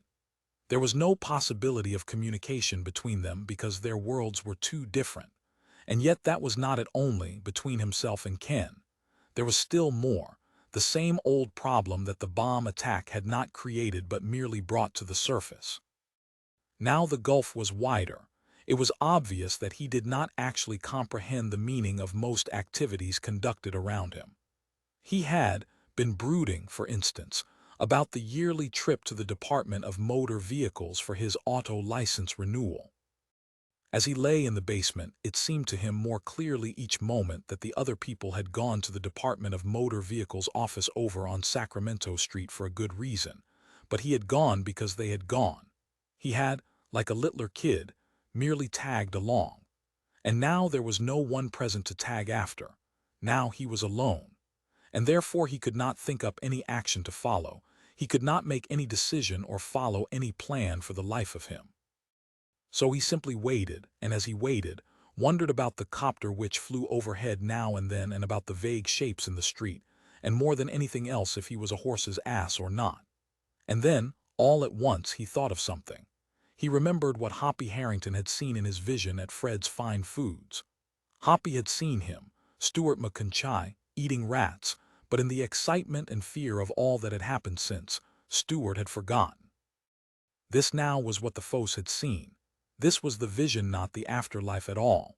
God damn that little crippled freak, Stuart thought to himself as he lay picking his teeth with a piece of wire. He was a fraud. He put something over on us. Amazing how gullible people are, he said to himself. We believed him, maybe because he's so peculiarly built anyhow. It seemed more credible with HHN being like he is or was. He's probably dead now, buried down in the service department. Well, that's one good thing this war has done, wiped out all the freaks. But then he realized it's also brewed up a whole new batch of them. There'll be freaks strutting around for the next million years. It'll be Bluthgeld's paradise. In fact, he's probably quite happy right now because this was really bomb testing. Ken stirred and murmured, "Could you be induced to crawl across the street? There's that corpse there and it might have cigarettes on it." Cigarettes? Hell, Stuart thought. It probably has a wallet full of money. He followed the dying man's gaze and saw, sure enough, the corpse of a woman lying among the rubble on the far side. His pulse raced because he could see a bulging handbag still clutched. In a weary voice Ken said, "Leave the money, Stuart. It's an obsession with you, a symbol of God knows what." As Stuart crawled out from the basement, Ken raised his voice to call, "A symbol of the opulent society." He coughed, retched. "And that's gone now," he managed to add. Up yours, Stuart thought as he crawled on across the street to the purse lying there. Sure enough, when he opened it, he found a wad of bills, ones and fives, and even a 20. There was also a candy bar in the purse, and he got that too. But as he crawled back to the basement, it occurred to him that the candy bar might be radioactive, so he tossed it away. "The cigarettes?" Ken asked when he returned. "None." Stuart opened the pillow case, which was buried up to its throat in the dry ash which had filled the basement. He stuffed the bills in with the others and tied the pillowcase shut again. "How about a game of chess?" Ken propped himself up weakly, opened the wooden box of chessmen which he and Stuart had found in the wreckage of the house. Already, he had managed to teach Stuart the rudiments of the game. Before the war, Stuart had never played. "No," Stuart said. He was watching far off in the gray sky the moving shape of some plane or rocket ship, a cylinder. God, he thought, could it be a bomb? Dismally, he watched it sink lower and lower. He did not even lie down, did not seek to hide as he had done that first time in the initial few minutes on which so much their being alive now had depended. "What's that?" he asked. The dying man scrutinized it. "It's a balloon." Not believing him, Stuart said, "It's the Chinese." "It really is a balloon, a little one. What they used to call a blimp, I think. I haven't seen one since I was a boy." "Could the Chinese float across the Pacific in balloons?" Stuart said, imagining thousands of such small gray cigar-shaped balloons, each with a platoon of Mongolian-type Chinese peasant soldiers, armed with Czech automatic rifles, clutching handholds, clinging to every fold. "It's just what you'd expect them to think up from the beginning. They reduced the world to their level, back a couple centuries." Instead of catching up with us, he broke off because now he saw that the balloon had on its side a sign in English. "Hamilton Air Force Base," the dying man said sirily. "It's one of ours." "I wonder where they got it," Stuart said. "Ingenious," the dying man said, "isn't it? I suppose all the gasoline and kerosene are gone by now, used right up. We'll be seeing a lot of strange transportation from now on. Or rather, you will." "Stop feeling sorry for yourself," Stewart said. "I don't feel sorry for myself or anyone," the dying man said as he carefully laid out the chess pieces. "This is a nice set," he said. "Made in Mexico, I notice. Hand-carved, no doubt, but very fragile." "Explain to me again how the bishop moves," Stewart said. Overhead, the Hamilton Air Force Base balloon loomed larger as it drifted closer.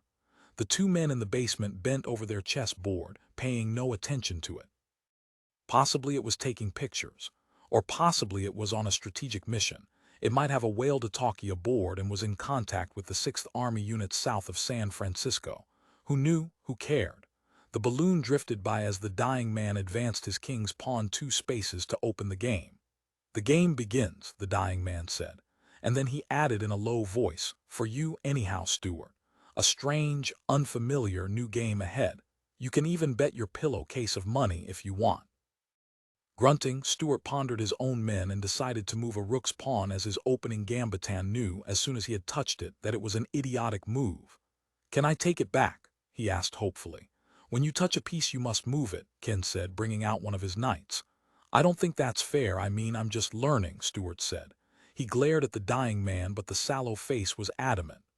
"Okay," he said resignedly, this time moving his king's pawn as Ken had done.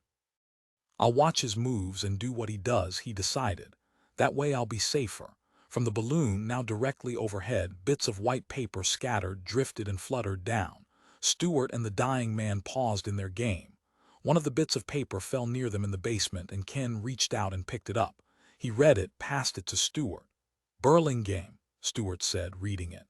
It was an appeal for volunteers for the Army. "They want us to hike from here to Burlingame and be inducted. That's 50 or 60 miles all the way down this side of the bay and around. They're nuts." "They are," Ken said. "They won't get a soul." "Why hell, I can't even make it down to LeConte Street to the relief station," Stewart said.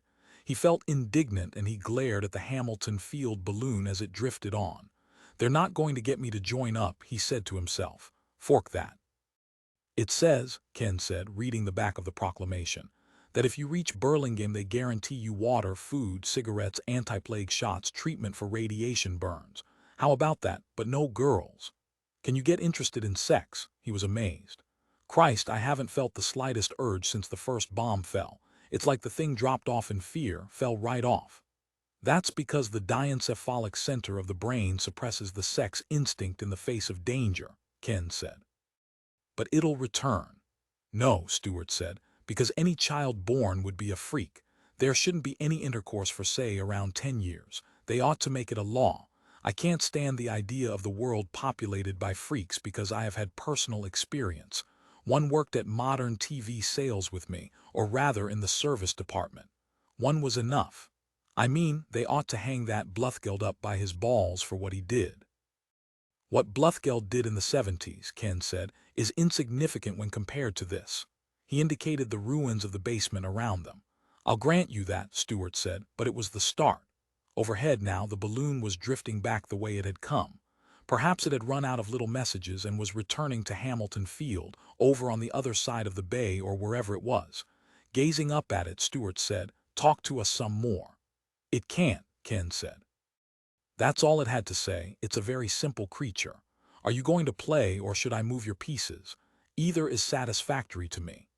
With great caution, Stewart moved a bishop and again knew at once that it had been the wrong move. He could tell by the dying man's face. In the corner of the basement, among the cement blocks, something agile and frightened plopped to safety, scurried and twittered with anxiety as it spied them. Stewart's attention wandered from the board to the rat, and he looked about for his broom handle. "Play," Ken said angrily. "Okay, okay," Stewart said, feeling grumpy about it.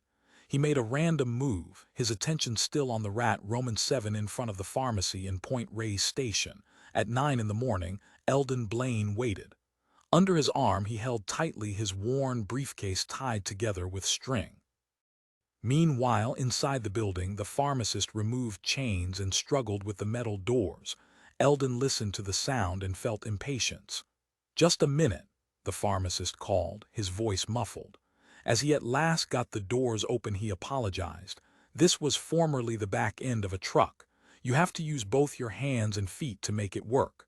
"Come on in, mister." He held the high door aside, and Eldon saw into the dark interior of the pharmacy, with its unlit electric light bulb which hung from the ceiling by an ancient cord. "What I'm here for," Eldon said rapidly, "is a wide-spectrum antibiotic, the kind used in clearing up a respiratory infection." He made his needs sound casual. He did not tell the pharmacist how many towns in Northern California he had visited in the last few days, walking and hitching rides, nor did he mention how sick his daughter was. It would only jack up the price asked, he knew. And anyhow he did not see much actual stock here. Probably the man did not have it. Eyeing him, the pharmacist said, "I don't see anything with you. What do you have in exchange, assuming I have what you're after?" In a nervous manner he smoothed his thinning gray hair back. He was an elderly, small man, and it was obvious that he suspected Eldon of being a napper. Probably he suspected everyone. Eldon said, "Where I come from I'm known as the glasses man." Unzipping his briefcase, he showed the pharmacist the rows of intact and nearly intact lenses, frames and lenses in frames, scavenged from all over the Bay Area, especially from the great deposits near Oakland. "I can compensate almost any eye defect," he said. "I've got a fine variety here. What are you, near or far-sighted or astigmatic? I can fix you up in 10 minutes by changing around a lens or two." "Far-sighted," the pharmacist said slowly, "but I don't think I have what you want." He looked at the rows of glasses longingly. With anger, Eldon said, "Then why didn't you say so right off so I can go on? I want to make Petaluma today. There's a lot of drugstores there. All I have to do is find a hay truck going that way. Couldn't you trade me a pair of glasses for something else?" the pharmacist asked plaintively, following after him as he started away. "I got a valuable heart medicine, quinidine gluconate. You could most likely trade it for what you want. Nobody else in Marin County has quinidine gluconate but me. Is there a doctor around here?" Eldon said, pausing at the edge of the weed-infested county road with its several stores and houses. "Yes," the pharmacist said, with a nod of pride. "Dr. Stockstill, he migrated here several years ago, but he doesn't have any drugs, just me." Briefcase under his arm, Eldon Blaine walked on along the county road, listening hopefully for the pop-popping noise of the wood-burning truck motor rising out of the stillness of the early morning California countryside. But the sound faded. The truck, alas, was going the other way. This region, directly north of San Francisco, had once been owned by a few wealthy dairy ranchers. Cows had cropped in these fields, but that was gone now, along with the meat animals, the steer and sheep. As everyone knew, an acre of land could function better as a source of grains or vegetables. Around him now he saw closely planted rows of corn, an early ripening hybrid, and between the rows, great hairy squash plants on which odd yellow squash like bowling balls grew. This was an unusual eastern squash which could be eaten skin and seeds and all. Once it had been disdained in California valleys. But that was changed now. Ahead, a little group of children ran across the little-used road on their way to school.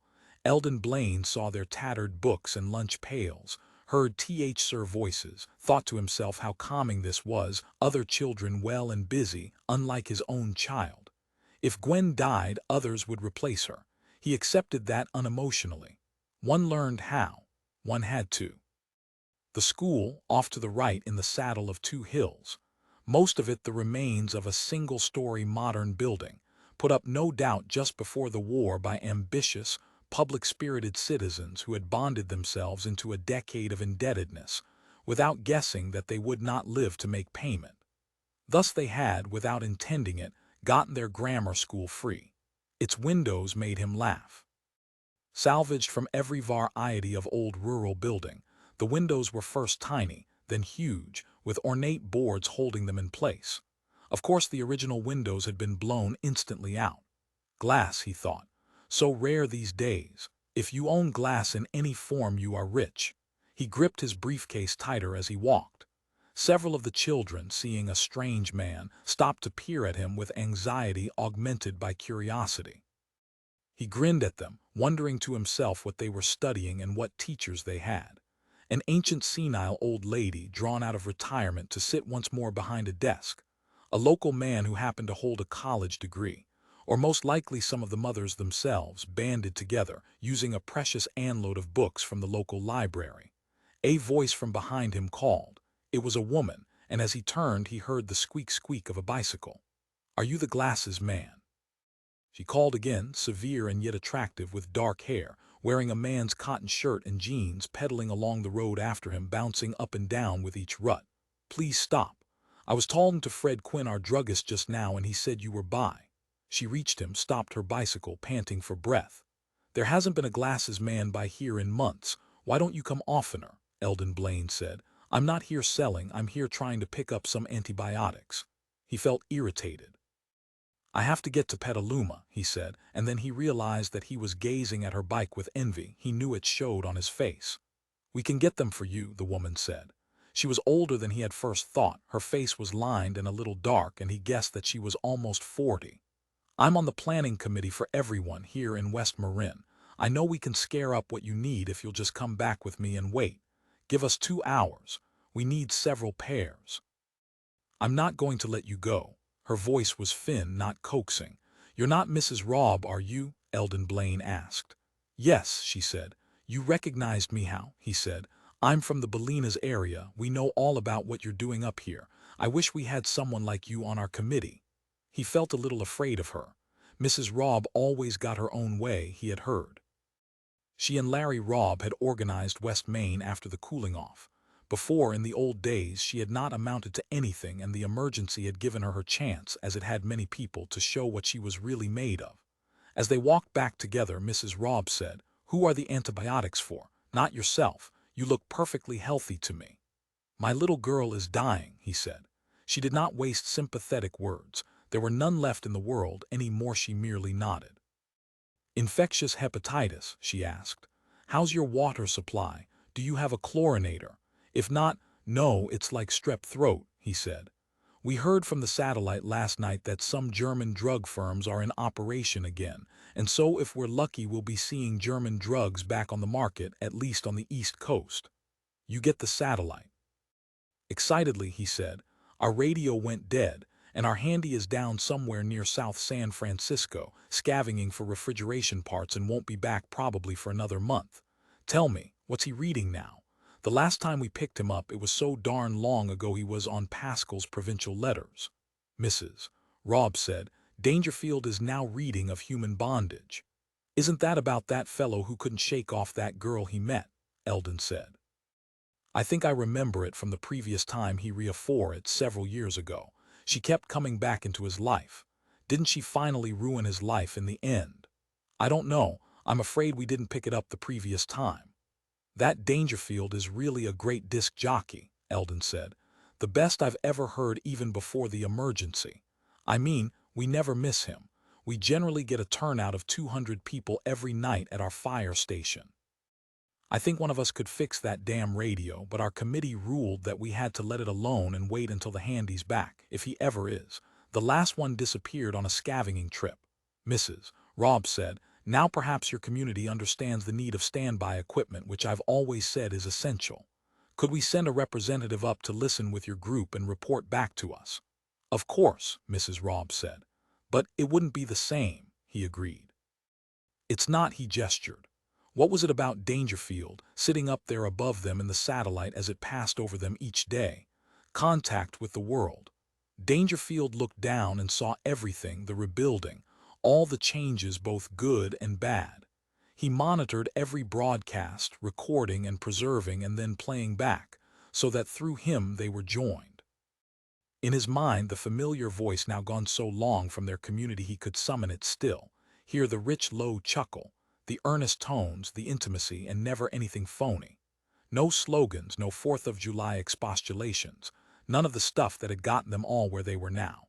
Once he had heard Dangerfield say, "Want to know the real reason I wasn't in the war? Why they carefully shot me off into space a little bit in advance. They knew better than to give me a gun. I would have shot an officer." And he had chuckled, making it a joke. But it was true, what he said.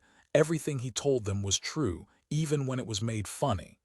Dangerfield hadn't been politically reliable, and yet now he sat up above them, passing over their heads year in, year out, and he was a man they believed. Set on the side of a ridge, the Robb house overlooked West Marin County, with its vegetable fields and irrigation ditches, an occasional goat staked out, and of course the horses. Standing at the living room window, Eldon Blaine saw below him, near a farmhouse, a great Percheron which no doubt pulled a plow. Pulled, too, an engineless automobile along the road to Sonoma County when it was time to pick up supplies. He saw now a horse car moving along the county road. It would have picked him up if Mrs. Robb hadn't found him first, and he would have soon reached Petaluma. Down the hillside below him pedaled Mrs. Robb on her way to find him his antibiotics. To his amazement, she had left him alone in her house, free to nap everything in sight, and now he turned to see what there was. Chairs, books in the kitchen, food, and even a bottle of wine, clothes in all the closets. He roamed about the house, savoring everything. It was almost like before the war, except that of course the useless electrical appliances had been thrown out long ago. Through the back windows of the house, he saw the green wooden side of a large water storage tank. The Robbs, he realized, had their own supply of water. Going outside, he saw a clear, untainted stream. At the stream, a kind of contraption lurked, like a cart on wheels. He stared at it. Extensions from it were busily filling buckets with water. In the center of it sat a man with no arms or legs. The man nodded his head as if conducting music, and the machinery around him responded. It was a Phocomelus, Eldon realized, mounted on his Phocomobile, his combination cart and manual grippers which served as mechanical substitutes for his missing limbs. What was he doing, stealing the Robb's water? "Hey," Eldon said. At once the Phocomelus turned his head. His eyes blazed at Eldon in alarm, and then something whacked into Eldon's middle. He was thrown back, and as he wobbled and struggled to regain his balance, he discovered that his arms were pinned at his sides. A wire mesh had whipped out at him from the Phocomobile, had fastened in place. The Phocomelus means of defense. "Who are you?" the Phocomelus said, stammering in his wary eagerness to know. "You don't live around here, I don't know you." "I'm from Bellina's," Eldon said, the metal mesh crushed in until he gasped. "I'm the glasses man. Mrs. Robb, she told me to wait here." Now the mesh seemed to ease. "I can't take chances," the Phocomelus said. "I won't let you go until June Robb comes back." The buckets once more began dipping in the water. They filled methodically until the tank lashed to the Phocomobile was slopping over. "Are you supposed to be doing that?" Eldon asked. "Taking water from the Robb stream. I've got a right," the Phocomelus said. "I give back more than I take to everybody around here." "Let me go," Eldon said. "I'm just trying to get medicine for my kid, she's dying." "My kid, she's dying," the Phocomelus mimicked, picking up the quality of his voice with startling accuracy. He rolled away from the stream, now closer to Eldon. The mobile gleamed, all its parts were new-looking and shiny. It was one of the best-made mechanical constructions that Eldon Blaine had ever seen. "Let me go," Eldon said, "and I'll give you a pair of glasses free, any pair I have." "My eyes are perfect," the Phocomelus said. "Everything about me is perfect. Parts are missing, but I don't need them. I can do better without them. I can get down this hill faster than you, for instance." "Who built your mobile?" Eldon asked. Surely in 7 years it would have become tarnished and partly broken like everything else. "I built it," the Phocomelus said. "How can you build your own mobile? That's a contradiction." "I used to be body-wired. Now I'm brain-wired. I did that myself too. I'm the handy up here. Those old extensors the government built before the war, they weren't even as good as the flesh things like you have." The Phocomelus grimaced. He had a thin, flexible face, with a sharp nose and extremely white teeth, a face ideal for the emotion which he now showed Eldon Blaine. "Dangerfield says that the handies are the most valuable people in the world," Eldon said. "He declared Worldwide Handyman Week. One time we were listening and he named different handies who were especially well known. What's your name? Maybe he mentioned you." "Hoppy Harrington," the Phocomelus said. "But I know he didn't mention me because I keep myself in the background still. It isn't time for me to make my name in the world as I'm going to be doing. I let the local people see a little of what I can do, but they're supposed to be quiet about it." "Sure they'd be quiet," Eldon said. "They don't want to lose you. We're missing our handy right now and we really feel it. Could you take on the Bellina's area for a little while, do you think? We've got plenty to trade you. In the emergency, hardly anybody got over the mountain to invade us, so we're relatively untouched. I've been down there to Bellina's, Happy Harrington said. In fact, I've traveled all around, even as far inland as Sacramento. Nobody has seen what I've seen. I can cover 50 miles a day in my mobile. His lean face twitched and then he stammered. I wouldn't go back to Bellina's because there are sea monsters in the ocean there. Who says so? Eldon demanded. That's just superstition. Tell me who said that about our community. I think it was Dangerfield. No, he couldn't, Eldon said. He can be relied on. He wouldn't peddle such trash as that. I never once heard him tell a superstition on any of his programs. Maybe he was kidding. I bet he was kidding and you took him seriously. The hydrogen bombs woke up the sea monsters, Floppy said, from their slumber in the depths. He nodded earnestly. You come and see our community, Eldon said. We're orderly and advanced, a lot more so than any city. We even have streetlights going again, 4 of them for an hour in the evening.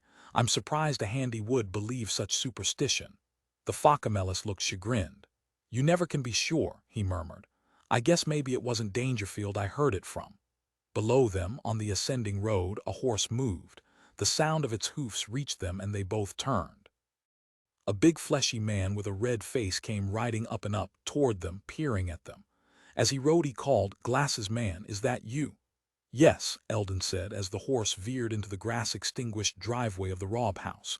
"You have the antibiotics, mister. June Robb will bring them," the big florid man said, reining his horse to a stop. "Glasses man, let's see what you have. I am nearsighted, but I also have an acute astigmatism in my left eye. Can you help me?" He approached on foot, still peering. "I can't fit you," Eldon said, "because Hoppy Harrington has me tied up." "For God's sake, Happy," the big florid man said with agitation. "Let the glasses man go so he can fit me. I've been waiting months and I don't mean to wait any longer." "Okay, Leroy," Happy Harrington said sullenly. And from around Eldon, the metal mesh uncoiled and then slithered back across the ground to the waiting Focamellis in the center of his shiny, intricate mobile. As the satellite passed over the Chicago area, its wing-like extended sensors picked up a fleece signal, and in his earphones Walter Dangerfield heard the faint, distant, hollowed-out voice from below. "And please play Waltzing Matilda. A lot of us like that. Arid play the woodpecker song." And the fleece signal faded out, and he had only static. It had definitely not been a laser beam, he thought to himself archly. Into his microphone, Dangerfield said, "Well, friends, we have a request here for Waltzing Matilda." He reached to snap a switch at the controls of a tape transport. The great bass-baritone Peter Dawsonwich is also the name of a very good branch of SC Talkin', Waltzing Matilda. From well-worn memory, he selected the correct reel of tape, and in a moment it was on the transport, turning. As the music played, Walt Dangerfield tuned his receiving equipment, hoping once more to pick up the same fleece signal. However, instead he found himself party to a two-way transmission between military units involved in police action somewhere in upstate Illinois. Their brisk chatter interested him, and he listened until the end of the music. "Lots of luck to you boys in uniform," he said into the microphone then. "Catch those boodle burners and bless you all." He chuckled, because if ever a human being had immunity from retaliation, it was he. No one on Earth could reach him. It had been attempted 6 times since the emergency, with no success. Catch those bad guys, or should I say catch those good guys? Say, who are the good guys these days? His receiving equipment had picked up in the last few weeks a number of complaints about Army brutality. "Now let me tell you something, boys," he said smoothly. "Watch out for those squirrel rifles, that's all." He began hunting through the satellite's tape library for the recording of the woodpecker song. "That's all, brother," he said, and put on the tape. Below him the world was in darkness, its night side turned his way. Yet already he could see the rim of day appearing on the edge, and soon he would be passing into that once more. Lights here and there glowed like holes poked in the surface of the planet which he had left 7 years ago, left for another purpose, another goal entirely. A much more noble one. His was not the sole satellite still circling Earth, but it was the sole one with life aboard. Everyone else had long since perished. But they had not been outfitted as he and Lydia had been, or a decade of life on another world. He was lucky. Besides food and water and air, he had 1,000,000 miles of video and audio tape to keep him amused. And now, with it, he kept them amused, the remnants of the civilization which had shot him up here in the first place. They had botched the job of getting him to Mars, fortunately for them. Their failure had paid them vital dividends ever since. "Hood, hood, hoo," Walt Dangerfield chanted into his microphone, using the transmitter which should have carried his voice back from millions of miles, not merely a couple hundred.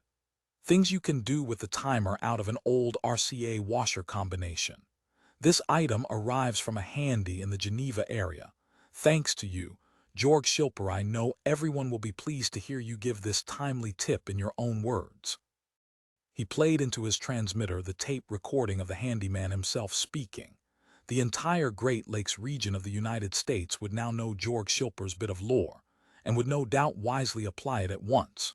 The world hungered for the knowledge tucked away in pockets here and there, knowledge which without Dangerfield would be confined to its point of origin, perhaps forever.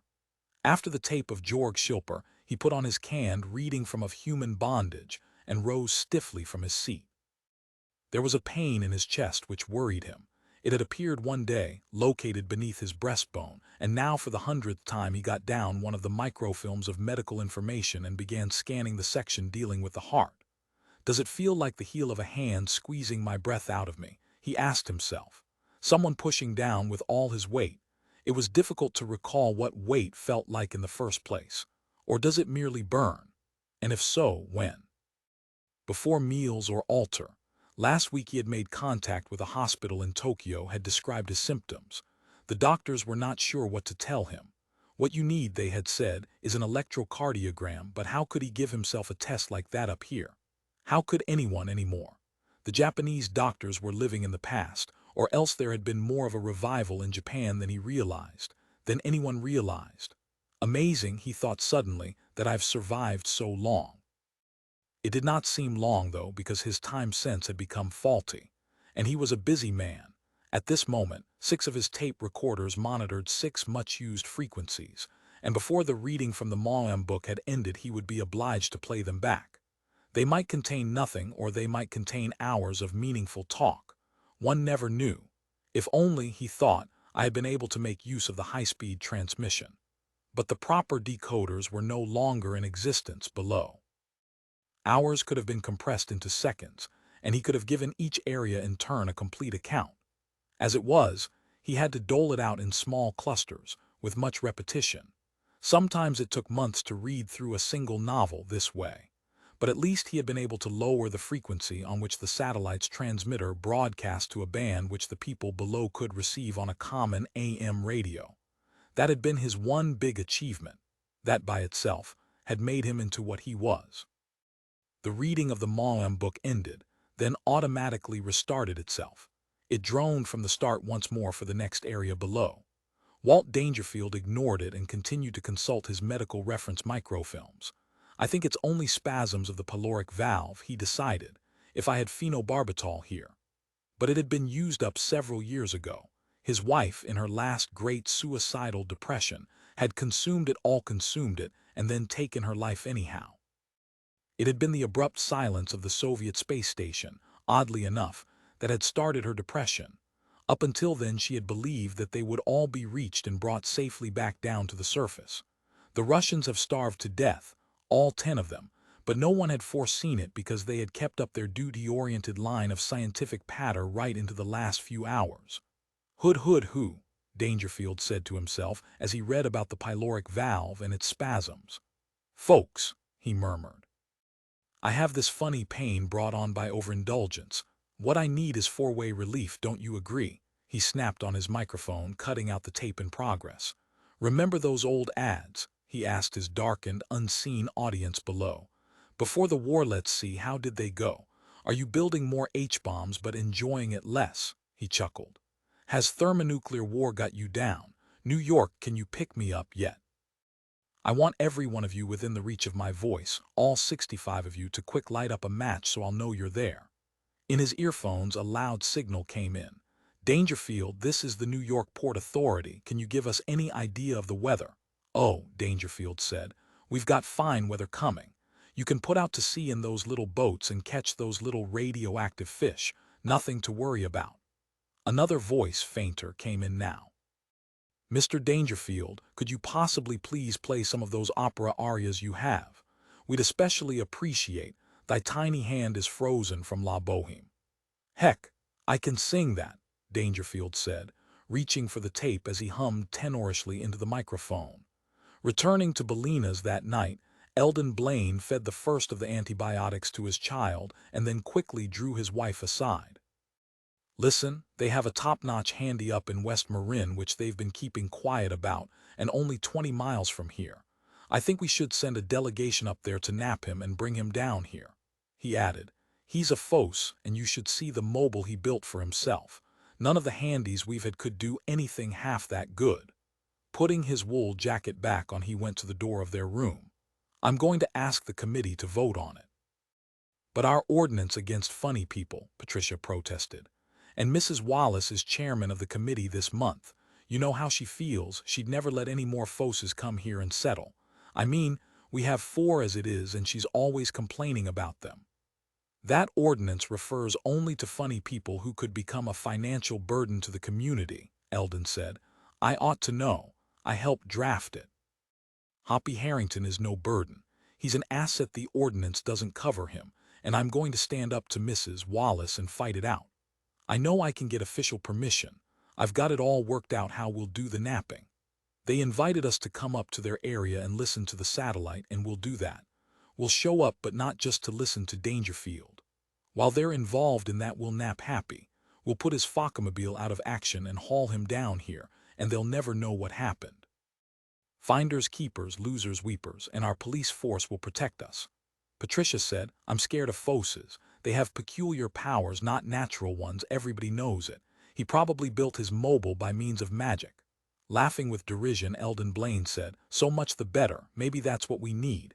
Magic spells, a community magician. I'm all for it. I'm going to see how Gwen is, Patricia said, starting toward the screened-off portion of the room where their child lay on her cot. I won't have any pan of this. I think it's dreadful, what you're doing. Eldon Blaine stepped from the room, out into the night darkness. In a moment he was striding down the path toward the Wallace's house. As the citizens of West Marin County one by one entered the Forester's Hall and seated themselves, June Robb adjusted the variable condenser of the 12-volt car radio and noticed that once again Hoppy Harrington had not shown up to hear the satellite. What was it he had said? I don't like to listen to sick people. A strange thing to say, she thought to herself. From the speaker of the radio, static issued, and then first faint beepings from the satellite. In a few more minutes they would be picking it up clearly. Unless the wet cell battery powering the radio chose to give out again, as it had briefly the other day. The rows of seated people listened attentively as the initial words from Dangerfield began to emerge from the static. Lystype typhus is said to be breaking out in Washington up to the Canadian border, Dangerfield was saying. So stay away from there, my friends. If this report is true, it's a very bad sign indeed. Also, a report from Portland, Oregon, more on the cheerful side.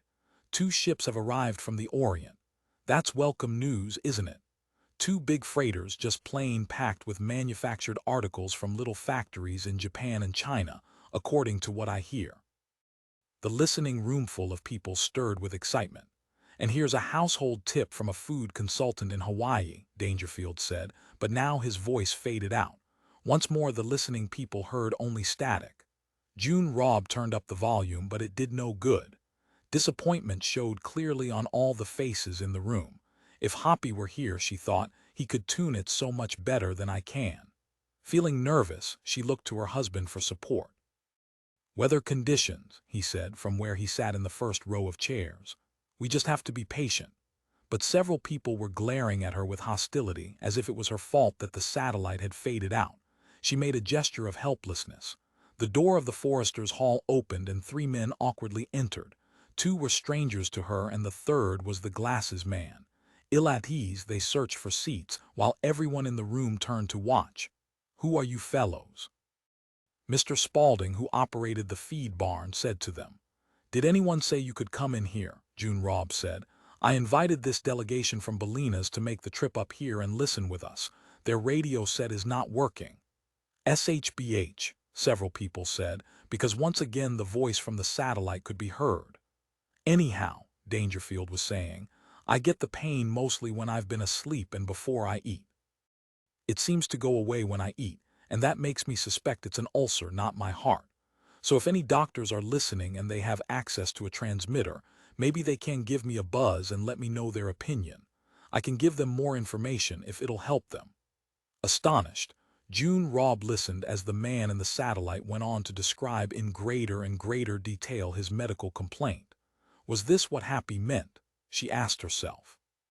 Dangerfield had turned into a hypochondriac and no one had noticed the transition, except for Hoppy, whose senses were extra acute. She shivered. That poor man up there, doomed to go around and around the earth until at last, as with the Russians, his food or air gave out and he died.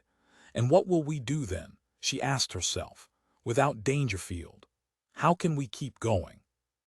Roman 8 Orion Stroud, chairman of the West Marin School Board, turned up the Coleman gasoline lantern so that the utility school room in the white glare became clearly lit, and all 4 members of the board could make out the new teacher. "I'll put a few questions to him," Stroud said to the others. "First, this is Mr. Barnes and he comes from Oregon. He tells me he's a specialist in science and natural edibles. Right, Mr. Barnes?" The new teacher, a short, young-looking man wearing a khaki shirt and work pants, nervously cleared his throat and said, "Yes, I am familiar with chemicals and plants and animal life, especially whatever is found out in the woods such as berries and mushrooms." "We've recently had bad luck with mushrooms," Mrs. Tallman said, the elderly lady who had been a member of the board even in the old days before the emergency. "It's been our tendency to leave them alone. We've lost several people either because they were greedy or careless or just plain ignorant," Stroud said. "But Mr. Barnes here isn't ignorant. He went to the university at Davis and they taught him how to tell a good mushroom from the poisonous ones. He doesn't guess or pretend. Right, Mr. Barnes?" He looked to the new teacher for confirmation. "There are species which are nutritious and about which you can't go wrong," Mr. Barnes said, nodding. "I've looked through the pastures and woods in your area and I've seen some fine examples. You can supplement your diet without taking any chances. I even know the Latin names." The board stirred and murmured. That had impressed them. Stroud realized that about the Latin names. "Why did you leave Oregon?" George Keller, the principal, asked bluntly. The new teacher faced him and said, "Politics. Yours or theirs?" "Theirs," Barnes said. "I have no politics. I teach children how to make ink and soap and how to cut the tails from lambs even if the lambs are almost grown, and I've got my own books." He picked up a book from the small stack beside him, showing the board in what good shape they were. "I'll tell you something else. You have the means here in this part of California to make paper. Did you know that?" Mrs. Tallman said. "We knew it, Mr. Barnes, but we don't know quite how. It has to do with bark of trees, doesn't it?" On the new teacher's face appeared a mysterious expression, one of concealment. Stroud knew that Mrs. Tallman was correct, but the teacher did not want to let her know. He wanted to keep the knowledge to himself because the West Marin trustees had not yet hired him. His knowledge was not yet available. He gave nothing free. And that, of course, was proper. Stroud recognized that, respected Barnes for it. Only a fool gave something away for nothing. For the first time, the newest member of the board, Miss Costigan, spoke up. "I know a little about mushrooms myself, Mr. Barnes. What's the first thing you look for to be sure it isn't the deadly amanita?" She eyed the new teacher intently, obviously determined to pin the man down to concrete facts. "The death cup," Mr. Barnes answered. "At the base of the stipe, the vulva. The amanitas have it, most other kinds don't. And the universal veil. And generally the deadly amanita has white spores. And of course white gills." He smiled at Miss Costigan, who smiled back. Mrs. Tallman was scrutinizing the new teacher's stack of books. "I see you have Carl Jung's Psychological Types. Is one of your sciences psychology? How nice to acquire a teacher for our school who can tell edible mushrooms and also is an authority on Freud and Jung." "There's no value in such stuff," Stroud said with irritation. We need useful science, not academic hot air. He felt personally let down. Mr. Barnes had not told him about his interest in mere theory. Psychology doesn't dig any septic tanks. I think we're ready to vote on Mr. Barnes, Miss Costigan said. I for one am in favor of accepting him at least on a provisional basis. Does anyone feel otherwise, Mrs. Talaman said to Mr. Barnes. We killed our last teacher, you know. That's why we need another. That's why we sent Mr. Stroud out looking up and down the coast until he found you. With a wooden expression, Mr. Barnes nodded. I know. That does not deter me. His name was Mr. Osterias, and he was very good with mushrooms, too, Mrs. Tallman said, although actually he gathered them for his own use alone. He did not teach us anything about them, and we appreciated his sons. It was not for that we decided to kill him. We killed him because he lied to us. You see, his real reason for coming here had nothing to do with teaching. He was looking for some man named Jack Tree, who it turned out lived in this area. Our Mrs. Keller, a respected member of this community and the wife of George Keller, here our principal, is a dean friend of Mr. Tree, and she brought the news of the situation to us, and of course we acted legally and officially, through our chief of police, Mr. Earl Colvig. I see, Mr. Barnes said stonily, listening without interrupting. Speaking up, Orion Stroud said, the jury which sentenced and executed him was composed of myself, Gas Stone, who's the largest landowner in West Marin, Mrs. Tallman, and Mrs. June Robb. I say executed, but you understand that the act when he was shot, the shooting itself, was done by Earl. That's Earl's job after the West Marin official jury has made its decision. He eyed the new teacher. It sounds, Mr. Barnes said, very formal and law-abiding to me. Just what I'd be interested in. And he smiled at them all. I'll share my knowledge of mushrooms with you. I won't keep it to myself as your late Mr. Osterias did. They all nodded. They appreciated that. The tension in the room relaxed. The people murmured. A cigarette, one of Andrew Gill's special deluxe gold labels, was lit up. Its good, rich smell wafted to them all, cheering them and making them feel more friendly to the new teacher and to one another. Seeing the cigarette, Mr. Barnes got a strange expression on his face, and he said in a husky voice, You've got tobacco up here. After 7 years. He cleanly could not believe it. Smiling in amusement, Mrs. Talaman said, We don't have any tobacco, Mr. Barnes, because of course no one does, but we do have a tobacco expert. He fashions these special deluxe cold labels for us out of choice, aged vegetable and herbal materials, the nature of which remain, and justly so, his individual secret. How much do they cost? Mr. Barnes asked. In terms of state of California boodle money, Orion Stroud said, about $100 apiece. In terms of pre-war silver, a nickel apiece. I have a nickel, Mr. Barnes said, reaching shakily into his coat pocket. He fished about, brought up a nickel, and held it toward the smoker, who was George Keller, leaning back in his chair with his legs crossed to make himself comfortable. Sorry, George said. I don't want to sell. You better go directly to Mr. Gill. You can find him during the day at his shop. It's here in Point Reyes Station, but of course he gets all around. He has a horse-drawn VW minibus. I'll make a note of that, Mr. Barnes said. He put his nickel away very carefully. Do you intend to board the ferry? The Oakland official asked. If not, I wish you'd move your car because it's blocking the gate. Sure, Stuart McConchie said. He got back into his car, flicked the reins that made Edward, Prince of Wales, his horse, begin pulling. Edward pulled, and the engineless 1975 Pontiac passed back through the gate and out onto the pier. The bay, choppy and blue, lay on both sides, and Stuart watched through the windshield as a gull swapped to seize some edible from the pilings. Fishing lines, too, men catching their evening meals. Several of the men wore the remains of army uniforms, veterans who perhaps lived beneath the pier. Stuart drove on. If only he could afford to telephone San Francisco. But the underwater cable was out again, and the lines had to go all the way down to San Jose and up the other side, along the peninsula, and by the time the call reached San Francisco, it would cost him $5 in silver money. So, except for a rich person, that was out of the question. He had to wait the 2 hours until the ferry left.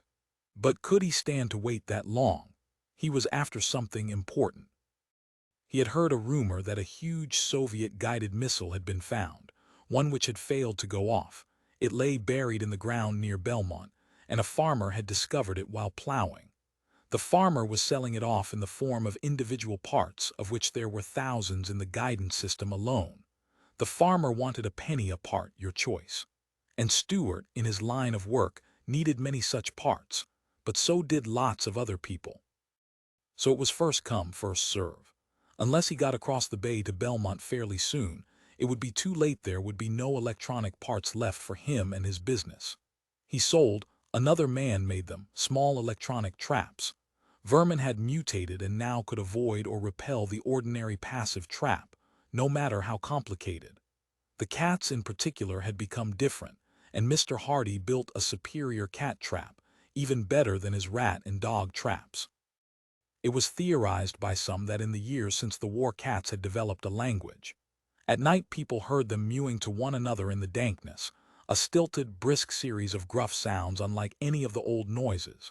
And the cats ganged together in little packs, and this much at least was certain: collected food for the times ahead. It was these caches of food, cleverly stored and hidden, which had first alarmed people, much more so than the new noises. But in any case the cats, as well as the rats and dogs, were dangerous. They killed and ate small children almost at will, or at least so one heard. And of course wherever possible they themselves were caught and eaten in return. Dogs, in particular, if stuffed with rice, were considered delicious. The little local Berkeley newspaper, which came out once a week, the Berkeley Tribune, had recipes for dog soup, dog stew, even dog pudding. Meditating about dog pudding made Stewart realize how hungry he was. It seemed to him that he had not stopped being hungry since the first bomb fell.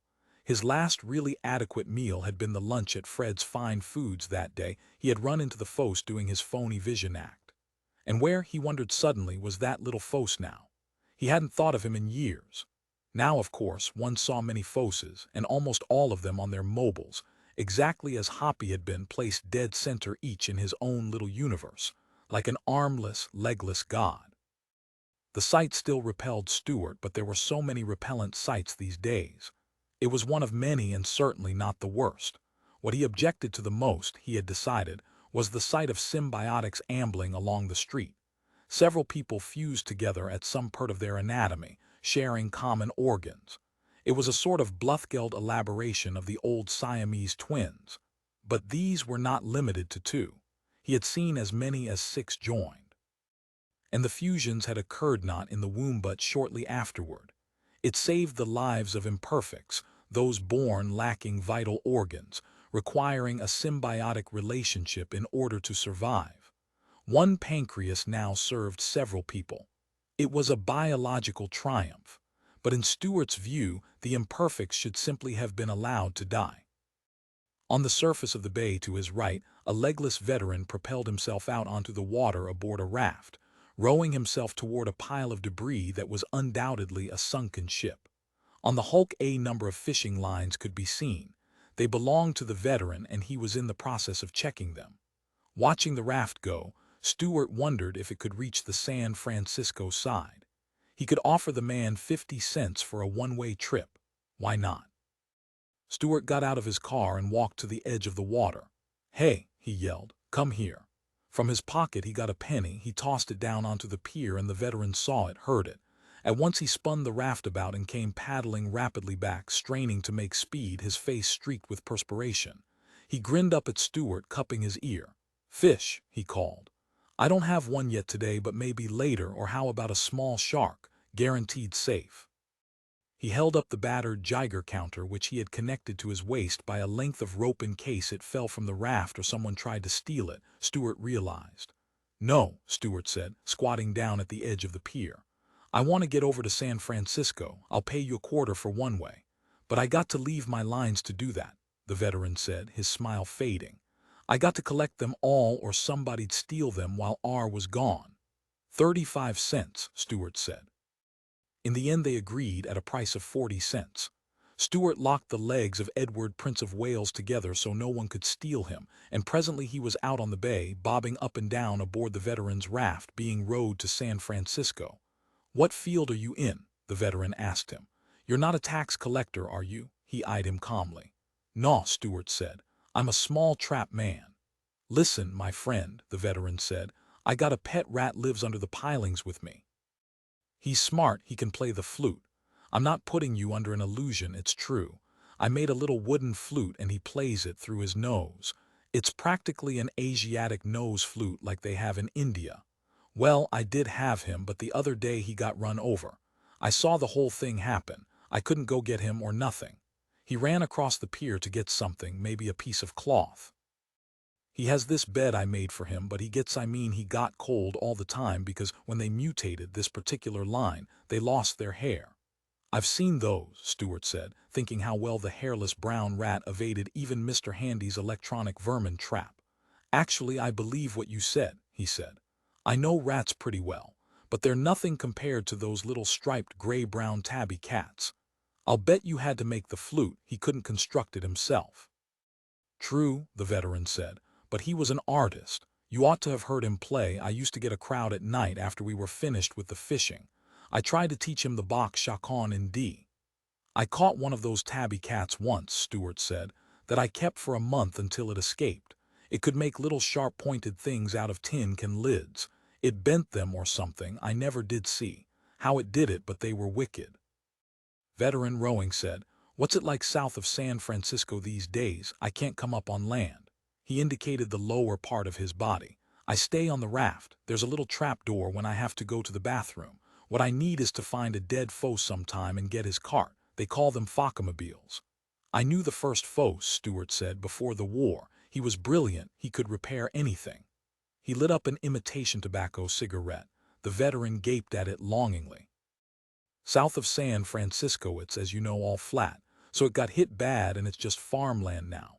Nobody ever rebuilt there, and it was mostly those little tract houses, so they left hardly any decent basements. They grow peas and corn and beans down there.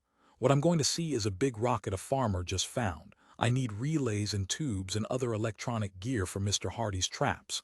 He paused. "You ought to have a handy trap." "Why? I live on fish, and why should I hate rats?" "I like them." "I like them too," Stewart said, "but you have to be practical, you have to look to the future. Someday America may be taken over by rats if we aren't vigilant. We owe it to our country to catch and kill rats, especially the wiser ones that would be natural leaders." The veteran glared at him. "Sales talk, that's all. I'm sincere. That's what I have against salesmen. They believe their own lies. You know that the best rats can ever do in a million years of evolution is maybe be useful as servants to us human beings. They could canny messages maybe and do a little manual work. But dangerous," he shook his head. "How much does one of your traps sell for?" $10 silver. No state boodle accepted. Mr. Hardy is an old man, and you know how old people are. He doesn't consider boodle to be real money." Stewart laughed. "Let me tell you about a rat I once saw that did a heroic deed," the veteran began, but Stewart cut him off. "I have my own opinions," Stewart said. "There's no use arguing about it." They were both silent then. Stewart enjoyed the sight of the bay on all sides. The veteran rowed. It was a nice day, and as they bobbed along toward San Francisco, Stewart thought of the electronic parts he might be bringing back to Mr. Handy and the factory on San Pablo Avenue, near the ruins of what had once been the West End of the University of California. "What kind of cigarette is that?" the veteran asked presently. "This." Stewart examined the butt. He was almost ready to put it out and stick it away in the metal box in his pocket. The box was full of butts which would be opened and made into new cigarettes by Tom Frandy, the local cigarette man in South Berkeley. "This," he said, "is imported from Marin County. It's a special deluxe gold label made by," he paused for effect. "I guess I don't have to tell you." "By Andrew Gill," the veteran said. "Say, I'd like to buy a whole one from you. I'll pay you a dime." "They're worth 15 cents apiece," Stewart said. "Have to come all the way around Black Point and Sears Point and along the Lucas Valley Road from beyond Nicasio somewhere. I had one of those Andrew Gill special deluxe gold labels one time," the veteran said. "It fell out of the pocket of some man who was getting on the ferry. I fished it out of the water and dried it." All of a sudden Stewart handed him the butt. "For God's sake," the veteran said, not looking directly at him. He rode more rapidly, his lips moving, his eyelids blinking. "I got more," Stewart said. The veteran said, "I'll tell you what else you got. You got real humanity, mister, and that's rare today." "Very rare," Stewart nodded. He felt the truth of the veteran's words. Knocking at the door of the small wooden cabin, Bonnie said, "Jack, are you in there?" She tried the door, found it unlocked. To Mr. Barnes she said, "He's probably out with his flock somewhere. This is lambing season and he's been having trouble. There are so many sports born and a lot of them won't pass through the birth canal without help." "How many sheep does he have?" Barnes asked. 300. They're out in the canyons around here wild, so an accurate count is impossible. You're not afraid of rams, are you?" "No," Barnes said. "We'll walk then," Bonnie said. "And he's the man the former teacher tried to kill," Barnes murmured, as they crossed a sheep-nibbled field toward a low ridge overgrown with fir and shrubbery. Many of the shrubs, he noticed, had been nibbled. Bare branches showed, indicating that a good number of Mr. Tree's sheep were in the vicinity. "Yes," the woman said, striding along, hands in her pockets. She added quickly, "But I have no idea why.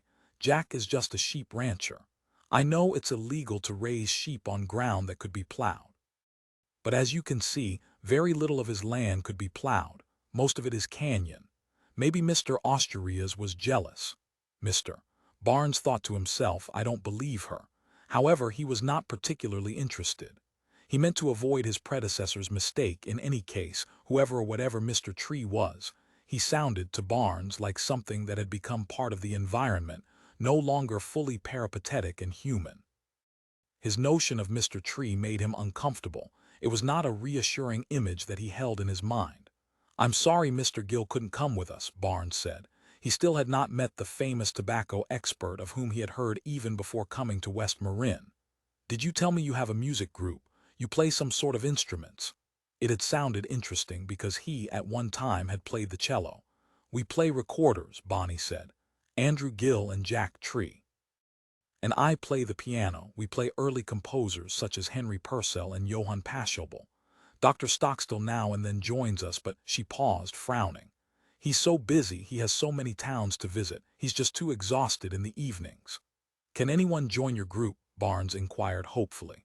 "What do you play? I warn you, we're severely classical. It's not just an amateur get-together. George and Jack and I played in the old days before the emergency. We began 9 years ago. Gil joined us after the emergency." She smiled, and Barnes saw what lovely teeth she had. So many people suffering from vitamin deficiencies and radiation sickness in recent times. They had lost teeth, developed soft gums. He hid his own teeth as best he could. They were no longer good. "I once played the cello," he said, knowing that it was worthless as a former skill because there were very simply no cellos anywhere around now. Had he played a metal instrument? "What a shame," Bonnie said. "There are no stringed instruments in this area." He believed that if necessary he could learn, say, the viola. He would be glad to, he thought, if by doing so he could join their group. "None," Bonnie said. Ahead a sheep appeared, a black-faced Suffolk. It regarded them, then bucked, turned, and fled. A ewe Barnes saw, a big handsome one with much meat on it and superb wool. He wondered if it had ever been sheared. His mouth watered. He had not tasted lamb in years. To Bonnie he said, "Does he slaughter or is it for wool only?" "For wool," she answered. "He has a phobia about slaughtering. He won't do it no matter what he's offered. People sneak up and steal from his flock, of course. If you want lamb, that's the only way you'll get it, so I advise you now. His flock is well protected." She pointed, and Barnes saw on a hilltop a dog standing watching them. At once he recognized it as an extreme mutation, a useful one. Its face was intelligent in a new way. "I won't go near his sheep," Barnes said. "It won't bother us now, will it?" "It recognizes you," Bonnie said. "That's why I came with you, because of the dog. Jack has only the one, but it's sufficient." Now the dog trotted toward them. Once Barnes conjectured its folk had been the familiar gray or black German shepherd. He identified the ears, the muzzle, but now he waited rigidly as it approached. In his pocket he of course carried a knife. It had protected him many times, but surely this it would not have done the job here. He stayed close to the woman, who walked on unconcernedly. "Hi," she said to the dog. Halting before them, the dog opened its mouth and groaned. It was a hideous sound, and Barnes shivered. It sounded like a human spastic, a damaged person trying to work a vocal apparatus which had failed. Out of the groaning he detected or thought he detected a word or so, but he could not be sure. Bonnie, however, seemed to understand. "Nice Terry," she said to the dog. "Thank you, nice Terry." The dog wagged its tail. "To Barnes," she said. "We'll find him a quarter-mile along the trail." She strode on. "What did the dog say?" he asked when they were out of earshot of the animal. Bonnie laughed. It irritated him and he scowled. "Oh," she said, "my God, it evolves 1,000,000 years up the ladder, one of the greatest miracles in the evolution of life, and you can't understand what it said." She wiped her eyes. "I'm sorry, but it's too damn funny. I'm glad you didn't ask me where it could hear." "I'm not impressed," he said defensively. "I'm just not very much impressed. You've been stuck here in this small rural area and it seems like a lot to you, but I've been up and down the coast and I've seen things that would make you," he broke off. "That's nothing, that dog. Nothing by comparison, although intrinsically I suppose it's a major feat."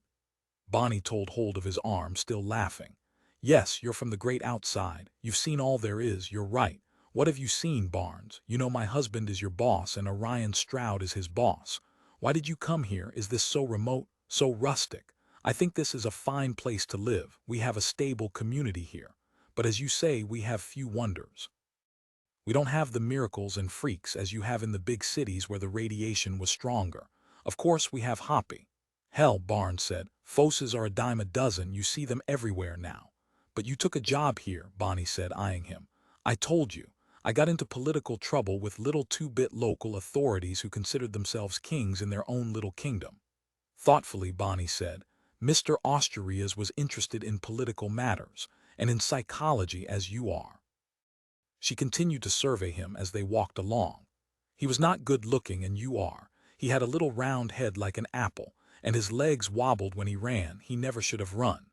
She became sober now. "He did cook a delightful mushroom stew, shaggy mayonnaise and chanterelles, he knew them all. Will you invite me over for a mushroom dinner? It's been too long. We did try hunting on our own, but as Mrs. Tallman said, it didn't work out. We got promptly sick." "You're invited," he said. "Do you find me attractive?" she asked him. Startled, he mumbled, "Sure, I certainly do." He held onto her arm tightly as if she were leading him. "Why do you ask?" he said, with caution and a growing, deeper emotion whose nature he could not fathom. It was new to him. It resembled excitement, and yet it had a cold, rational quality to it. So perhaps it was not an emotion at all. Perhaps it was an awareness, a form of acute intuition, about himself and the landscape, about all things visible about him. It seemed to take in every aspect of reality, and most especially it had to do with her. In a split second he grasped the fact without having any data to go on that Bonnie Keller had been having an affair with someone, possibly Gil the tobacco man, or even this Mr. Tree or Orion Stroud. In any case, the affair was over, or leastwise nearly over, and she was searching for another to replace it. She searched in an instinctive, practical way, rather than in some starry-eyed, romantic schoolgirl fashion. So no doubt she had had a good many affairs. She seemed expert in this, in the sounding people out to see how they would fit. And me, he thought, I wonder if I would fit. Isn't it dangerous? My God, her husband, as she said, is my boss, the school principal. But then perhaps he was imagining it, because it really did not appear very likely that this attractive woman who was a leader in the community and who scarcely knew him would select him like this. But she had not selected him. She was merely in the process of exploring. He was being tried, but as yet he had not succeeded. His pride began to swim up as an authentic emotion coloring the cold, rational insight of a moment before. Its distorting power made itself felt instantly. All at once he wanted to be successful, to be selected, whatever the risk. And he did not have any love or sexual desire toward her. It was far too early for that. All that was involved was his pride, his desire not to be passed over. It's weird, he thought to himself. He was amazed at himself, at how simple he was. His mind worked like some low order of life, something on the order of a starfish. It had one or two responses, and that was all. "Listen," he said. "Where is this man Tree?" He walked on ahead of her now, peering to see, concentrating on the ridge ahead with its trees and flowers. He saw a mushroom in a dark hollow and at once started toward it. "Look," he said, "chicken of the forest, they call it. Very delectable, you don't see it very often either." Coming over to see, Bonnie Keller bent down. He caught a glimpse of her bare, pale knees as she seated herself on the grass by the mushroom. "Are you going to pick it?" she asked. "And caney it off like a trophy?" "I'll carry it off," he said, "but not like a trophy. More like a thing to pop into the frying pan with a bit of beef fat." Her dark, attractive eyes fixed themselves on him somberly. She sat brushing her hair back, looking as if she were going to speak. But she did not. At last Bea became uncomfortable. Apparently she was waiting for him, and it occurred to him chillingly that he was not merely supposed to say something. He was supposed to do something. They stared at each other, and Bonnie, too, now looked frightened, as if she felt as he did. Neither of them did anything, however. Each sat waiting for the other to make a move. He had the sudden hunch that if he reached toward her she would either slap him or run off. And there would be unsavory consequences. She might, good Lord, they had killed their last teacher. The thought came to him now with enormous force. Could it have been this? Could she have been having a love affair with him and he started to tell her husband or some damned thing? Is this as dangerous as that? Because if it is, my pride can go to hell. I want to get away. Bonnie said, "Here's Jack Tree." Over the ridge came the dog, the mutation with the allegedly ability to speak, and slightly behind it came a haggard-faced man, bent, with round, stooped shoulders. He wore a seedy coat, a city man's coat, and dirty blue-gray trousers.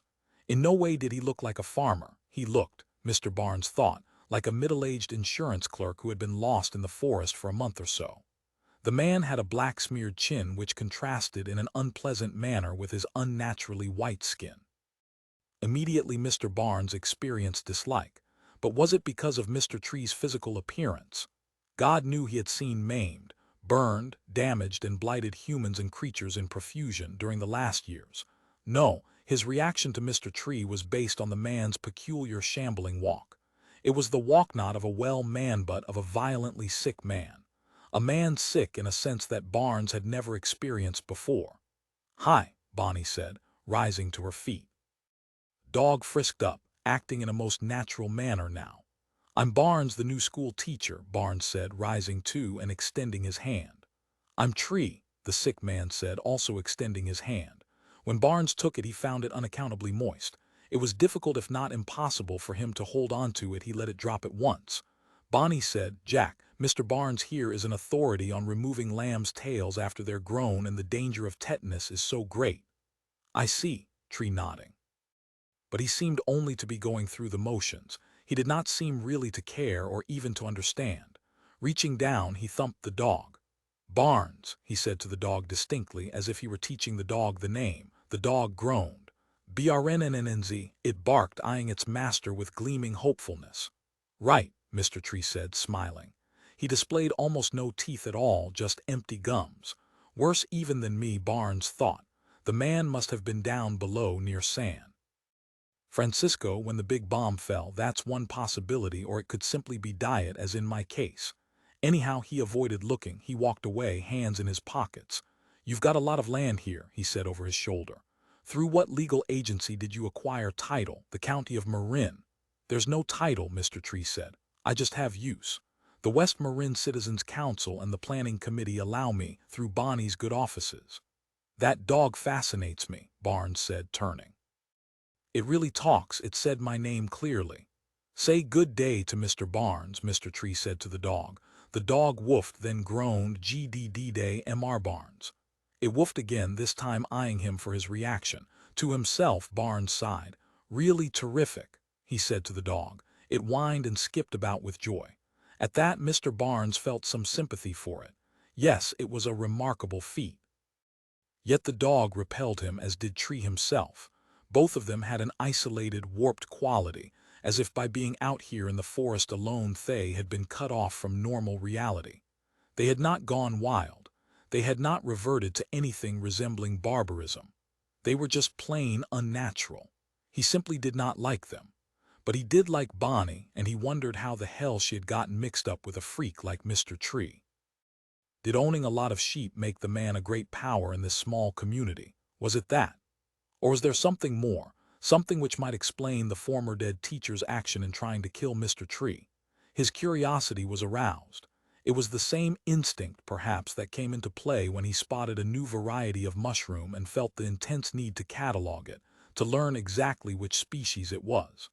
Not very flattering to Mr. Tree, he thought caustically, comparing him to a fungus. But it was true, he did feel that way about both him and his weird dog. Mr. Tree said to Bonnie, "Your little girl isn't along today." "No," Bonnie said, "Eddie isn't well." "Anything serious?" Mr. Tree said in his hoarse voice. He looked concerned. "A pain in her stomach, that's all. She gets it every now and then, has as far back as I can remember. It's swollen and hard. Possibly it's appendicitis, but surgery is so dangerous these days." Bonnie broke off, then turned to Barnes. "My little girl, you haven't met her. She loves this dog, Terry. They're good friends, they talk back and forth by the hour when we're out here." Mr. Tree said, "She and her brother." "Listen," Bonnie said, "I've gotten sick and tired of that. I told Eddie to quit that. In Fayette, that's why I like her to come out here and play with Terry. She should have actual playmates and not become so introverted and delusional." "Don't you agree, Mr. Barnes? You're a teacher. A child should relate to actuality, not fantasy. Isn't that right?" "These days," Barnes said thoughtfully, "I can understand a child withdrawing into fantasy. It's hard to blame him. Perhaps we all ought to be doing that." He smiled, but Bonnie did not smile back, nor did Mr. Tree. Not for a moment had Bruno Bluthgeld taken his eyes off the new young teacher. If this actually was the truth, if this short young man dressed in khaki trousers and workshirt really was a teacher, as Bonnie had said. "Is he after me too?" Bluthgeld asked himself. "Like the last one?" "I suppose so. And Bonnie brought him here. Does that mean that even she, after all, is on their side, against me?" He could not believe that, not after all these years. And it had been Bonnie who had discovered Mr. Osteria's actual purpose in coming to West Main. Bonnie had saved him from Mr. Osteria's, and he was grateful. He would not now be alive except for her, and he could never forget that. So perhaps this Mr. Barnes was exactly what he claimed to be, and there was nothing to worry about. Bluthgeld breathed a little more relaxedly now. He calmed himself and looked forward to showing Barnes his newborn Suffolk lambs. But sooner or later, he said to himself, someone will track me here and kill me. It's only a matter of time. They all detest me and they will never give up. The world is still seeking the man responsible for all that happened, and I can't blame them. They are right in doing so. After all, I carry on my shoulders the responsibility for the death of millions, the loss of 3/4 of the world, and neither they nor I can forget that. Only God has the power to forgive and forget such a monstrous crime against humanity. He thought, I would not have killed Mr. Osterias, I would have let him destroy me. But Bonnie and the others, the decision was theirs. It was not mine, because I can no longer make decisions. I am no longer allowed to by God. It would not be proper. My job is to wait here, tending my sheep, wait for him who is to come, the man appointed to deal out final justice, the world's avenger. When will he come? Bluthgeld asked himself. Soon. I've waited years now. I'm tired. I hope it won't be too much longer. Mr. Barnes was saying, what did you do, Mr. Tree, before you became a sheep rancher? I was an atomic scientist, Bluthgeld said. Hurriedly, Bonnie said, Jack was a teacher. He taught physics, high school physics. That wasn't around here, of course. A teacher, Mr. Barnes said. Then we have something in common. He smiled at Dr. Bluthgeld, and automatically Bluthgeld smiled back. With nervousness, Bonnie watched the two of them, her hands clasped together, as if she were afraid that something was going to happen, something dreadful. We must see more of each other, Bluthgeld said, somberly nodding. We must talk. Roman 9. When Stuart McIntyre returned to the East Bay from his trip to the peninsula south of San Francisco, he found that someone, no doubt a group of veterans living under the pier, had killed and eaten his horse, Edward, Prince of Wales. All that remained was the skeleton, legs and head, a heap worthless to him or to anyone else. He stood by it, pondering. Well, it had been a costly trip, and he had arrived too late anyhow. The fanner, at a penny apiece, had already disposed of the electronic parts of his Soviet missile. Mr. Handy would supply another horse, no doubt, but he had been fond of Edward, Prince of Wales. And it was wrong to kill a horse for food, because they were so vitally needed for other purposes. They were the mainstay of transportation. Now that most of the wood had been consumed by the wood-burning casks and by people in cellars using it in the winter to keep warm, and horses were needed in the job of reconstruction, they were the main source of power in the absence of electricity. The stupidity of killing Edward maddened him. It was, he thought, like barbarism, the thing they all feared. It was anarchy, and right in the middle of the city, right in downtown Old End in broad day. It was what he would expect the Red Chinese to do. Now on foot, he walked slowly toward San Pablo Avenue. The sun had begun to sink into the lavish, extensive sunset which they had become accustomed to seeing in the years since the emergency. He scarcely noticed it. Maybe I ought to go into some other business, he said to himself. Small animal traps, it's a living, but there's no advancement possible in it. I mean, where can you rise to in a business like that? The loss of his horse had depressed him. He gazed down at the broken, grass-infested sidewalk as he picked his way along, past the rubble which once had been factories. From a burrow in a vacant lot, something with eager eyes noted his passing. Something, he surmised gloomily, that ought to be hanging by its hind legs minus its skin. This, he thought, explains why Hoppy might legitimately have imagined he was seeing the afterlife. These ruins, the smoky, flickering pallor of the sky, the eager eyes still following him as the creature calculated whether it could safely attack him. Bending, he picked up a sharp hunk of concrete and chucked it at the burrow, a dense layer of organic and inorganic material packed tightly, glued in place by some sort of white slime. The creature had emulsified some of the debris lying around, had reformed it into a usable paste. Must be a brilliant animal, he thought, but he did not care. The world could do without the brilliant and deranged life forms exposed to the light of day in the past years. I've evolved too, he said, turning one last time to face the creature, in case it might scuttle after him from behind. My wits are much clearer than they formerly were. I'm a match for you any time, so give up. Evidently the creature agreed. It did not even come forth from its burrow. I'm evolved, he thought, but sentimental, for he genuinely missed the horse. Damn those criminal veterans, he said to himself. They probably swarmed all over Edward the moment we pushed off in the raft. I wish I could get out of town. I wish I could emigrate to the open country where there's none of this brutal cruelty and hoodlumism. That's what that psychiatrist did after the emergency. Stockstill got right out of the East Bay. I saw him go. He was smart.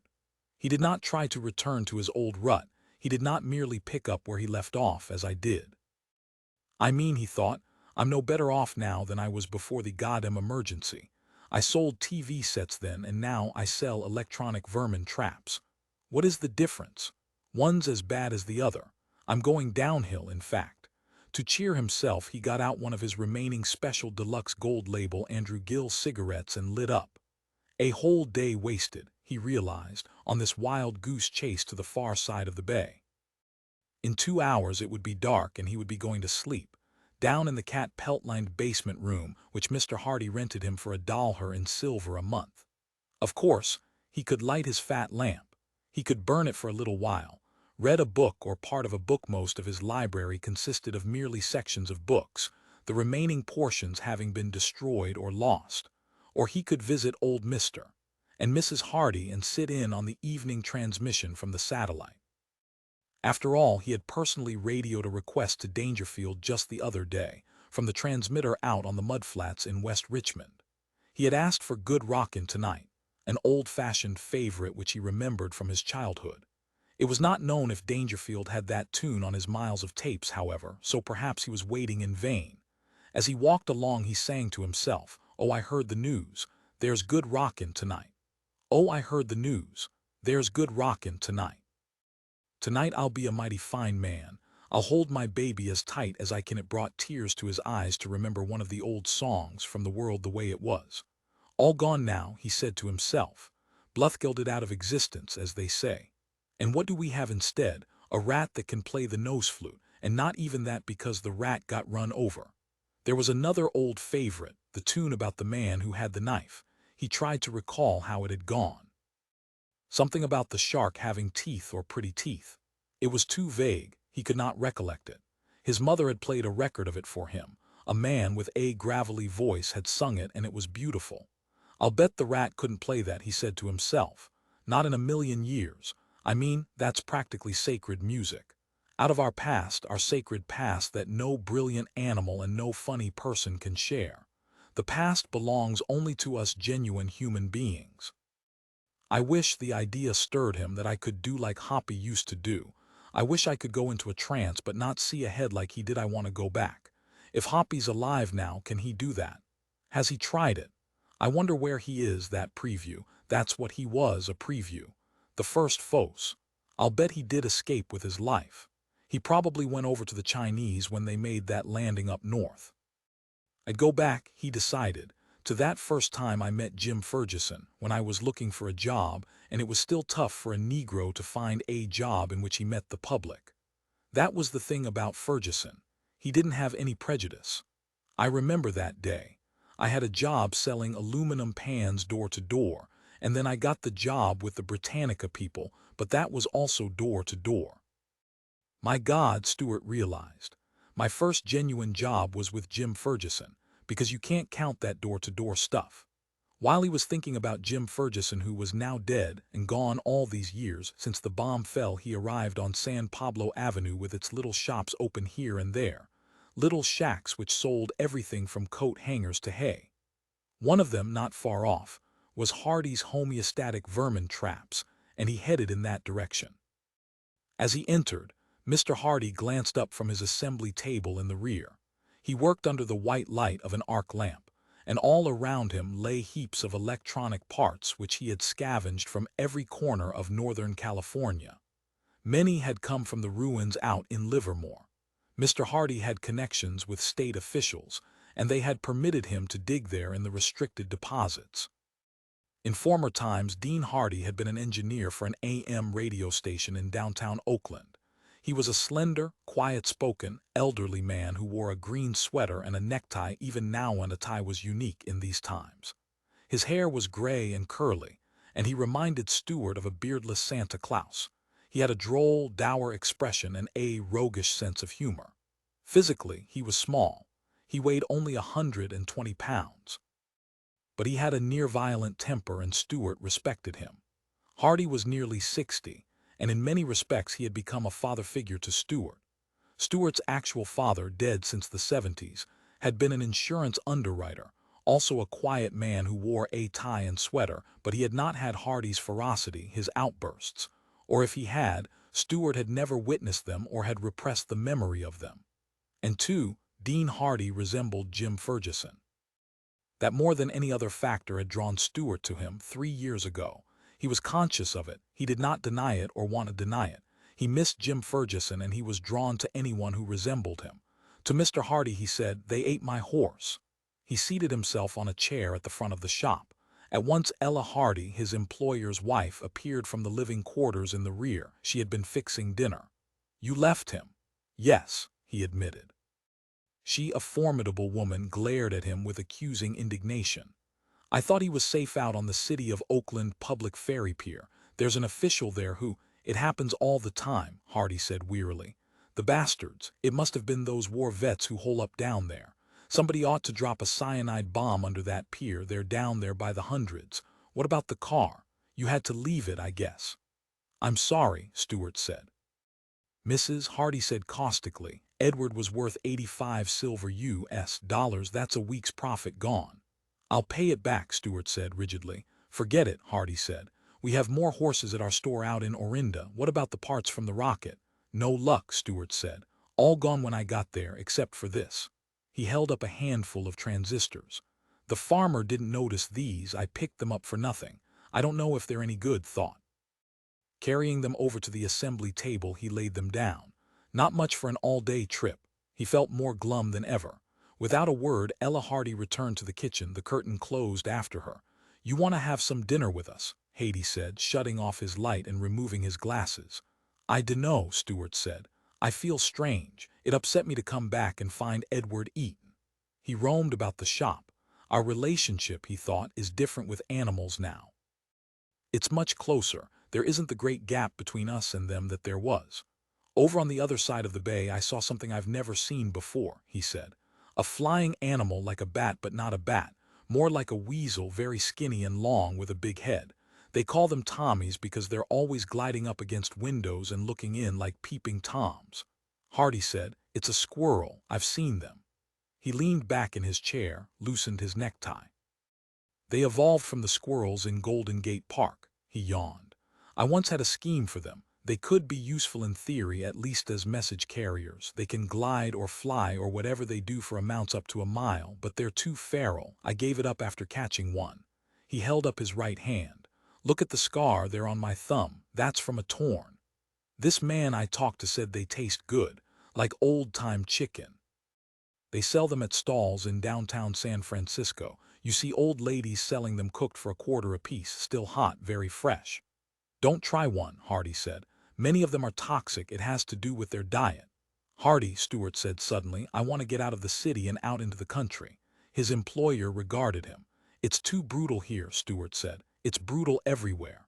"Not so much if you get away from town, really far away, say 50 to 100 miles. But then it's hard to make a living." "Do you sell any traps in the country?" Stewart asked. "No," Hardy said. "Why not? Vermin live in towns where there's ruins. You know that." "Stewart, you're a woolgatherer. The country is sterile. You'd miss the flow of ideas that you have here in the city. Nothing happens. They just farm and listen to the satellite. Anyhow, you're apt to run into the old race prejudice against Negroes out in the country. They've reverted to the old patterns." Once more he put on his glasses, turned his arc light back on and resumed the assembling of the trap before him. "It's one of the greatest myths that ever existed, the superiority of the country. I know you'd be back here in a week." "I'd like to take a line of traps, say out around Napa," Stewart persisted. "Maybe up to the St. Helena Valley. Maybe I could trade them for wine. They grow grapes up there, I understand, like they used to." "But it doesn't taste the same," Hardy said. "The ground is altered, the wine is," he gestured. "You'd have to taste it, I can't tell you, but it's really awful, foul." They were both silent then. "They drink it though," Stewart said. "I've seen it here in town, brought in on those old wood-burning trucks. Of course, because people will drink anything they can get their hands on now. So do you, so do I." Mr. Hardy raised his head and regarded Stewart. "You know who has liquor? I mean the genuine thing. You can't tell if it's pre-war that he's dug up or new that he's made." "Nobody in the Bay Area," Hardy said. "Andrew Gill, the tobacco expert." "I don't believe it." He sucked in his breath, fully alert now. "Oh, he doesn't produce much of it. I've only seen one bottle, a fifth of brandy. I had one single drink from it." Hardy smiled at him crookedly, his lips twitching. "You would have liked it. How much does he want for it?" He tried to sound Castle. "More than you have to pay. And it tastes like the real thing, the pre-war." Hardy laughed and returned to his trap assembling. "That's right. I wonder what sort of a man Andrew Gill is," Stewart said to himself. "Big maybe, with a beard, a vest, walking with a silver-headed cane. A giant of a man with wavy, snow-white hair, imported monocle. I can picture him. He probably drives a Jaguar, converted of course now to wood, but still a great, powerful Mark XVI saloon." Seeing the expression on Stewart's face, Hardy leaned toward him. "I can tell you what else he sells. English briar pipes." "Yes, that too." Hardy lowered his voice. "Girly photos in artistic poses, you know." "Aw, Christ," Stewart said, his imagination boggling. It was too much. "I don't believe it." "God's truth. Genuine pre-war girly calendars from as far back as 1950. They're worth a fortune, of course. I've heard of $1,000 changing hands over a 1962 Playboy calendar. That's supposed to have happened somewhere back east in Nevada, somewhere like that." Now Hardy had become pensive. He gazed off into space, his vermin trap forgotten. "Where I worked when the bomb fell," Stewart said, "at Modern TV, we had a lot of girly calendars downstairs in the service department. They were all incinerated, naturally. At least so he had always assumed." Hardy nodded in a resigned way. "Suppose a person were poking around in the ruins somewhere," Stewart said, "and he came onto an entire warehouse full of girly calendars. Can you imagine that?" His mind raced. "How much could he get? Millions. He could trade them for real estate. He could acquire a whole county." "Right," Hardy said, nodding. "I mean, he'd be rich forever. They make a few in the Orient in Japan, but they're no good." "I've seen them," Hardy agreed. "They're crude. The knowledge of how to do it has declined, passed into oblivion. It's an art that has died out. Maybe forever. Don't you think it's partly because there aren't the girls anymore who look like that?" Stewart said. Everybody's scrawny now and have no teeth. The girls, most of them now have burn scars from radiation. And with no teeth, what kind of a girly calendar does that make? Shrewdly, Hardy said. I think the girls exist. I don't know where, maybe in Sweden or Norway, maybe in out-of-the-way places like the Solomon Islands. I'm convinced of it from what people coming in by ship say. Not in the US or Europe or Russia or China, any of the places that were hit. I agree with you there. Could we find them, Stewart said, and go into the business? After considering for a little while, Hardy said, there's no film, there ain't no chemicals to process it. Most good cameras have been destroyed or have disappeared. There's no way you could get your calendars printed in quantity. If you did print them, but if someone could find a girl with no burns and good teeth, the way they had before the war, I'll tell you, Hardy said, what would be a good business? I've thought about it many times. He faced Stewart meditatively. Sewing machine needles, you could name your own price, you could have anything. Gesturing, Stewart got up and paced about the shop. Listen, I've got my eye on the big time. I don't want to mess around with selling any more. I'm fed up with it. I sold aluminum pots and pans and encyclopedias and TV sets, and now these vermin traps. They're good traps and people want them, but I just feel there must be something else for me. Hardy grunted, frowning. I don't mean to insult you, Stewart said, but I want to grow. I have to. You either grow or you go stale, you die on the vine. War set me back years, it set us all back. I'm just where I was 10 years ago, and that's not good enough. Scratching his nose, Hardy said, what did you have in mind? Maybe I could find a mutant potato that would feed everybody in the world. Just one potato. I mean a type of potato. Maybe I could become a plant breeder like Luther Burbank. There must be millions of freak plants growing around out in the country, like there are all those freak animals and funny people here in the city. Hardy said, maybe you could locate an intelligent being. I'm not joking about this, Stewart said quietly. They faced each other, neither speaking. It's a service to humanity, Hardy said at last, to make homeostatic vermin traps that destroy mutated cats and dogs and rats and squirrels. I think you're acting infantile. Maybe your horse being eaten while you were over in South San Francisco. Entering the room, Ella, Hardy said, dinner is ready, and I'd like to serve it while it's hot. It's baked cod head and rice, and it took me 3 hours standing in line down at East Shore Freeway to get the cod head.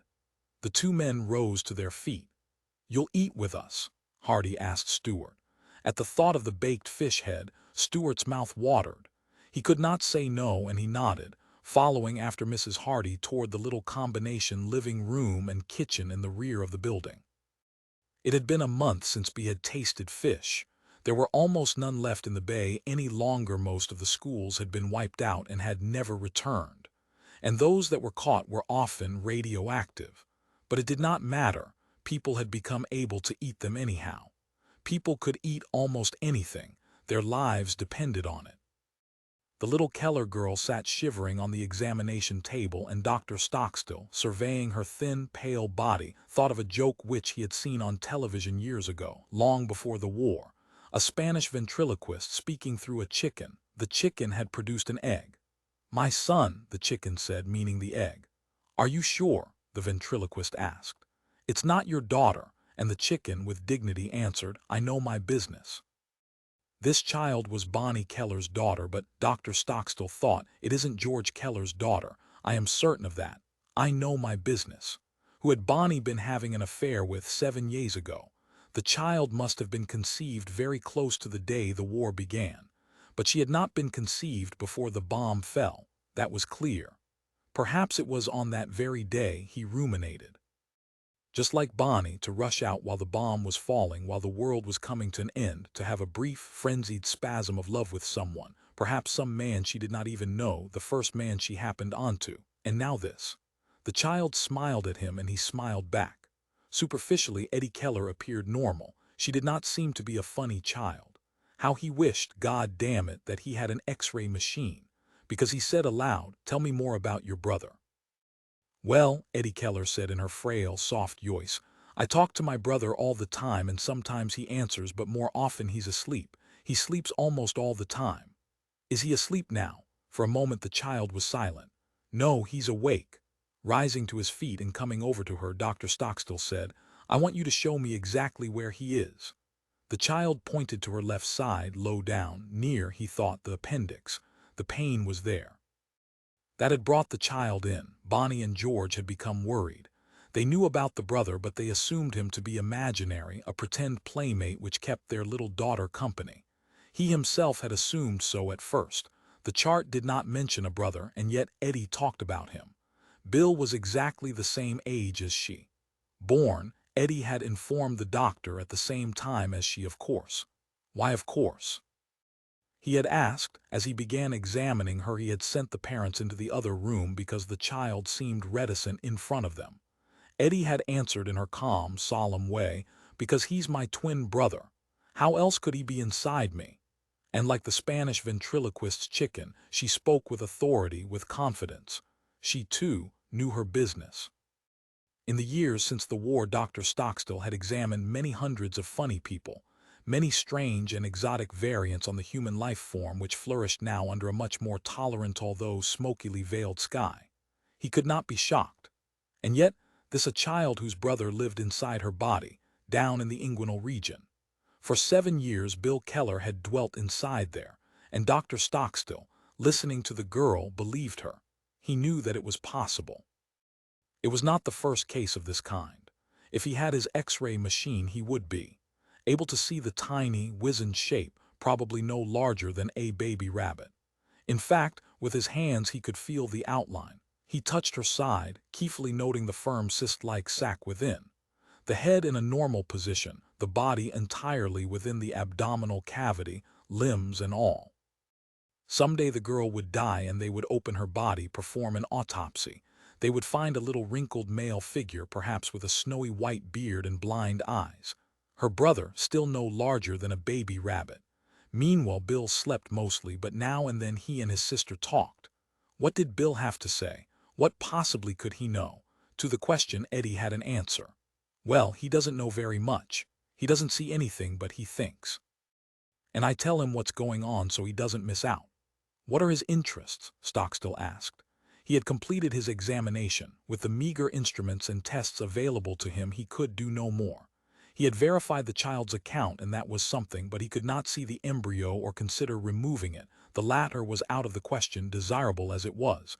Eddie considered and said, "Well, he likes to hear about food." "Food," Stockstill said, fascinated. "Yes. He doesn't eat, you know. He likes me to tell him over and over again what I had for dinner because he does get it after a while. I think he does anyhow. Wouldn't he have to liver?" "Yes," Stockstill agreed. "He gets it from me," Eddie said as she put her blouse back on, buttoning it slowly. "And he wants to know what's in it. He especially likes it if I have apples or oranges. And he likes to hear stories. He always wants to hear about places. Far away, especially like New York. My mother tells me about New York, so I told him he wants to go there someday and see what it's like. But he can't see." "I can, though," Eddie pointed out. "It's almost as good." "You take good care of him, don't you?" Stockstill said, deeply touched. To the girl it was normal. She had lived like this all her life. She did not know of any other existence. There is nothing, he realized once more, which is outside nature. That is a logical impossibility. In a way, there are no freaks, no abnormalities except in the statistical sense. This is an unusual situation, but it's not something to horrify us. Actually, it ought to make us happy. Life per se is good, and this is one form which life takes. There's no special pain here, no cruelty of suffering. In fact, there is solicitude and tenderness. "I'm afraid," the girl said suddenly, "that he might die someday." "I don't think he will," Stockstill said. "What's more likely to happen is that he'll get larger, and that might pose a problem. It might be hard for your body to accommodate him." "What would happen then?" Eddie regarded him with large, dark eyes. "Would he get born then?" "No," Stockstill said. "He's not located that way. He would have to be removed surgically, but he wouldn't live.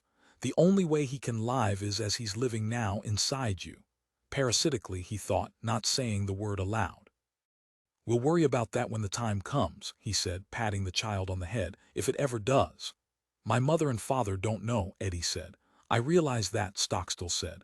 "I told them about him," Eddie said, but she laughed. "Don't worry, just go on and do what you'd ordinarily do. It'll all take care of itself." Eddie said, "I'm glad I have a brother. He keeps me from being lonely. Even when he's asleep, I can feel him there. I know he's there." It's like having a baby inside me. I can't wheel him around in a baby carriage or anything like that or dress him, but talking to him is a lot of fun. For instance, I get to tell him about Mildred. Mildred, he was puzzled. You know, the child smiled at his ignorance. The girl that keeps coming back to Philip and spoils his life. We listen every night, the satellite. Of course. It was Dangerfield's reading of the Maugham book. Eerie, Dr. Stockstill thought, this parasite swelling within her body in unchanging moisture and darkness, fed by her blood, hearing from her in some unfathomable fashion a second-hand account of a famous novel. It makes Bill Keller part of our culture. He leads his grotesque social existence, too. God knows what he makes of the story. Does he have fantasies about it, about our life? Does he dream about us? Bending, Dr. Stockstill kissed the girl on her forehead. Okay, he said, leading her toward the door. You can go now. I'll talk to your mother and father for a minute. There are some very old, genuine pre-war magazines out in the waiting room that you can read if you're careful with them. And then we can go home and have dinner, Eddie said happily, opening the door to the waiting room. George and Bonnie rose to their feet, their faces taut with anxiety. Come in, Stockstill said to them. He shut the door after them. No cancer, he said, speaking to Bonnie in particular, whom he knew so well. It's a growth, of course, no doubt of that. How large it may get I can't say, but I'd say don't worry about it. Perhaps by the time it's large enough to cause trouble our surgery will be advanced enough to deal with it. The Kellers sighed with relief. They trembled visibly. You could take her to the UC hospital in San Francisco, Stockstill said. They are performing minor surgery there. But frankly, if I were you, I'd let it drop. Much better for you not to know, he realized. It would be hard on you to have to face it, especially you, Bonnie, because of the circumstances involving the conception. FT would be so easy to start feeling guilt. She's a healthy child and enjoys life, he said. Leave it at that. She's had it since birth. Has she? Bonnie said. I didn't realize. I guess I'm not a good mother. I'm so wrapped up in community activities. Dr. Stockstill, George Keller broke in. Let me ask you this. Is Eddie a special child? Special, Stockstill regarded him cautiously. I think you know what I mean. You mean, is she a funny person? George blanched, but his intense, grim expression remained. He waited for an answer. Stockstill could see that. The man would not be put off by a few phrases. Stockstill said, I presume that's what you mean. Why do you ask? Does she seem to be funny in some fashion? Does she look funny? She doesn't look funny, Bonnie said in a flurry of concern. She held tightly onto her husband's hand, clinging to him. Christ, that's obvious. She's perfectly normal looking. Go to hell, George. What's the matter with you? How can you be morbid about your own child? Are you bored or something? Is that it? There are funny people who don't show it, George Keller said. After all, I see many children. I see all our children. I've developed an ability to tell. A hunch which usually is proved correct. We're required, we in the schools, as you know, to turn any funny children over to the state of California for special training. Now, I'm going home, Bonnie said. She turned and walked to the door of the waiting room. Goodbye, doctor, Stockstill said. Wait, Bonnie. I don't like this conversation, Bonnie said. It's ill. You're both ill. Doctor, if you intimate in any fashion that she's funny, I won't ever speak to you again. Or you either, George, I mean it. After a pause, Stockstill said, You're wasting your words, Bonnie. I am not intimating because there's nothing to intimate. She has a benign tumor in the abdominal cavity, that's all. He felt angry. He felt, in fact, the desire to confront her with the truth. She deserved it. But he thought, after she has felt guilt, after she's blamed herself for going out and having an affair with some man and producing an abnormal birth, then she will turn her attention to Eddie. She will hate her. She will take it out on the child. It always goes like that. The child is a reproach to the parents, in some dim fashion, for what they did back in the old days or in the first moments of the war when everyone ran his own crazy way, did his private, personal harm as he realized what was happening. Some of us killed to stay alive, some of us just fled, some of us made fools out of ourselves. Bonnie went wild, no doubt. She let herself go. And she's that same person now. She would do it again, perhaps has done it again. And she is perfectly aware of that. Again he wondered who the father was. Someday I am going to ask her point blank, he decided. Perhaps she doesn't even know. It is all a blur to her, that time in our lives. Those horrible days. Or was it horrible for her? Maybe it was lovely. She could kick the traces, do what she wanted without fear because she believed, we all did, that none of us would survive. Bonnie made the most of it, he realized, as she always does. She makes the most out of life in every contingency. I wish I were the same. He felt envious as he watched her move from the room toward her child. The pretty, trim woman. She was as attractive now as she had been 10 years ago. The damage, the impersonal change that had descended on them and their lives, did not seem to have touched her. The grasshopper who fiddled. That was Bonnie. In the darkness of the war, with its destruction, its infinite sporting of life forms, Bonnie fiddled on, scraping out her tune of joy and enthusiasm and lack of care. She could not be persuaded, even by reality, to become reasonable. The lucky ones, people like Bonnie, who are stronger than the forces of change and decay. That's what she has eluded, the forces of decay which have set in. The roof fell on us, but not on Bonnie. He remembered a cartoon in Punch. Interrupting his thoughts, Bonnie said, "Doctor, have you met the new teacher, Hal Barnes?" "No," he said, "not yet. I saw him at a distance only." "You'd like him. He wants to play the cello, except of course he has no cello." She laughed merrily, her eyes dancing with pure life. "Isn't that pathetic?" "Very," he agreed. "Isn't that all of us?" she said. "Our cellos are gone, and what does that leave? You tell me." "Christ," Stockstill said, "I don't know. I haven't the foggiest idea." Bonnie, laughing, said, "Oh, you're so earnest." "She says that to me too," George Keller said with a faint smile. "My wife sees mankind as a race of dung-beetles laboring away. Naturally, she does not include herself." "She shouldn't," Stockstill said. "I hope she never does." George glanced at him sourly, then shrugged. She might change, Stockstill thought, if she understood about her daughter. That might do it. It would take something like that, some odd blow, unprecedented and unanticipated. She might even kill herself. The joy, the vitality might switch to its utter opposite. "Kellers," he said aloud, "introduce me to the new teacher one day soon. I'd like to meet an ex-cello player. Maybe we can make him something out of a washtub strung with baling wire. He could play it with horsetail," Bonnie said practically. "The bow we can make. That part is easy. What we need is a big resonating chamber to produce the low notes. I wonder if we can find an old cedar chest. That might do. It would have to be wood, certainly." George said, "A barrel cut in half." They laughed at that. Eddie Keller, joining them, laughed too, although she had not heard what her father, or rather, Stockstill thought her mother's husband, had said. "Maybe we can find something washed up on the beach," George said. "I notice that a lot of wooden debris shows up, especially after storms. Wrecks of old Chinese ships, no doubt, from years ago." Cheerfully, they departed from Dr. Stockstill's office. He stood watching them go, the little girl between them. The three of them, he thought. Or rather the four, if the invisible but real presence within the girl was counted. Deep in thought, he shut the door. "It could be my child," he thought. "But it isn't, because 7 years ago Bonnie was up in West Marin here and I was at my office in Berkeley. But if I had been near her that day, who was up here then?" He asked himself. When the bombs fell, who of us could have been with her that day? He felt a peculiar feeling toward the man, whoever he was. I wonder how he would feel, Stockstill thought, if he knew about his child, about his children. Maybe someday I'll run into him. I can't bring myself to tell Bonnie, but perhaps I will tell him. At the Foresters' Hall, the people of West Marin sat discussing the illness of the man in the satellite. Agitated, they interrupted one another in their eagerness to speak. The reading from Of Human Bondage had begun, but no one in the room wanted to listen. They were all murmuring, grim-faced, all of them alarmed, as June Robb was, to realize what would happen to them if the disc jockey were to die. "He can't really be that sick," Cass Stone, the largest landowner in West Marin, exclaimed. "I never told anybody this, but listen.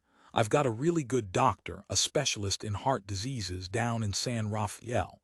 I'll get him to a transmitter somewhere and he can tell Dangerfield what's the matter with him, and he can cure him. But he's got no medicines up there," old Mrs. Lully, the most ancient person in the community, said. "I heard him say once that his departed wife used them all up." "I've got quinidine," the pharmacist spoke up. "That's probably exactly what he needs, but there's no way to get it up to him." Earl Colvig, who headed the West Marin police, said, "I understand that the army people at Cheyenne are going to make another try to reach him later this year." "Take your quinidine to Cheyenne," Cass Stone said to the pharmacist. To Cheyenne, the pharmacist quavered. There aren't any through roads over the Sierras anymore. I'd never get there. In as calm a voice as possible, June Robb said, perhaps he isn't actually ill. Perhaps it's only hypochondria from being isolated and alone up there all these years. Something about the way he detailed each symptom made me suspect that. However, hardly anyone heard her. The three representatives from Bellina's, she noticed, had gone quietly over beside the radio and were stooping down to listen to the reading. Maybe he won't die, she said, half to herself. At that, the glasses man glanced up at her. She saw on his face an expression of shock and numbness, as if the realization that the man in the satellite might be sick and would die was too much for him. The illness of his own daughter, she thought, had not affected him so. A silence fell over the people in the furthest part of the hall, and June Robb looked to see what had happened. At the door, a gleaming platform of machinery had rolled. MTO site Hoppy Harrington had arrived. Hoppy, you know what? Cass Stone called. Dangerfield said he's got something wrong with him, maybe his heart. They all became silent, waiting for the Focamellis to speak. Hoppy rolled past them and up to the radio. He halted his mobile, sent one of his manual extensions over to delicately diddle at the tuning knob. The three representatives from Bellina's respectfully stood aside. Static rose, then faded, and the voice of Walt Dangerfield came in clear and strong. The reading was still in progress, and Hoppy, in the center of his machinery, listened intently. He and the others in the room continued to listen without speaking until at last the sound faded out as the satellite passed beyond the range of reception. Then, once again, there was only the static. All of a sudden, in a voice exactly like Dangerfield's, the Focamellis said, "Well, my dear friends, what'll we have next to entertain us?" This time the imitation was so perfect that several people in the room gasped. Others clapped, and Hoppy smiled. "How about some more of that juggling?" the pharmacist called. "I like that." "Juggling," the Focamellis said, this time exactly in the pharmacist's quavering, prissy voice. "I like that." "No," Cass Stone said. "I want to hear him do Dangerfield. Do some more of that, Hoppy, come on." The Focamellis spun his mobile around so that he faced the audience. "Hood hood who," he chuckled in the low, easy-going tones which they all knew so well. June Robb caught her breath. It was eerie, the Foss's ability to mimic. It always disconcerted her. If she shut her eyes, she could imagine that it actually was Dangerfield still talking, still in contact with them. She did so, deliberately pretending to herself. "He's not sick, he's not dying," she told herself. "Listen to him." As if in answer to her own thoughts, the friendly voice was murmuring, "I've got a little pain here in my chest, but it doesn't amount to a thing. Don't worry about it, friends. Upset stomach, most likely. Overindulgence. And what do we take for that? Does anybody out there remember?" A man in the audience shouted, "I remember. Alkalize with Alka-Seltzer." "Hood hood who," the warm voice chuckled. "That's right. Good for you. Now let me give you a tip on how to store gladiola bulbs all through the winter without fear of annoying pests. Simply wrap them in aluminum foil." People in the room clapped, and June Robb heard someone close by her say, "That's exactly what Dangerfield would have said." It was the glasses man from Bellina's. She opened her eyes and saw the expression on his face. "I must have looked like that," she realized, "that night when I first heard Hoppy imitating him." "And now," Hoppy continued, still in Dangerfield's voice, "I'll perform a few feats of skill that I've been working on. I think you'll all get a bang out of this, dear friends. Just watch." Eldon Blaine, the glasses man from Bellina's, saw the Focamellis place a coin on the floor several feet from his mobile. The extensions withdrew, and Hoppy, still murmuring in Dangerfield's voice, concentrated on the coin until all at once, with a clatter, it slid across the floor toward him. The people in the hall clapped. Flushing with pleasure, the Focamellis nodded to them and then once more set the coin down away from him, this time farther than before. Magic, Eldon thought. What Pat said. The Fosses can do that in compensation for not having been born with arms or legs. It's nature's way of helping them survive. Again the coin slid toward the mobile, and again the people in the Foresters' Hall applauded. To Mrs. Robb, Eldon said, "He does this every night." "No," she answered. "He does various tricks. I've never seen this one before, but of course I'm not always here. I have so much to do, helping to keep our community functioning. It's remarkable, isn't it? Action at a distance, Eldon realized. Yes, it is remarkable, and we must have him, he said to himself. No doubt of it now. For when Walt Dangerfield dies, and it is becoming obvious that he will, soon we would have this memory of him, this reconstruction, embodied in this phos. Like a phonograph record to be played back forever. Does he frighten you? June Robb asked. No, Eldon said. Should he? I don't know, she said in a thoughtful voice. Has he ever transmitted to the satellite? Eldon asked. A lot of other handles have. Odd he hasn't with his ability. June Robb said he intended to.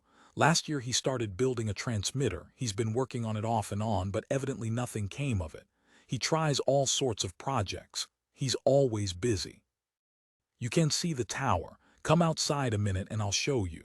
He followed her to the door of the Foresters' Hall. Together they stood outside in the darkness until they were able to see. Yes, there it was, a peculiar crooked mast rising up into the night sky but then breaking off abruptly. That's his house, June Robb said. It's on his roof. And he did it without any help from us. He can amplify the impulses from his brain into what he calls his servo assists, and that way he's quite strong, much more so than any unfunny man. She was silent a moment. We all admire him. He's done a lot for us. Yes, Eldon said. You came here to nap him away from us, June Robb said quietly. Didn't you? Startled, he protested. No, Mrs. Robb, honest. We came to listen to the satellite, you know that. It's been tried before, Mrs. Robb said. You can't nap him because he won't let you. He doesn't like your community down there. He knows about your ordinance. We have no such discrimination up here, and he's grateful for that. He's very sensitive about himself. Disconcerted, Eldon Blaine moved away from the woman back toward the door of the hall. Wait, Mrs. Robb said. You don't have to worry. I won't say anything to anyone. I don't blame you for seeing him and wanting him for your own community.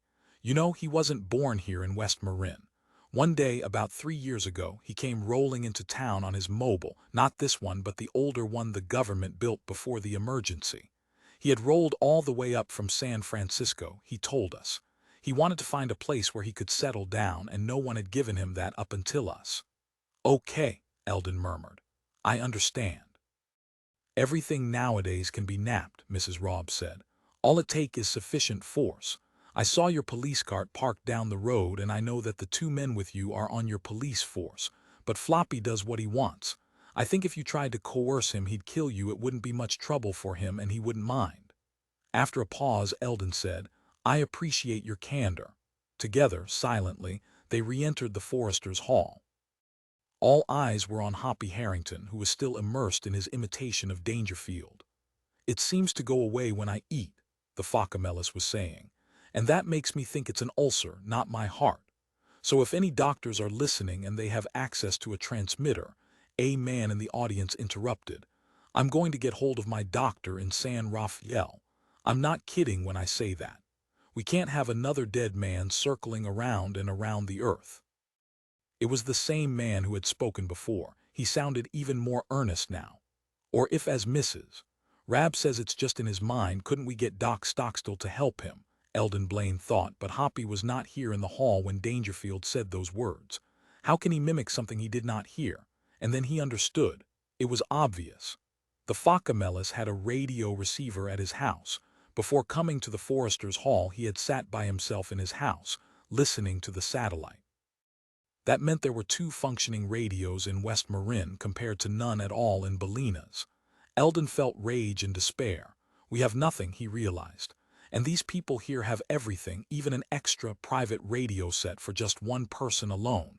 It's like before the war, he thought blindly. They're living as good as then. It isn't fair. Turning, he plunged back out of the hall into the night darkness. No one noticed him. They did not care. They were far too busy arguing about Dangerfield and his health to pay attention to anything else. Coming up the road, carrying a kerosene lantern, 3 figures confronted him. A tall, skinny man, a young woman with dank red hair, and between them a small girl. Is the reading over? The woman asked. Are we too late? I don't know, Eldon said, and continued on past them.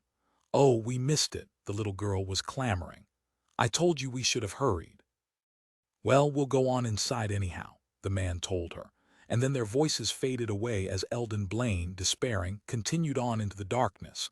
away from the sounds and presence of other people, of the wealthy West Mariners who had so much.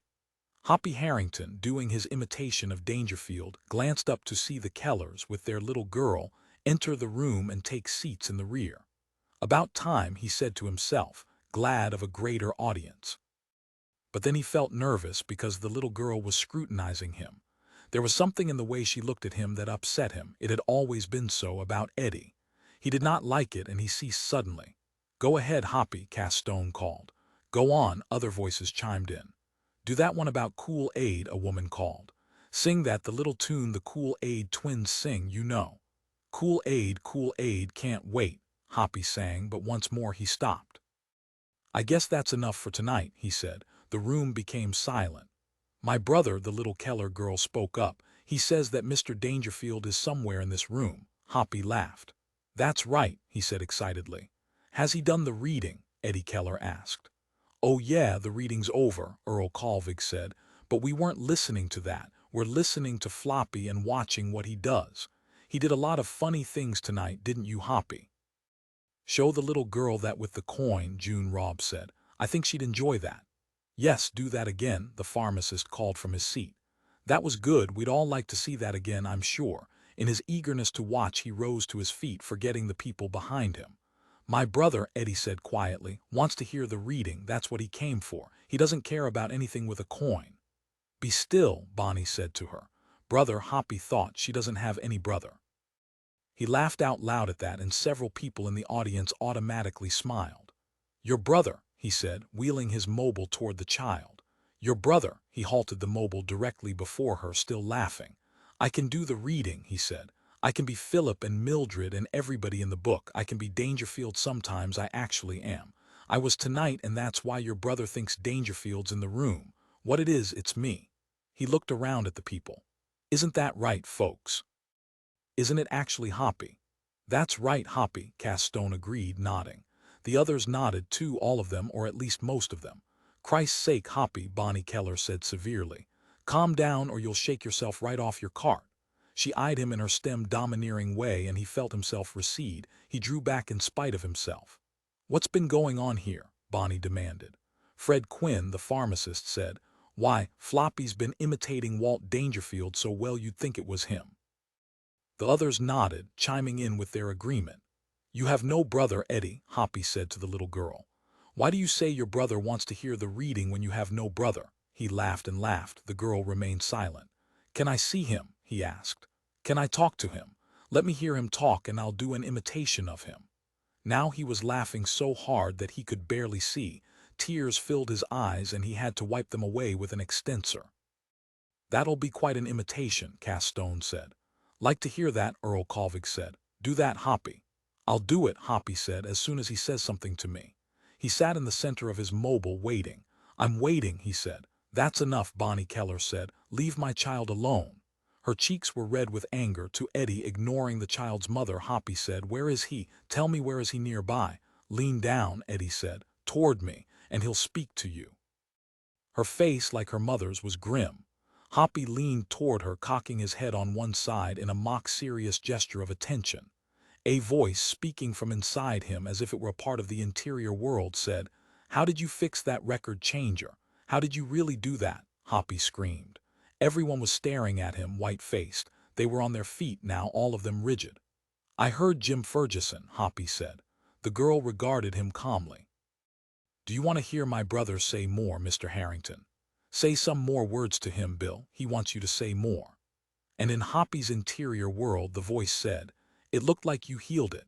It looked like instead of replacing that broken spring," Hoppy wheeled his cart wildly, spun up the aisle to the far end of the room, wheeled again and sat panting, a long way from the Keller girl. His heart pounded and he stared at her. She returned his stare silently, but now with the faint trace of a smile on her lips. "You heard my brother, didn't you?" she said. "Yes," Hoppy said. "Yes, I did. And you know where he is?" "Yes," he nodded. "Don't do it again, please. I won't do any more imitations if you don't want me to, okay?" He looked pleadingly at her, but there was no response there, no promise. "I'm sorry," he said to her. "I believe you now." "Good Lord," Bonnie said softly. She turned toward her husband as if questioning him. George shook his head but did not answer. Slowly and steadily the child said, "You can see him too if you want, Mr. Harrington. Would you like to see what he looks like?" "No," he said, "I don't want to." "Did he scare you?" Now the child was openly smiling at him, but her smile was empty and cold. "He paid you back because you were picking on me. It made him angry, so he did that." Coming up beside Floppy, George Keller said, "What happened, Hop?" "Nothing," he said shortly. "Scared me, he thought. Fooled me by imitating Jim Ferguson. He took me completely in. I really thought it was Jim again. Eddie was conceived the day Jim Ferguson died. I know because Bonnie told me once, and I think her brother was conceived simultaneously. But it's not true. It wasn't Jim. It was an imitation." "You see," the child said, "Bill does imitations, too." "Yes," he nodded, trembling. "Yes, he does. They're good." Eddie's dark eyes sparkled. "Yes, very good," Hoppy said. "As good as mine," he thought, "maybe better than mine. I better be careful of him," he thought, "of her brother Bill. I better stay away. I really learned my lesson." It could have been Ferguson, he realized in there. Reborn, what they call reincarnation. The bomb might have done it somehow in a way I don't understand. Then it's not an imitation and I was right the first time, but how'll I know? He won't tell me. He hates me, I guess, because I made fun of his sister Eddie. That was a mistake. I shouldn't have done that. "Hood hood hoo," he said, and a few people turned his way. He got some attention here and there in the room. "Well, this is your old pal," he said, but his heart wasn't in it. His voice shook. He grinned at them, but no one grinned back. "Maybe we can pick up the reading a little while more," he said. "Eddie's brother wants to listen to it." Sending out an extensor, he turned up the volume of the radio, tuned the dial. "You can have what you want," he thought to himself. "The reading or anything else. How long have you been in there?" "Only 7 years. It seems more like forever. As if you've always existed." It had been a terribly old, wizened white thing that had spoken to him. Something hard and small, floating. Lips overgrown with downy hair that hung trailing, streamers of it, wispy and dry. "I bet it was Ferguson," he said to himself. It felt like him. "He's in there inside that child. I wonder, can he get out?" Eddie Keller said to her brother, "What did you do to scare him like you did?" He was really scared. From within her the familiar voice said, "I was someone he used to know a long time ago. Someone dead." "Oh," she said, "so that's it. I thought it was something like that." She was amused. "Are you going to do any more to him?" "I don't like him," Bill said. "I may do more to him, a lot of different things maybe." "How did you know about the dead person?" "Oh," Bill said, "because you know why, because I'm dead too." He chuckled. Deep down inside her stomach she felt him quiver. "No, you're not," she said. "You're as alive as I am, so don't say that. It isn't right." It frightened her. Bill said, "I was just pretending. I'm sorry. I wish I could have seen his face." "How did it look?" "Awful," Eddie said, "when you said that. It turned all inward like a frog's. But you wouldn't know what a frog looks like either. You don't know what anything looks like, so there's no use trying to tell you." "I wish I could come out," Bill said plaintively. "I wish I could be born like everybody else. Can't I be born later on?" "Dr. Stockstill said you couldn't." "Then can't he make it so I could be?" "I thought you said—" "I was wrong," Eddie said. "I though he could cut a little round hole and that would do it, but he said no." Her brother deep within her was silent then. "Don't feel bad," Eddie said. "I'll keep on telling you how things are." She wanted to console him. She said, "I'll never do again like I did that time when I was mad at you, when I stopped telling you about what's outside, I promise." "Maybe I could make Dr. Stockstill let me out," Bill said. "Can you do that?" "You can't." "I can if I want." "No," she said. "You're lying. You can't do anything but sleep and talk to the dead and maybe do imitations like you did. That isn't much. I can practically do that myself and a lot more." There was no response from within. "Bill," she said, "you know what? Well, now 2 people know about you. Hoppy Harrington does and Dr. Stockstill does. And you used to say nobody would ever find out about you, so you're not so smart. I don't think you're very smart." Within her, Bill slept. "If you did anything bad," she said, "I could swallow something that would poison you. Isn't that so? So you better behave."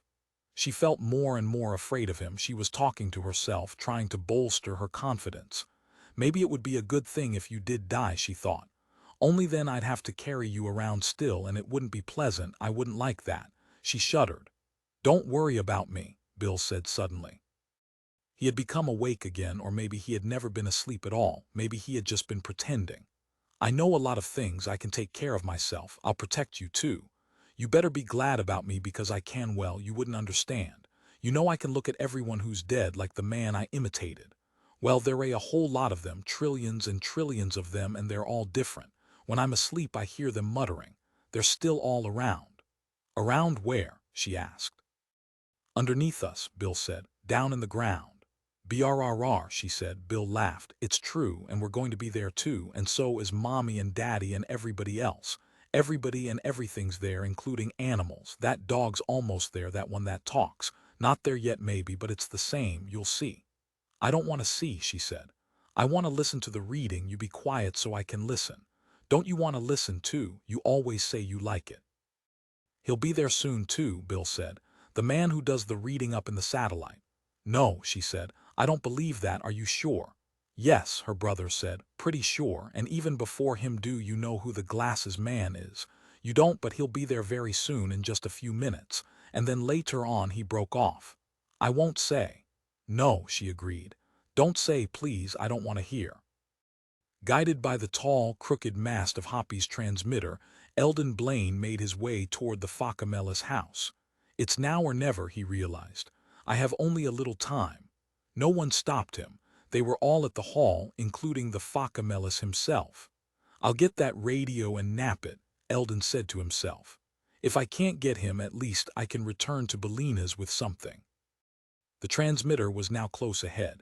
He felt the presence of Hoppy's construction, and then all at once he was stumbling over something. He fell, floundered with his arms out.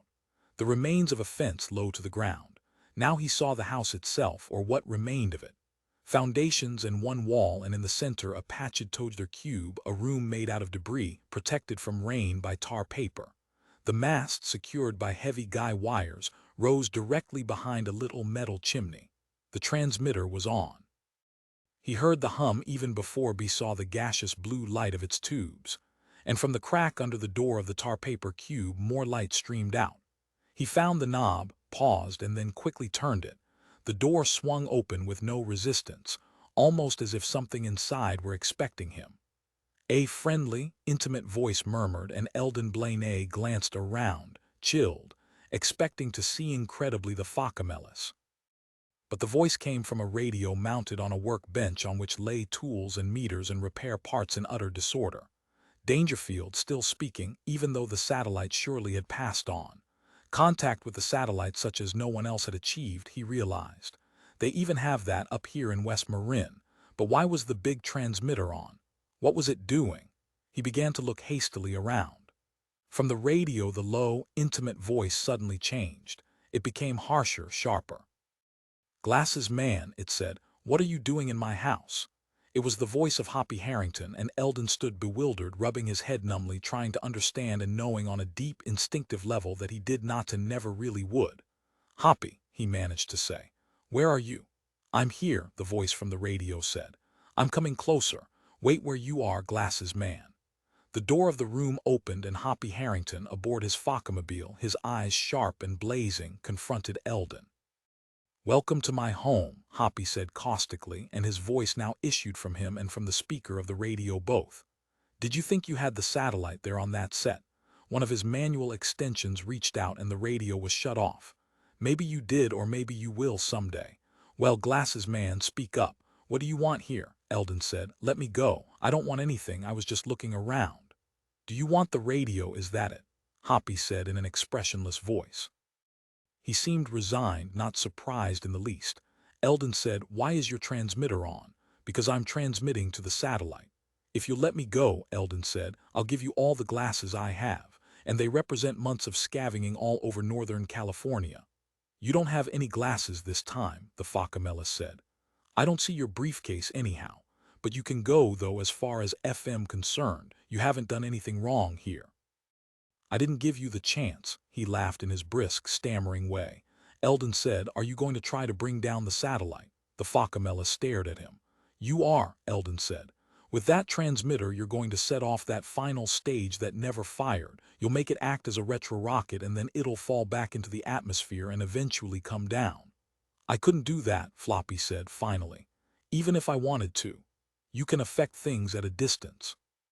I'll tell you what I'm doing, Glasses man. Wheeling his mobile past Eldon, The Focamellis sent an extension thrusting out to pick up an object from his workbench. Do you recognize this? It's a reel of recording tape. It will be transmitted to the satellite at tremendously high speed so that hours of information are conveyed in a few moments. And at the same time, all the messages which the satellite has been receiving during its transit will be broadcast down to me the same way. At ultra-high speed, this is how it was designed to work originally, Glasses Man. Before the emergency, before the monitoring equipment down here was lost. Eldon Blaine looked at the radio on the workbench, and then he stole a glance at the door. The Focamobile had moved so that the door was no longer blocked. He wondered if he could do it if he had a chance. I can transmit to a distance of 300 miles, Hoppy was saying. I could reach receivers up and down Northern California, but that's all by transmitting direct. But by sending my messages to the satellite to be recorded and then played back again and again as it moves on, you can reach the entire world, Eldon said. That's right, Hoppy said. There's the necessary machinery aboard. It'll obey all sorts of instructions from the ground. And then you'll be Dangerfield, Eldon said. The Focamellis smiled and stammered, and no one will know the difference. I can pull it off. FVE got everything worked out. What's the alternative? Silence. The satellite will fall silent any day now. And then the one voice that unifies the world will be gone and the world will decay. I'm ready to cut Dangerfield off any moment now, as soon as I'm positive that he's really going to cease. Does he know about you? No, Hoppy said. I'll tell you what I think, Eldon said. I think Dangerfield's been dead for a long time, and it's actually been you we've been listening to. As he spoke, he moved closer to the radio on the workbench. That's not so, the Focamellis said in a steady voice. He went on then, but FT won't be long now. It's amazing he survived such conditions. The military people did a good job in selecting him. Eldon Blaine swept up the radio in his arms and ran toward the door. Astonished, the Focamellis gaped at him. Eldon saw the expression on Hoppy's face, and then B was outside, running through the darkness toward the parked police cart. I distracted him, Eldon said to himself. The poor damn foes had no idea what I was going to do. All that talk, what did it mean? Nothing. Delusions of grandeur. He wants to sit down here and talk to the entire world, receive the entire world, make it his audience. But no one can do that except Dangerfield. No one can work the machinery in the satellite from down here. The foes would have to be inside it up there, and it's impossible to something caught him by the back of the neck. How? Eldon Blaine asked himself as he pitched face forward, still clutching the radio. He's back there in the house and I'm out here. Action at a distance. He has hold of me. Was I wrong? Can he really reach out so far? The thing that had hold of him by the neck squeezed. Roman 11 picking up the first mimeograph sheet of the West Marin News Views, the little twice-monthly newspaper which he put out. Paul Dietz scrutinized critically the lead item, which he had written himself. Bellina's man dies of broken neck 4 days ago. Eldon Blaine, a glasses man from Bellina's, California, visiting this part of the country on business, was found by the side of the road with his neck broken and marks indicating violence by someone unknown. Earl Colvig, chief of the West Marin Police, has begun an extensive investigation and is talking to various people who saw Blaine that night. Such was the item in its entirety, and Dietz, reading it, felt deep satisfaction. He had a good lead for this edition of his paper. A lot of people would be interested, and maybe for the next edition he could get a few more ads. His main source of income came from Andy Gill, who always advertised his tobacco and liquor, and from Fred Quinn, the pharmacist, and of course he had several classifolds. But it was not like the old days. Of course the thing he had left out of his item was the fact that the boy he is glasses man was in West Marin for no good purpose. Everyone knew that. There had even been speculation that he had come to nap there handy, but since that was mere conjecture, it could not be printed.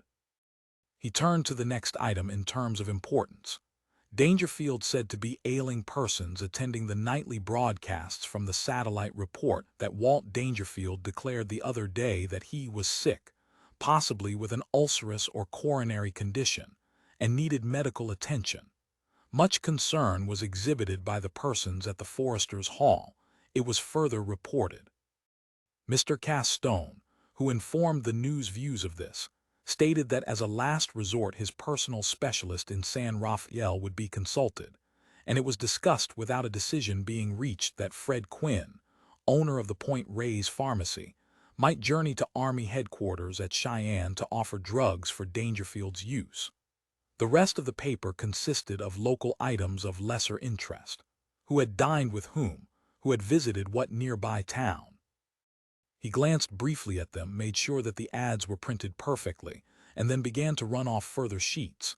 And then, of course, there were items missing from the paper, items which could never be put into print.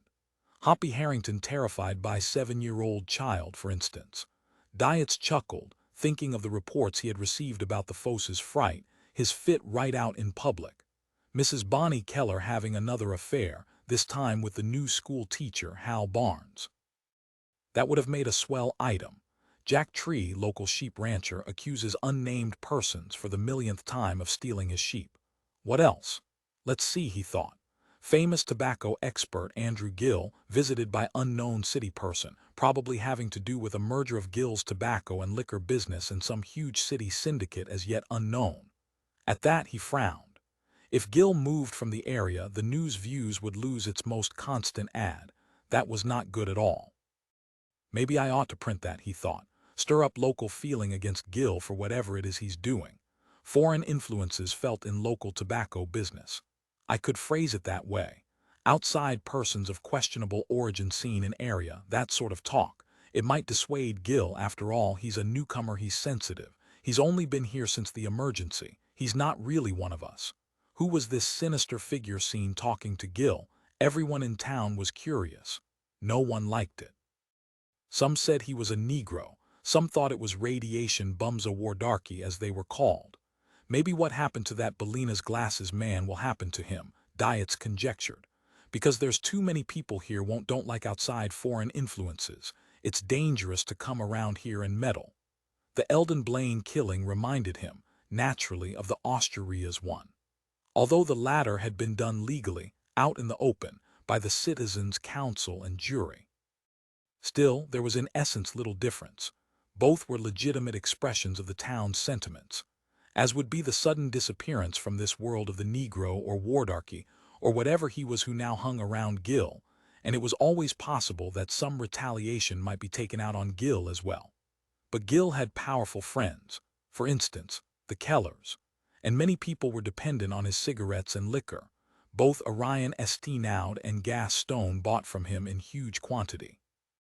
So probably Gill was safe, but not the darky, Dietz realized. I wouldn't like to be in his shoes. He's from the city and he doesn't realize the depth of feeling in a small community. We have integrity here and we don't intend to see it violated. Maybe he'll have to learn the hard way. Maybe we'll have to see one more killing, a darky killing, and in some ways that's the best kind. Gliding down the center street of Point Reyes, Hoppy Harrington sat bolt upright in the center of his mobile as he saw a dark man familiar to him. It was a man he had known years ago, worked with at Modern TV Sales Service. It looked like Stuart McConchie. But then the Foss realized that it was another of Bill's imitations. He felt terror to think of the power of the creature inside Eddie Keller. It could do this in broad daylight, and what did he himself have to counter it? As with the voice of Jim Ferguson the other night he had been taken in, it had fooled him despite his own enormous obfidies. I don't know what to do, he said to himself frantically. He kept gliding on toward the dark figure. It did not vanish. Maybe, he thought, Bill knows I did that to the glasses man. Maybe he's paying me back. Children do things like that. Turning his cart down a side street he picked up speed, escaping from the vicinity of the imitation of Stuart McConchie. Hey, a voice said warningly. Glancing about, Hoppy discovered that he had almost run over Dr. Stockstill. Chagrined, he slowed his mobile to a halt. Sorry.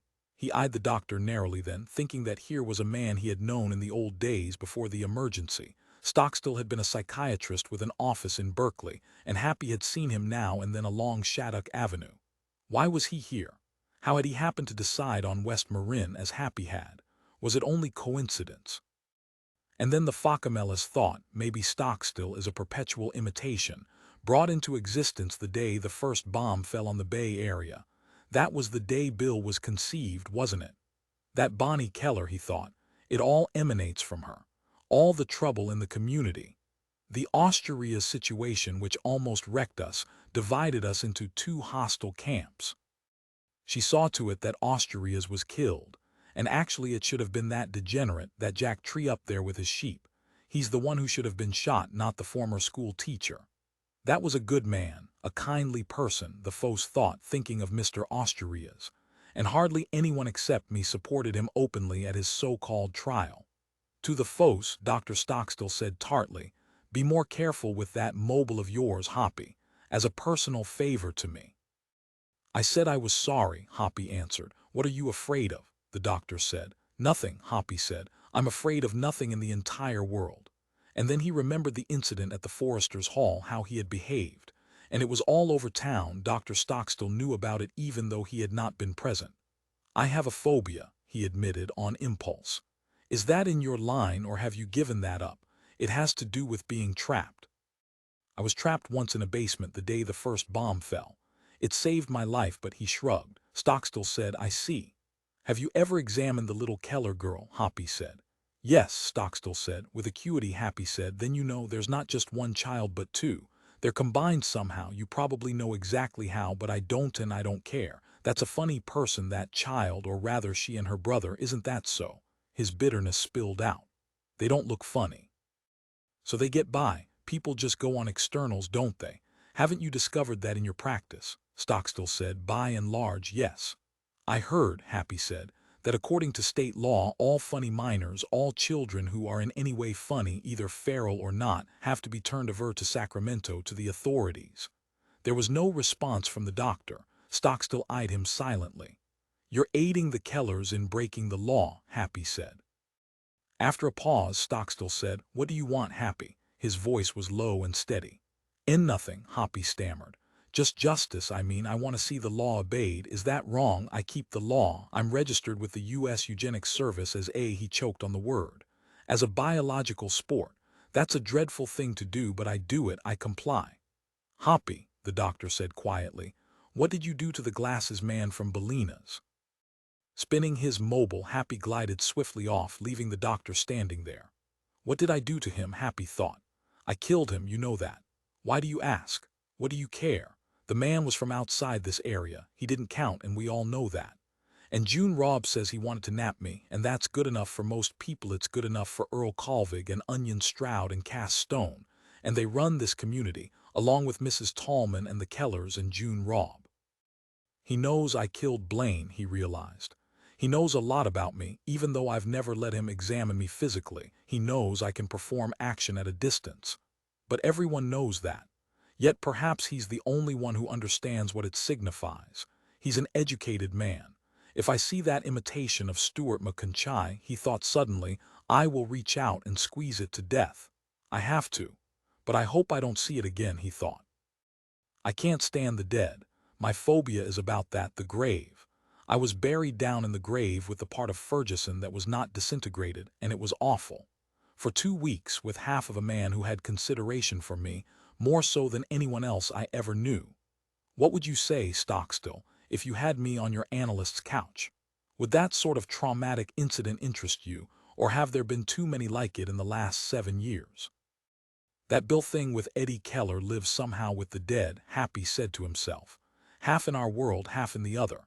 He laughed bitterly, thinking of the time he had imagined that he himself could contact the other world. "It was quite a joke on me," he thought. "I fooled myself more than anybody else. And they never knew. Stuart McConchie and the rat, Stuart sitting there munching with relish. And then he understood.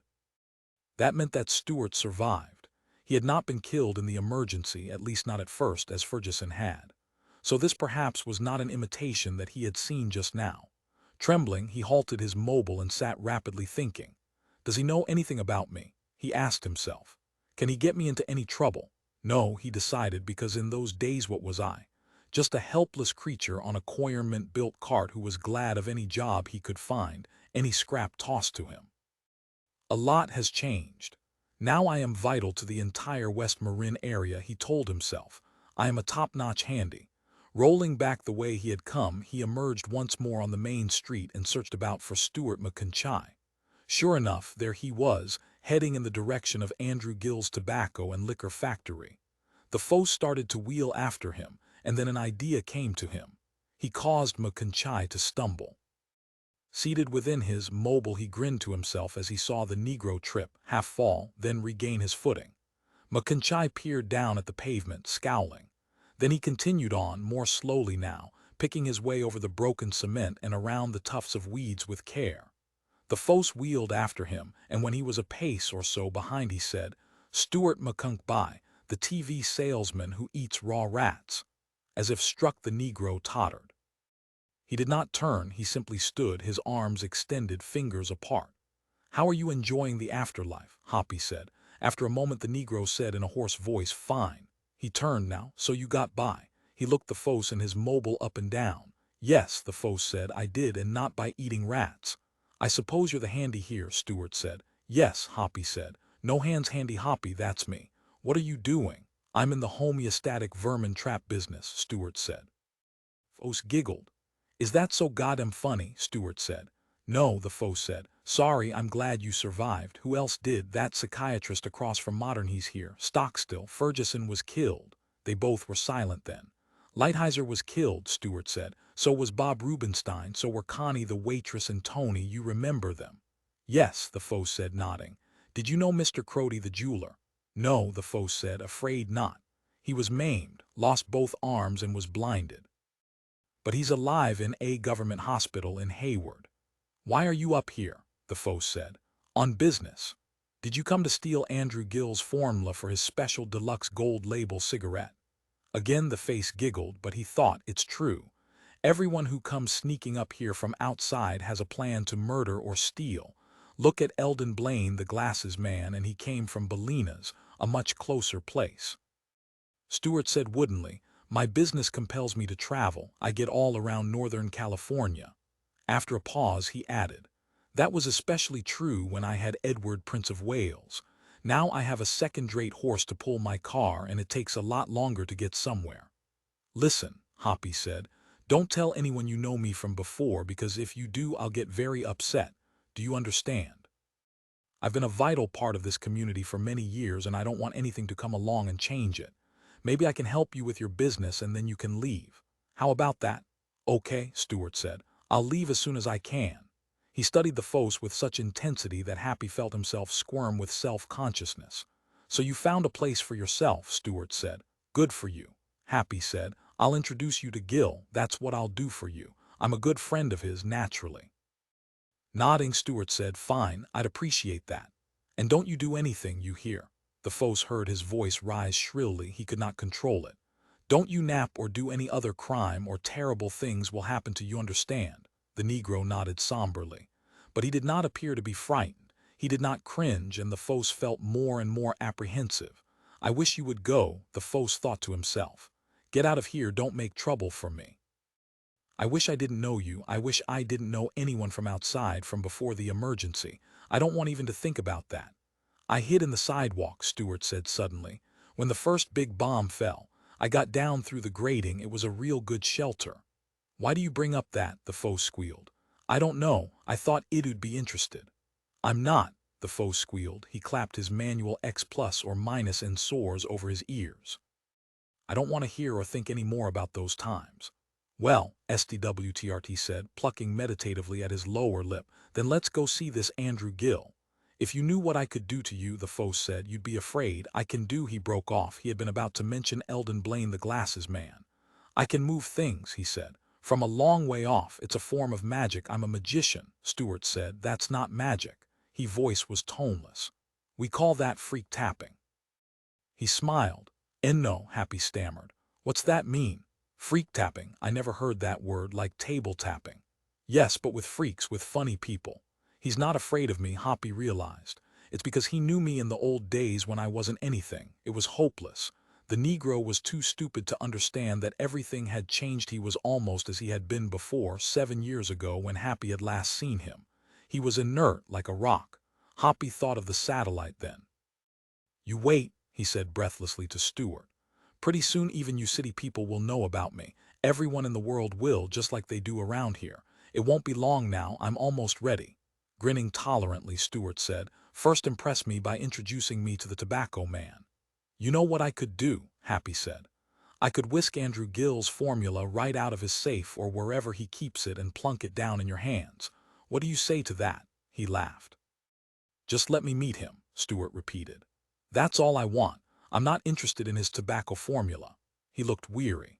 Trembling with anxiety and rage, the Fos turned his mobile in the direction of Andrew Gill's little factory and led the way. Andrew Gill glanced up from his task of rolling cigarettes to see Hoppy Harrington, whom he did not like, entering the factory with a Negro whom he did not know.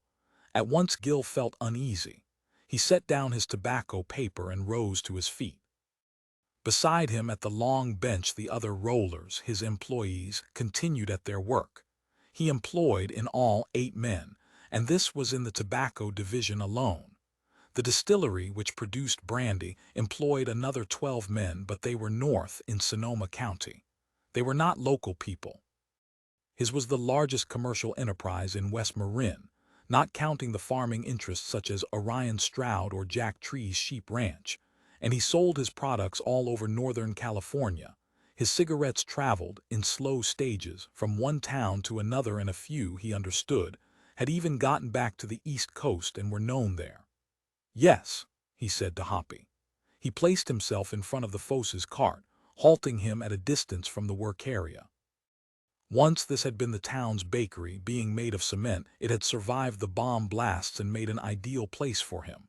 And of course he paid his employees almost nothing. They were glad to have jobs at any salary. Hoppy stammered. "This M-man came up from Berkeley to see you, Mr. Gill. He's an important businessman, he says." "Isn't that right?" The Fos turned toward the Negro. "That's what you said to me, isn't it?" Holding out his hand, the Negro said to Gill, "I represent the Hardy Homeostatic Vermin Trap Corporation of Berkeley, California.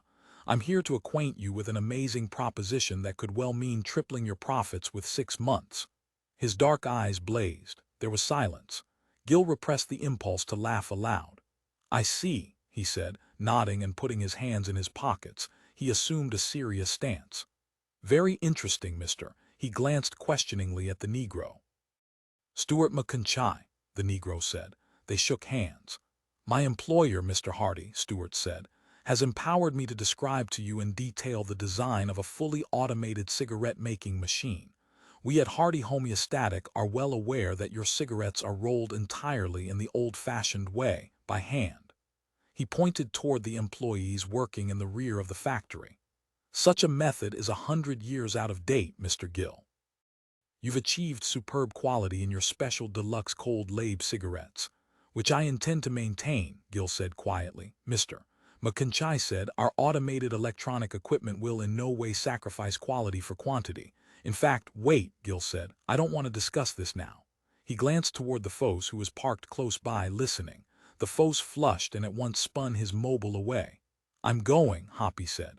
"This doesn't interest me. Goodbye." He wheeled through the open door of the factory, out onto the street. The two of them watched him go until he disappeared. "Our handy," Gill said. McConchie started to speak, then changed his mind, cleared his throat and strolled a few steps away, surveying the factory and the men at their work. "Nice place you have here, Gill.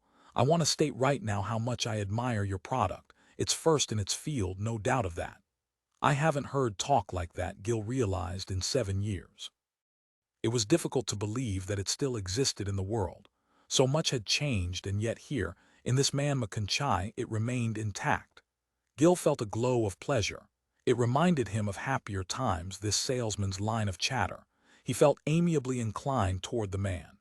"Thank you," he said, and meant it. Perhaps the world, at last, was really beginning to regain some of its old forms, its civilities and customs and preoccupations, all that had gone into it to make it what it was. He thought, this talk by McConchie, it's authentic. It's a survival, not a simulation. This man has somehow managed to preserve his viewpoint, his enthusiasm. Through all that has happened, he is still planning, cogitating, bullshitting. Nothing can or will stop him. He is, Gill realized, simply a goad salesman. He has not let even a hydrogen war and the collapse of society dissuade him. "How about a cup of coffee?" Gill said. I'll take a break for 10 or 15 minutes and you can tell me more about this automated machine or whatever it is. Real coffee, McConchai said, and the pleasant, optimistic mask slid for an instant from his face. He gaped at Gil with naked, eager hunger. Sorry, Gil said. It's a substitute, but not bad. I think you'll like it. Better than what's sold in the city at those so-called coffee stands. He went to get the pot of water. Quite a place you have here, McConchai said as they waited for the coffee to heat. Very impressive and industrious. Thank you, Gil said. Coming here is a long-time dream fulfilled, McConchai went on. It took me a week to make the trip and I'd been thinking about it ever since I smoked my first special deluxe gold label. He groped for words to express his thought. An island of civilization in these barbaric times. Gil said, what do you think of the country as such? A small town like this compared to life in the city, it's very different. I just got here, McConchai said. I came straight to you, I didn't take time to explore. My horse needed a new right front shoe and I left him at the first stable as you crossed the little metal bridge. Oh yes, Gil said. That belongs to Stroud, I know where you mean. His blacksmith'll do a good job.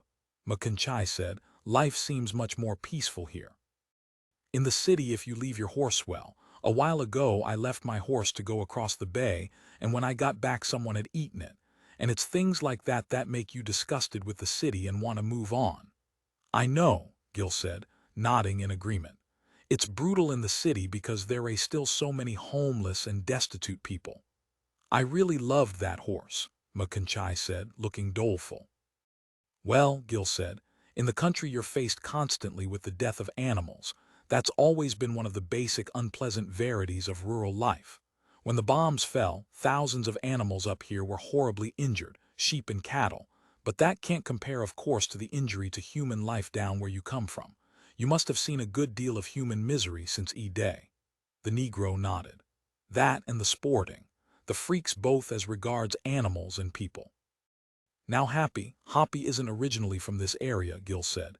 He showed up here after the war in response to our advertising for a handyman. I'm not from here either. I was traveling through the day the bomb fell and I elected to remain. The coffee being ready, the two of them began to drink. Neither man spoke for a time. What sort of venom trap does your company make? Gil asked presently. It's not a passive type, McConchai said.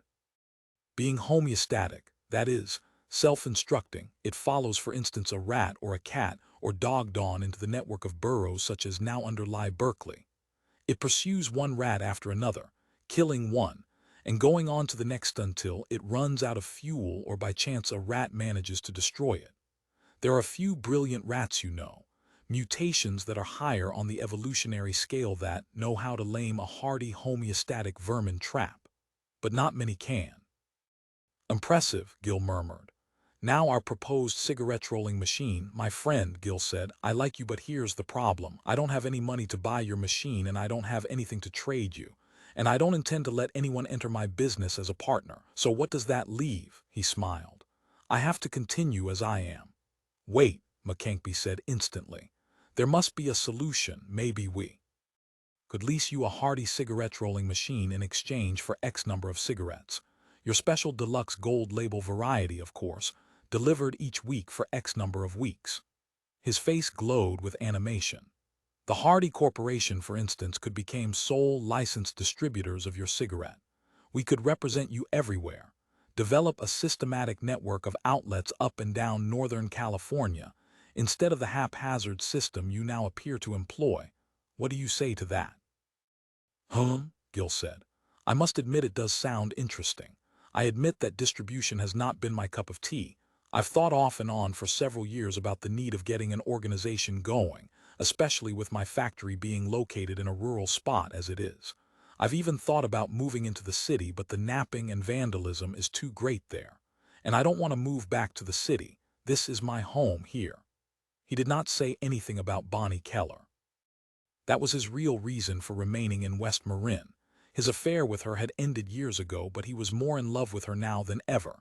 He had watched her go from man to man, becoming more dissatisfied with each of them, and Gil believed in his own heart that someday he would get her back. And Bonnie was the mother of his daughter. He was well aware that Eddie Keller was his child. You're sure, he said suddenly. That you didn't come up here to steal the formula for my cigarettes. McConchai laughed. You laugh, Gil said, but you don't answer. No, that's not why I'm here, the Negro said. We're in the business of making electronic machines, not cigarettes. But it seemed to Gil he had an evasive look on his face and his voice was too full of confidence, too nonchalant. All at once Gil felt uneasy. Or is it the rural mentality, he asked himself. The isolation getting the better of me, suspicion of all newcomers, of anything strange. I had better be careful, though, he decided. I must not get carried away just because this man recalls for me the good old pre-war days. I must inspect this machine with great suspicion. After all, I could have gotten Hoppy to design and build such a machine. He seems quite capable in that direction. I could have done all these things proposed to me entirely by myself. Perhaps I am lonely, he thought. That might be it. I am lonely for city people and their manner of thought. The country gets me down Point Reyes with its news views filled up with mediocre gossip and mimeographed. Since you're just up from the city, he said aloud, I might as well ask you, is there any interesting national or international news of late that I might not have heard? We do get the satellite, but I'm frantically tired of disc jockey talk and music, and those endless readings. They both laughed. I know what you mean, McConchai said, sipping his coffee and nodding. Well, let's see. I understand that an attempt is being made to produce an automobile again, somewhere around the ruins of Detroit. It's mostly made of plywood, but it does run on kerosene. I don't know where they're going to get the kerosene, Gil said. Before they build a car, they better get a few refineries operating again, and repair a few major roads. Oh, something else. The government plans to reopen one of the routes across the Rockies sometime this year, for the first time since the war.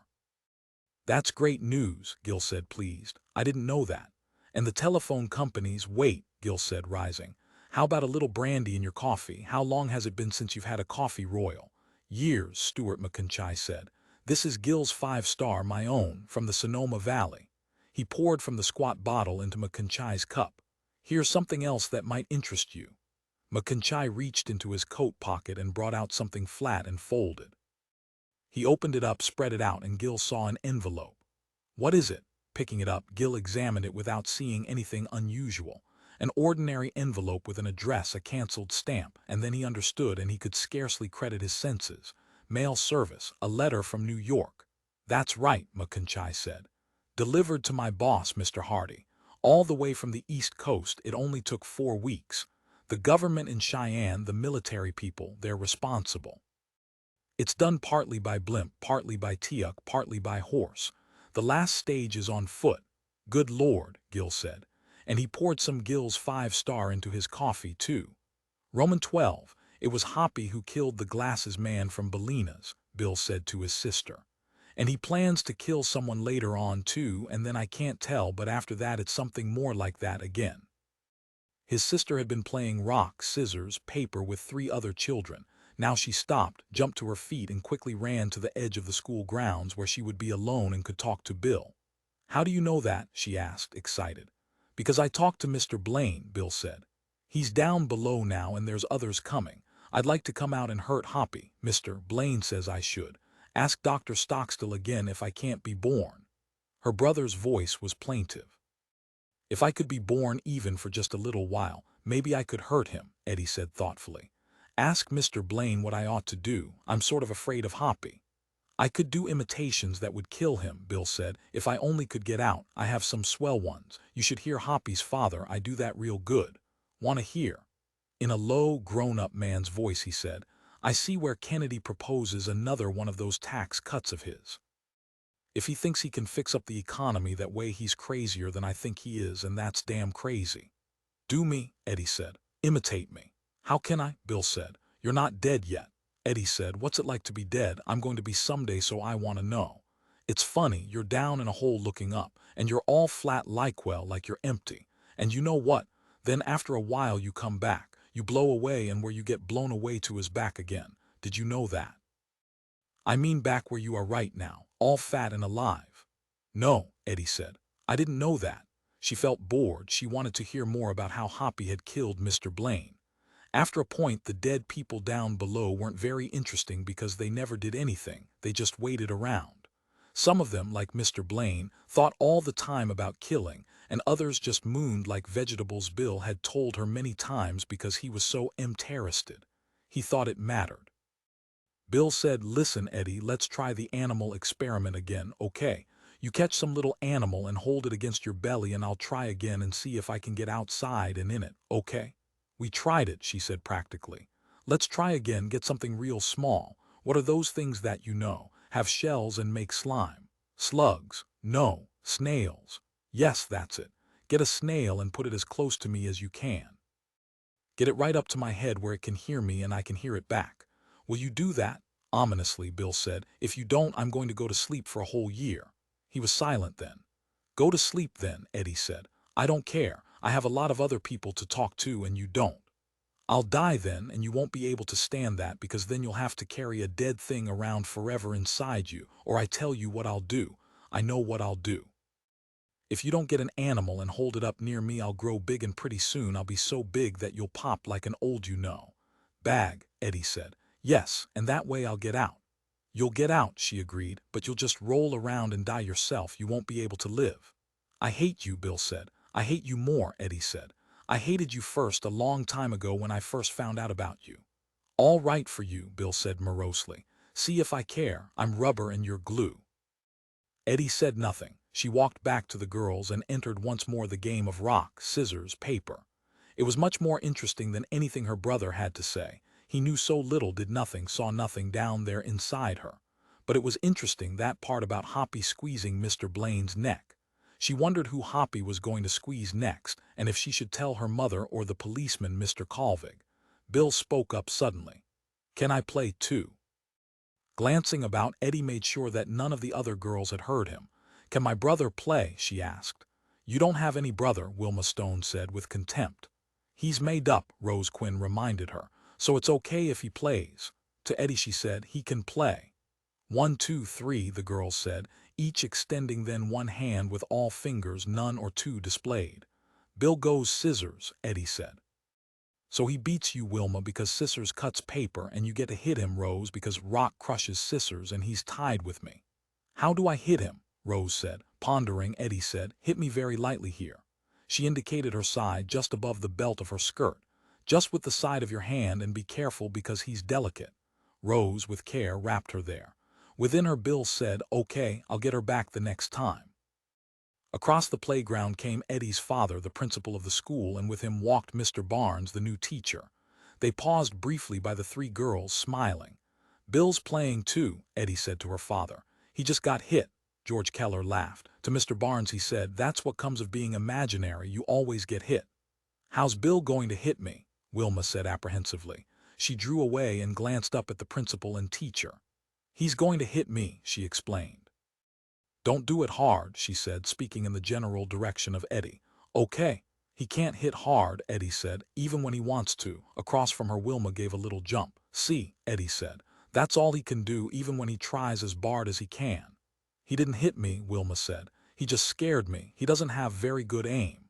"That's because he can't see," Eddie said. "Maybe I better hit you for him, that's more fair." She leaned forward and swiftly rapped Wilma on the wrist. "Now let's do it again. 1, 2, 3. "Why can't he see, Eddie?" Mr. Barnes asked. "Because," she said, "he has no eyes." To her father, Mr. Barnes said, "Well, it's a reasonable enough answer." They both laughed and then strolled on. Inside Eddie, her brother said, "If you got a snail, I could be it for a while and I could maybe crawl around and see." "Snails can see, can't they? You told me once they have eyes on sticks." "Stalks," Eddie corrected. "Please," Bill said. She thought, "I know what I'll do. I'll hold a worm against me, and when he gets into it, he'll be just like he is. A worm can't see or do anything but dig, and won't he be surprised?" "All right," she said, again springing up. "I'll get an animal and do that. Wait a minute until I find one. I have to find it first, so be patient." "Gee, thanks a lot," Bill said, in a voice laden with nervousness and yearning. "I'll do something back for you, on my word of honor." "What can you do for me?" Eddie said, searching about in the grass at the edge of the schoolyard for a worm. She had seen many of them since the rains of the previous night. "What can a thing like you do for anybody?" She searched avidly, stirring the grass with eager, swift fingers. Her brother did not answer. She felt his mute sorrow, and to herself she snickered. "Looking for something you lost," a man's voice said from above her. She peeped up. It was Mr. Barnes, standing there smiling down. "I'm looking for a worm," she said shyly. "What an unsqueamish girl," he said. "Who are you talking to?" Bill said in confusion. "Who's that?" "Mr. Barnes," she said, explaining. "Yes," Mr. Barnes said. "I was talking to my brother, not you," Ecli said. "He asked who it was. He's the new teacher," she explained to Bill. Bill said, "I see. I understand him. He's close so I can get him. He knows Mama." "Our Mama?" Eddie said, surprised. "Yes," Bill said in a puzzled voice. "I don't understand, but he knows her and he sees her all the time when nobody is looking. He broke off. It's awful and bad, he choked. I can't say it." Eddie stared at her teacher open-mouthed. "There," Bill said hopefully. "Didn't I do something back for you? I told you something secret you never would have known. Isn't that something?" "Yes," Eddie said slowly, nodding in a daze. "I guess so." To Bonnie, Hal Barnes said, "I saw your daughter today. And I got the distinct impression that she knows about us." "Oh Christ, how could she?" Bonnie said. "It's impossible." She reached out and turned up the fat lamp. The living room assumed a much more substantial quality as the chairs and a table and pictures became visible. And anyhow it doesn't matter, she wouldn't care. To himself, Barnes thought, but she could tell George. Thinking about Bonnie's husband made him peer past the window shade and out onto the moonlit road. No one stirred. The road was deserted and only foliage, rolling hillsides and the flat farmland below were to be seen. A peaceful, pastoral sight, he thought. George, being the principal of the school, was at the PTA meeting and would not be home for several hours. Eddie, of course, was in bed. It was 8 o'clock. And Bill, he thought. Where is Bill, as Eddie calls him? Roaming about the house somewhere, spying on us. He felt uncomfortable and he moved away from the woman beside him on the couch. "What's the matter?" Bonnie said alertly. "Hear something." "Number," but he gestured. Bonnie reached out, took hold of him and drew him down to her. "My God, you're cowardly. Didn't the war teach you anything about life?"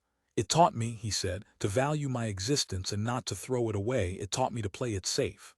Groaning, Bonnie sat up. She rearranged her clothes, buttoned her blouse back up. What a contrast this man was to Andrew Gill, who always made love to her right out in the open, in broad daylight, along the oak-lined roads of West Marin, where anyone and anything might go past. He had seized her each time as he had the first time, yanking her into it, not gabbling or quaking or mumbling. "Maybe I ought to go back to him," she thought. Maybe, she thought, I ought to leave them all, Barnes and George and that nutty daughter of mine. I ought to go live with Gill openly, defy the community and be happy for a change. "Well, if we're not going to make love," she said, "then let's go down to the Foresters' Hall and listen to the satellite." "Are you serious?" Barnes said. "Of course." She went to the closet to get her coat. "Then all you want," he said slowly, "is to make love. That's all you care about in a relationship. What do you care about? Talking." He looked at her in a melancholy way, but Bea did not answer. "You fruit," she said, shaking her head. "You poor fruit. Why did you come to West Marin in the first place? Just to teach little kids and stroll around picking mushrooms?" She was overcome with disgust. "My experience today on the playground," Barnes began. "You had no experience," she interrupted. "It was just your goddamn guilty conscience catching up with you. Let's go. I want to hear Dangerfield. At least when he talks it's fun to listen." She put on her coat, walked quickly to the front door and opened it. "Will Eddie be all right?" Barnes asked as they started down the path. "Sure," she said, unable at the moment to care. "Let her burn up," she said to herself. Gloomily she plodded down the road, hands thrust deep in her coat pockets. Barnes trailed along behind her, trying to keep up with her strides. Ahead of them 2 figures appeared, turning the corner and emerging into sight. She stopped, stricken, thinking one of them was George. And then she saw that the shorter, heavier man was Jack Tree, and the other she strained to see, still walking as if nothing were wrong. It was Dr. Stockstill. "Come on," she said over her shoulder calmly to Barnes. He came then, hesitantly, wanting to turn back to run. "Hi," she called to Stockstill and Bluthgeld. Or rather Jack Tree, she had to remember to keep calling him that. "What's this, psychoanalysis out in the dark at night? Does that make it more effective? I'm not surprised to learn it." Gasping, Tree said in his hoarse, grating voice, "Bonnie, I saw him again. It's the Negro who understood about me that day when the war began, when I was going into Stockstill's office. Remember, you sent me." Jokingly, Stockstill said, "They all look alike, as the saying goes. And anyhow, no, it's the same man," Tree said. He's followed me here. Do you know what this means? He looked from Bonnie to Stockstill to Barnes, his eyes rubbery and enlarged, terror-stricken. This means that it's going to start again. What's going to start again? Bonnie said.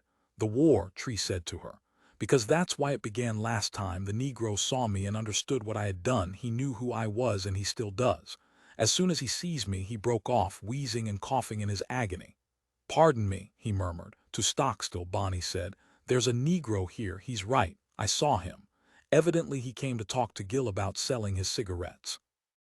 It couldn't be the same person, Stockstill said. He and she went off to one side slightly, talking now between themselves. Certainly it could, Bonnie said. But that doesn't matter because that's one of his delusions. I've heard Ben gabble about it countless times. Some Negro was sweeping the sidewalk and saw him go into your office, and that day the war began, so he's got them connected in his mind. And now he'll probably completely deteriorate, don't you think? She felt resigned. She had been expecting this to happen eventually. And so the period, she said, of stable maladjustment is drawing to a close. Perhaps, she thought, for us all, just plain all of us. We could not have gone on like this forever, Bluthgeld with his sheep, me with George. She sighed. What do you think? Stockstill said. I wish I had some stelazine, but stelazine ceased to exist on E-Day. That would help him. I can't. I've given that up, you know that, Bonnie. He sounded resigned, too. He'll tell everyone, she said, watching Bluthgeld, who stood repeating to Barnes what he had just told her in Stockstill. They'll know who he is and they will kill him as he fears. He's right. I can't stop him, Stockstill said mildly. You don't particularly care, she said. He shrugged. Going back to Bluthgeld, Bonnie said, Listen, Jack, let's all go to Gil's and see this Negro, and I'll bet he didn't notice you that day. Do you want to bet? I'll bet you 25 silver cents. Why do you say you caused the war? Barnes was saying to Bluthgeld. He turned to Bonnie with a puzzled expression. What is this, a war psychosis? And he says the war's coming back. Once more to Bluthgeld, he said, It isn't possible for it to happen again. I can give you 50 reasons. First of all, there ain't no hydrogen weapons left. Second, putting her hand on Barnes' shoulder, Bonnie said, Be quiet. She said to Bruno Bluthgeld, Let's go down, all of us together, and listen to the satellite. Okay, Bluthgeld muttered. What is the satellite? Good Lord, Barnes said. He doesn't know what you're talking about. He's mentally ill. To Stockstill he said, Listen, doctor, isn't schizophrenia where a person loses track of their culture and its values? Well, this man has lost track. Listen to him. I hear him, Stockstill said in a remote voice. Bonnie said to him, Doctor, Jack Tree is very dear to me. He has been in the past very much like a father to me. For God's sake, do something for him. I can't stand to see him like this. I just can't stand it. Spreading his hands helplessly, Stockstill said, Bonnie, you think like a child. You think anything can be obtained if you just want it badly enough. That's magical thinking. I can't help Jack Tree. He turned away and walked off a few steps toward town. Come on, he said to them over his shoulder. We'll do as Mrs. Keller suggests. We'll go sit in the hall and listen for 20 minutes to the satellite, and then we'll all feel a good deal better. Once more Barnes was talking with great earnestness to Jack Tree. Let me point out where the error in your logic lies. You saw a particular man, a Negro, on emergency day. Okay. Now 7 years later, shut up, Bonnie said to him, digging her fingers into his arm. For God's sake, she walked on then, catching up with Dr. Stockstill. I can't stand it, she said. I know this is the last of him. He won't survive past this, seeing that Negro again. Tears filled her eyes. She felt tears dropping, escaping her. Got him, she said bitterly, walking as fast as possible ahead of the others in the direction of town and the Forester's Hall. Not even to know about the satellite. To be that cut off, that deteriorated. I didn't realize. How can I stand it? How can a thing like this be? And once he was brilliant. A man who talked over TV and wrote articles, taught and debated. Behind her, Bluthgeld was mumbling. I know it's the same man, Stockstill, because when I ran into him on the street I was buying feed at the feed store, he gave me that same queer look, as if he was about to jeer at me, but then he knew if he jeered I'd make it all happen again, and this time he was afraid. He saw it once before and he knows. Isn't that a fact, Stockstill? He would know now, am I correct? I doubt if he knows you're alive, Stockstill said, but I'd have to be alive, Bluthgeld answered. Or the world. His voice became a blur and Bonnie missed the rest.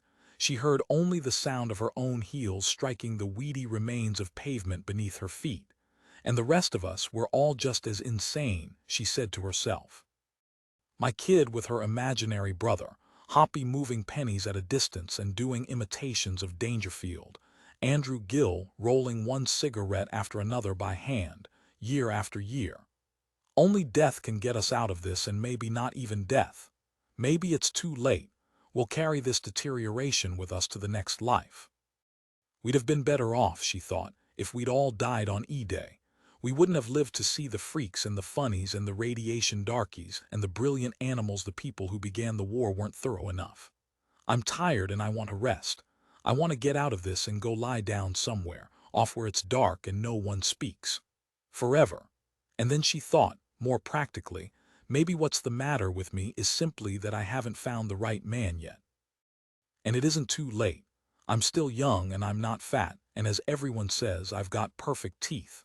It could still happen, and I must keep watching.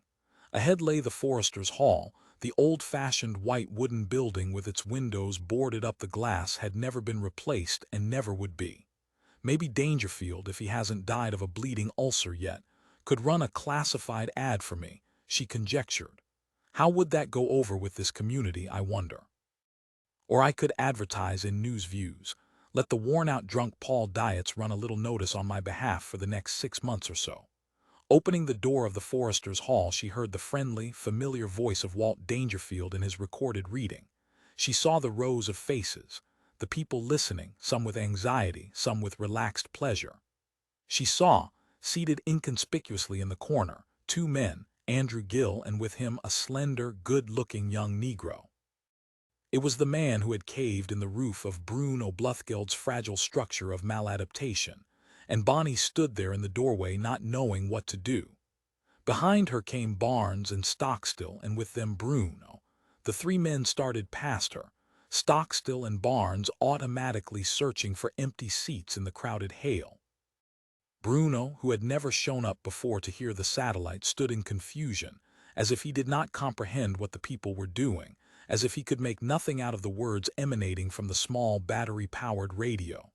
Puzzled, Bruno stood beside Bonnie, rubbing his forehead and surveying the people in the rockham. He glanced at her questioningly with a numbed look, and then he started to follow Barnes and Stockstill. And then he saw the Negro. He stopped. He turned back toward her, and now the expression on his face had changed. She saw there the eroding, dreadful suspicion, the conviction that he understood the meaning of all that he saw. "Bonnie," he mumbled, "you have to get him out of here." "I can't," she said simply. "If you don't get him out of here," Bruno said, "I'll make the bombs fall again." She stared at him, and then she heard herself say in a brittle, dry voice, "Will you? Is that what you want to do, Bruno?" "I have to," he mumbled in his toneless way, staring at her sightlessly. He was completely preoccupied with his own thoughts, the various changes taking place within him. "I'm sorry, but first I'll make the high-altitude test bombs go off again. That's how I started before, and if that doesn't do it, then I'll bring them down here. They'll fall on everyone. Please forgive me, Bonnie, but my God, I have to protect myself." He tried to smile, but his toothless mouth did not respond beyond a distorted quiver. Bonnie said, "Can you really do that, Bruno? Are you sure?" "Yes," he said, nodding. And he was sure. He had always been sure of his power. He had brought the war once, and he could do it again if they pushed him too far. In his eyes she saw no doubt, no hesitation. "That's an awful lot of power for one man to have," she said to him. "Isn't that strange that one man would have so much?" "Yes," he said, "it's all the power in the world rolled together. I am the center. God willed it to be that way." "What a mistake God made," she said. Bruno gazed at her bleakly. "You too," he said. "I thought you never would turn against me, Bonnie." She said nothing. She went to an empty chair and seated herself. She paid no more attention to Bruno. She could not. She had worn herself out over the years, and now she had nothing left to give him. Stockstill, seated not far away, leaned toward her and said, "The Negro is here in the room, you know." "Yes," she nodded. "I know." Seated bolt upright, she concentrated on the words coming from the radio. She listened to Dangerfield and tried to forget everyone and everything around her. "It's out of my hands now," she said to herself. "Whatever he does, whatever becomes of him, it's not my fault. Whatever happens to all of us. I can't take any more responsibility. It's gone on too long as it is, and I am glad at last to get out from under it. What a relief, she thought. Thank God. Now it must begin again, Bruno Bluthgeld thought to himself. The war, because there is no choice. It is forced on me. I am sorry for the people. All of them will have to suffer, but perhaps out of it they will be redeemed. Perhaps in the long run it is a good thing. He seated himself, folded his hands, shut his eyes, and concentrated on the task of assembling his powers. Grow, he said to them, the forces at his command everywhere in the world. Join and become potent as you were in former times. There is need for you again, all ye agencies. The voice issuing from the loudspeaker of the radio, however, disturbed him and made it difficult for him to concentrate. Breaking off, he thought, I must not be distracted. That is contrary to the plan. Who is this that's talking? They are all listening. Are they getting their instructions from him? Is that it? To the man seated beside him, he said, Who is this we're listening to? The man, elderly, turned irritably to regard him. Why, it's Walt Dangerfield, he said in tones of utter disbelief. I have never heard of him, Bruno said, because he bad not wanted to hear of him. Where is he talking from? The satellite, the elderly man said witheringly, and resumed his listening. I remember now, Bruno said to himself. That's why we came here, to listen to the satellite, to the man speaking from overhead. Be destroyed, he thought, in the direction of the sky above. Cease, because you are deliberately tormenting me, impeding my work. Brung waited, but the voice went on. Why doesn't he stop? He asked the man on the other side of him. How can he continue? The man, a little taken aback, said. You mean his illness? He recorded this a long time ago, before he was sick. Sick, Bruno echoed. I see. He had made the man and the satellite sick, and that was something, but not enough. It was a beginning. Be dead, he thought, toward the sky and the satellite above. The voice, however, continued uninterrupted. Do you have a screen of defense erected against me? Bruno wondered. Have they provided you with it? I will crush it. Obviously you have been long prepared to withstand attack, but it will do you no real good. Let there be a hydrogen instrument, he said to himself. Let it explode near enough to this man's satellite to demolish his ability to resist.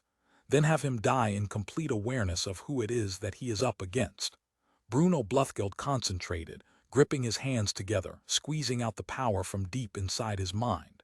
And yet the reading continued. You are very strong, Bruno acknowledged. He had to admire the man. In fact, he smiled a little, thinking about it. Let a whole series of hydrogen instruments explode now, he willed. Let his satellite be bounced around, let him discover the truth. The voice from the loudspeaker ceased. Well, it is high time, Bruno said to himself, and he let up on his concentration of powers. He sighed, crossed his legs, smoothed his hair, glanced at the man to his left. It's over, Bruno observed. Yeah, the man said. Well, now he'll give the news if he feels well enough. Astonished, Bruno said, but he's dead now. The man, startled, protested. He can't be dead. I don't believe it. Go on your nuts. It's true, Bruno said. His satellite has been totally destroyed and there is nothing remaining. Didn't the man know that? Hadn't it penetrated to the world yet? Doggone it, the man said. I don't know who you are or why you say something like that, but you sure are a gloomy Gus. Wait a second and you'll hear him. I'll even bet you 5 US government medal cents. The radio was silent. In the room, people stirred, murmured with concern and apprehension. Yes, it has begun, Bruno said to himself. First, high-altitude detonations as before, and soon for all of you here. The world itself wiped out as before to halt the steady advance of cruelty and revenge. It must be halted before too late. He glanced in the direction of the Negro and smiled. The Negro pretended not to see him. He pretended to be involved in discussion with the man beside him. You are aware, Bruno thought. I can tell. You can't fool me. You more than anyone else know what is beginning to happen. Something is wrong, Dr. Stockstill thought. Why doesn't Walt Dangerfield go on? Has he suffered an embolism or something on that order? And then he noticed the crooked grin of triumph on Bruno Bluthgeld's toothless face. At once Stockstill thought, he's taking credit for it in his own mind. Paranoid delusions of omnipotence. Everything that takes place is due to him. Repelled, he turned away, moved his chair so that he could no longer see Bluthgeld. Now he turned his attention on the young Negro. Yes, he thought, That could well be the Negro television salesman who used to open up the TV store across from my office in Berkeley years ago. I think I'll go over and ask him. Rising, he made his way over to Andrew Gill and the Negro. "Pardon me," he said, bending over them. "Did you ever live in Berkeley and sell TV sets on Shattuck Avenue?" The Negro said, "Dr. Stockstill." He held out his hand and they shook. "It's a small world," the Negro said. "What's happened to Dangerfield?" Andrew Gill said worriedly. Now June Robb appeared by the radio, fiddling with the knobs. Other people began to collect around her, offering advice and murmuring with one another in small, grave clusters. "I think this is the end. What do you say, doctor?" "I say," Stockstill said, "that if it is, it's a tragedy." In the rear of the room, Bruno Bluthgeld rose to his feet and said in a loud, husky voice, "The demolition of existence has begun. Everyone present will be spared by special consideration long enough to confess sins and repent if it is sincere." The room fell silent. The people, one by one, turned in his direction. "You have a preacher here," the Negro said to Stockstill. To Gill, Stockstill said rapidly, "He's sick, Andy. We've got to get him out of here. Give me a hand." "Sure," Gill said, following him. They walked toward Bluthgeld, who was still on his feet. "The high-altitude bombs which I set off in 1972, Bluthgeld was declaring, find reinforcement in the present act, sanctioned by God himself in his wisdom for the world. See the book of Revelations for verification." He watched Stockstill and Gill approach. "Have you cleansed yourself?" he asked them. "Are you prepared for the judgment which is to come?" All at once, from the speaker of the radio came a familiar voice. It was shaky and muted, but they all recognized it. "Sorry for the pause, folks," Dangerfield said. "But I sure felt giddy there for a while. I had to lie down and I didn't notice the tape had ended." Anyhow, he laughed his old, familiar laugh. "I'm back, at least for a while. Now what was I about to do? Does anybody remember? Wait, I've got a red light on. Somebody's calling me from below. Hold on." The people in the room buzzed with joy and relief. They turned back to the radio and Bluthgeld was forgotten. Stockstill himself walked toward the radio, and so did Gill and the Negro TV salesman. They joined the circle of smiling people and stood waiting. "I've got a request for Bay Mir bis du Schern," Dangerfield said. "Can you beat that? Anybody remember the Andrews sisters?" Well, the good old U.S. government had the kindness to provide me with, believe it or not, a tape of the Andrews sisters singing this corny but well-loved number. I guess they figured I was going to be some sort of time capsule on Mars there, he chuckled. So it's Bay Mir bis du Schern, for some old codger in the Great Lakes area. Here we go. The music, tinny and archaic, began, and the people in the room gratefully, joyfully, moved one by one back to their seats. Standing by his chair rigidly, Bruno Bluthgeld listened to the music and thought, "I can't believe it. The man up there is gone. I myself caused him to be destroyed. This must be a fake of some kind. A deception. I know that it is not real. In any case," he realized, "I must exert myself more fully. I must begin again, and this time with utmost force." No one was paying attention to him. They had all turned their attention back to the radio, so he left his chair and made his way quietly from the hall, outside into the darkness. Down the road, the tall antenna at Hoppy Harrington's house glowed and pulsed and hummed.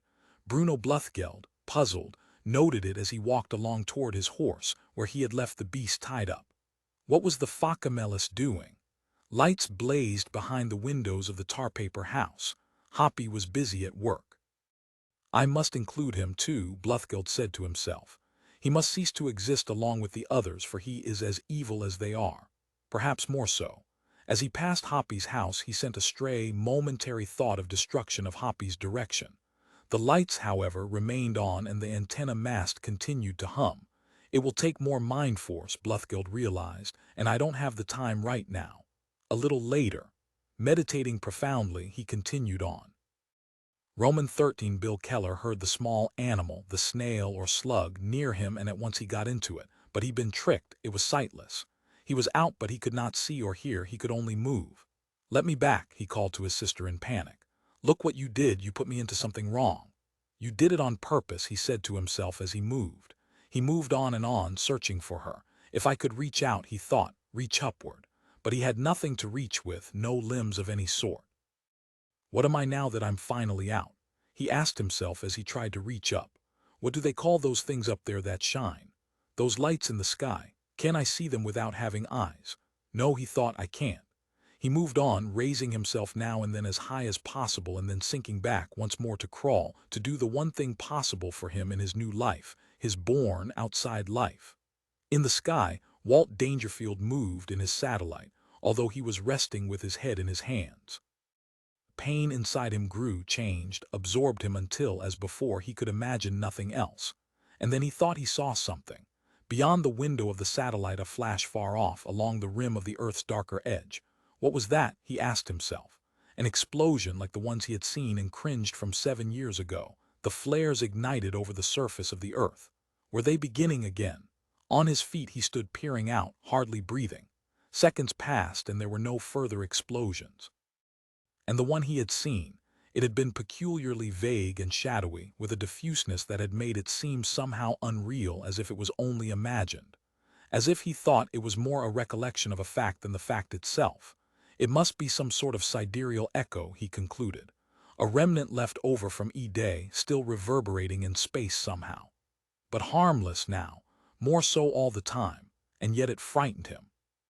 Like the pain inside him, it was too odd to be dismissed. It seemed to be dangerous and he could not forget it. I feel ill, he repeated to himself, resuming his litany based on his great discomfort. Can't they get me down? Do I have to stay up here, creeping across the sky again and again forever? For his own needs he put on a tape of the Bach B minor Mass. The giant choral sound filled the satellite and made him forget. The pain inside, the dull, elderly explosion briefly outlined beyond the window, both began to leave his mind. Kyrie eleison, he murmured to himself. Greek words embedded in the Latin text, strange. Remnants of the past, still alive at least for him. I'll play the B minor Mass for the New York area, he decided. I think they'll like it, a lot of intellectuals there. Why should I only play what they request anyhow? I ought to be teaching them, not following. And especially, he thought, if I'm not going to be around much longer. I better get going and do an especially bang-up job here at the end. All at once his vehicle shuddered. Staggering, he caught hold of the wall nearest him, a concussion series of shock waves passing through. Objects fell and collided and burst. He looked around amazed. Meteor, he wondered. It seemed to him almost as if someone were attacking him. He shut off the B minor Mass and stood, listening and waiting. Far off through the window he saw another dull explosion and he thought, they may get me. But why? It won't be long anyhow before I'm finished. Why not wait? And then the thought came to him, but damn it, I'm alive now and I better act alive. I'm not utterly dead yet. He snapped on his transmitter and said into the mic, sorry for the pause, folks, but I sure felt giddy there for a while. I had to lie down and I didn't notice the tape had ended. Anyhow, laughing his laugh, he watched through the window of the satellite for more of the strange explosions. There was one, faint and farther off. He felt a measure of relief. Maybe they wouldn't get him after all. They seemed to be losing track of the range, as if his location were a mystery to them. I'll play the corniest record I can think of, he decided as an act of defiance. Be mir bist du skan. That ought to do it. Whistling in the dark, as they say, and he laughed again, thinking about it. What an act of defiance it was, by God. It would certainly come as a surprise to whoever was trying to eradicate him if that was in fact what they wanted to do. Maybe they're just plain tired of my corny talk and my corny readings, Dangerfield conjectured. Well, if so, this will fix them. I'm back, he said into his mic. At least for a while. Now, what was I about to do? Does anybody remember? There were no more concussions. He had a feeling that, for the time being, they had ceased. Wait, he said. I've got a red light on. Somebody's calling me from below. Hold on. From his tape library, he selected the proper tape, carried it to the transport, and placed it on the spindle. I've got a request for Be mir bist du schön, he said with grim relish, thinking of their dismay down below. Can you beat that? No, you can't, he said to himself. And by the Andrews sisters, Dangerfield is striking back. Grinning, he started the tape into motion. Eddie Keller, with a delicious shiver of exultation, watched the angleworm crawling slowly across the ground and knew with certitude that her brother was in it. For inside her, down in her abdomen, the mentality of the worm now resided. She heard its monotonous voice. Boom, boom, boom. it went in echo of its nondescript biological processes. "Get out of me, worm," she said and giggled. What did the worm think about its new existence? Was it as dumbfounded as Bill probably was? I have to keep my eye on him, she realized, meaning the creature wriggling across the ground, for he might get lost. "Bill," she said, bending over him, "you look funny. You're all red and long, did you know that?" And then she thought what I should have done was put him in the body of another human being. Why didn't I do that? Then it would be like it ought to be. I would have a real brother outside of me who I could play with.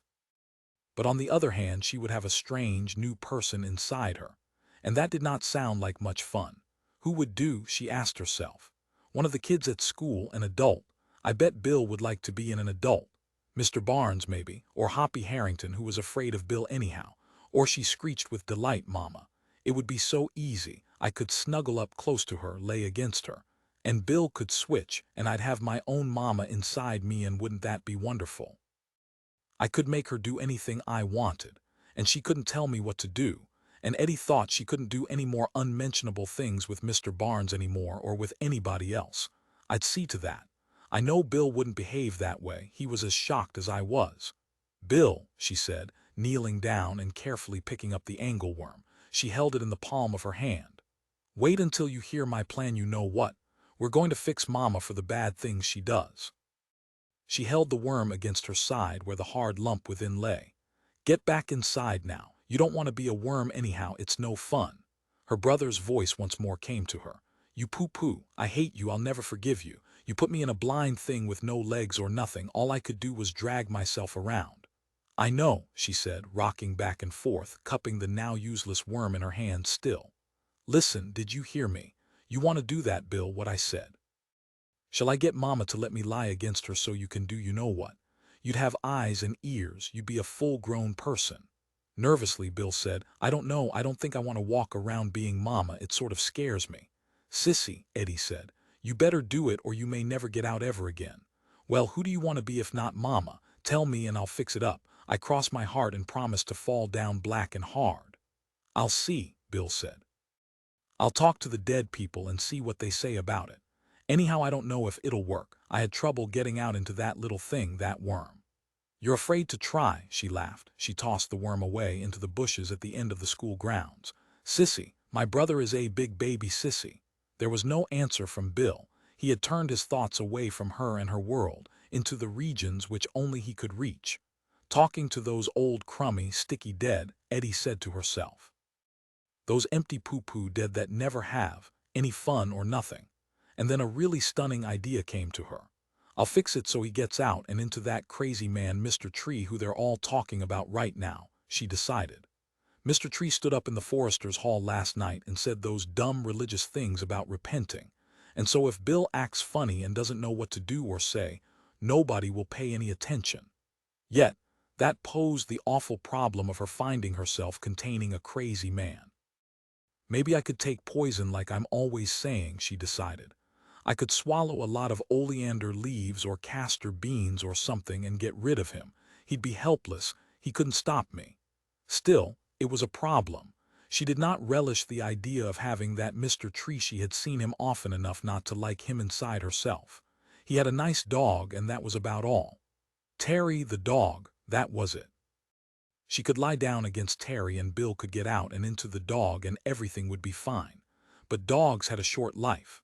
And Terry was already 7 years old, according to her mother and father. He had been born the same time almost as she and Bill. Darn it, she thought. It's hard to decide. It's a real problem, what to do with Bill who wants so bad to get out and see and hear things. And then she thought, who of all the people I know would I like most to have living inside my stomach? And the answer was, her father. "You want to walk around as Daddy?" she asked Bill. But Bill did not answer. He was still turned away, conversing with the great majority beneath the ground. "I think," she decided, "that Mr. Tree would be the best because he lives out in the country with sheep and doesn't see too many people. And it would be easier on Bill that way because he wouldn't have to know very much about talking. He'd just have Terry out there and all the sheep, and then with Mr. Tree being crazy now it's really perfect." Bill could do a lot better with Mr. Tree's body than Mr. Tree is doing, I bet, and all I have to worry about really is chewing the right number of poisonous oleander leaves enough to kill him, but not me. Maybe 2 would do. 3 at the most, I guess. Mr. Tree went crazy at the perfect time, she decided.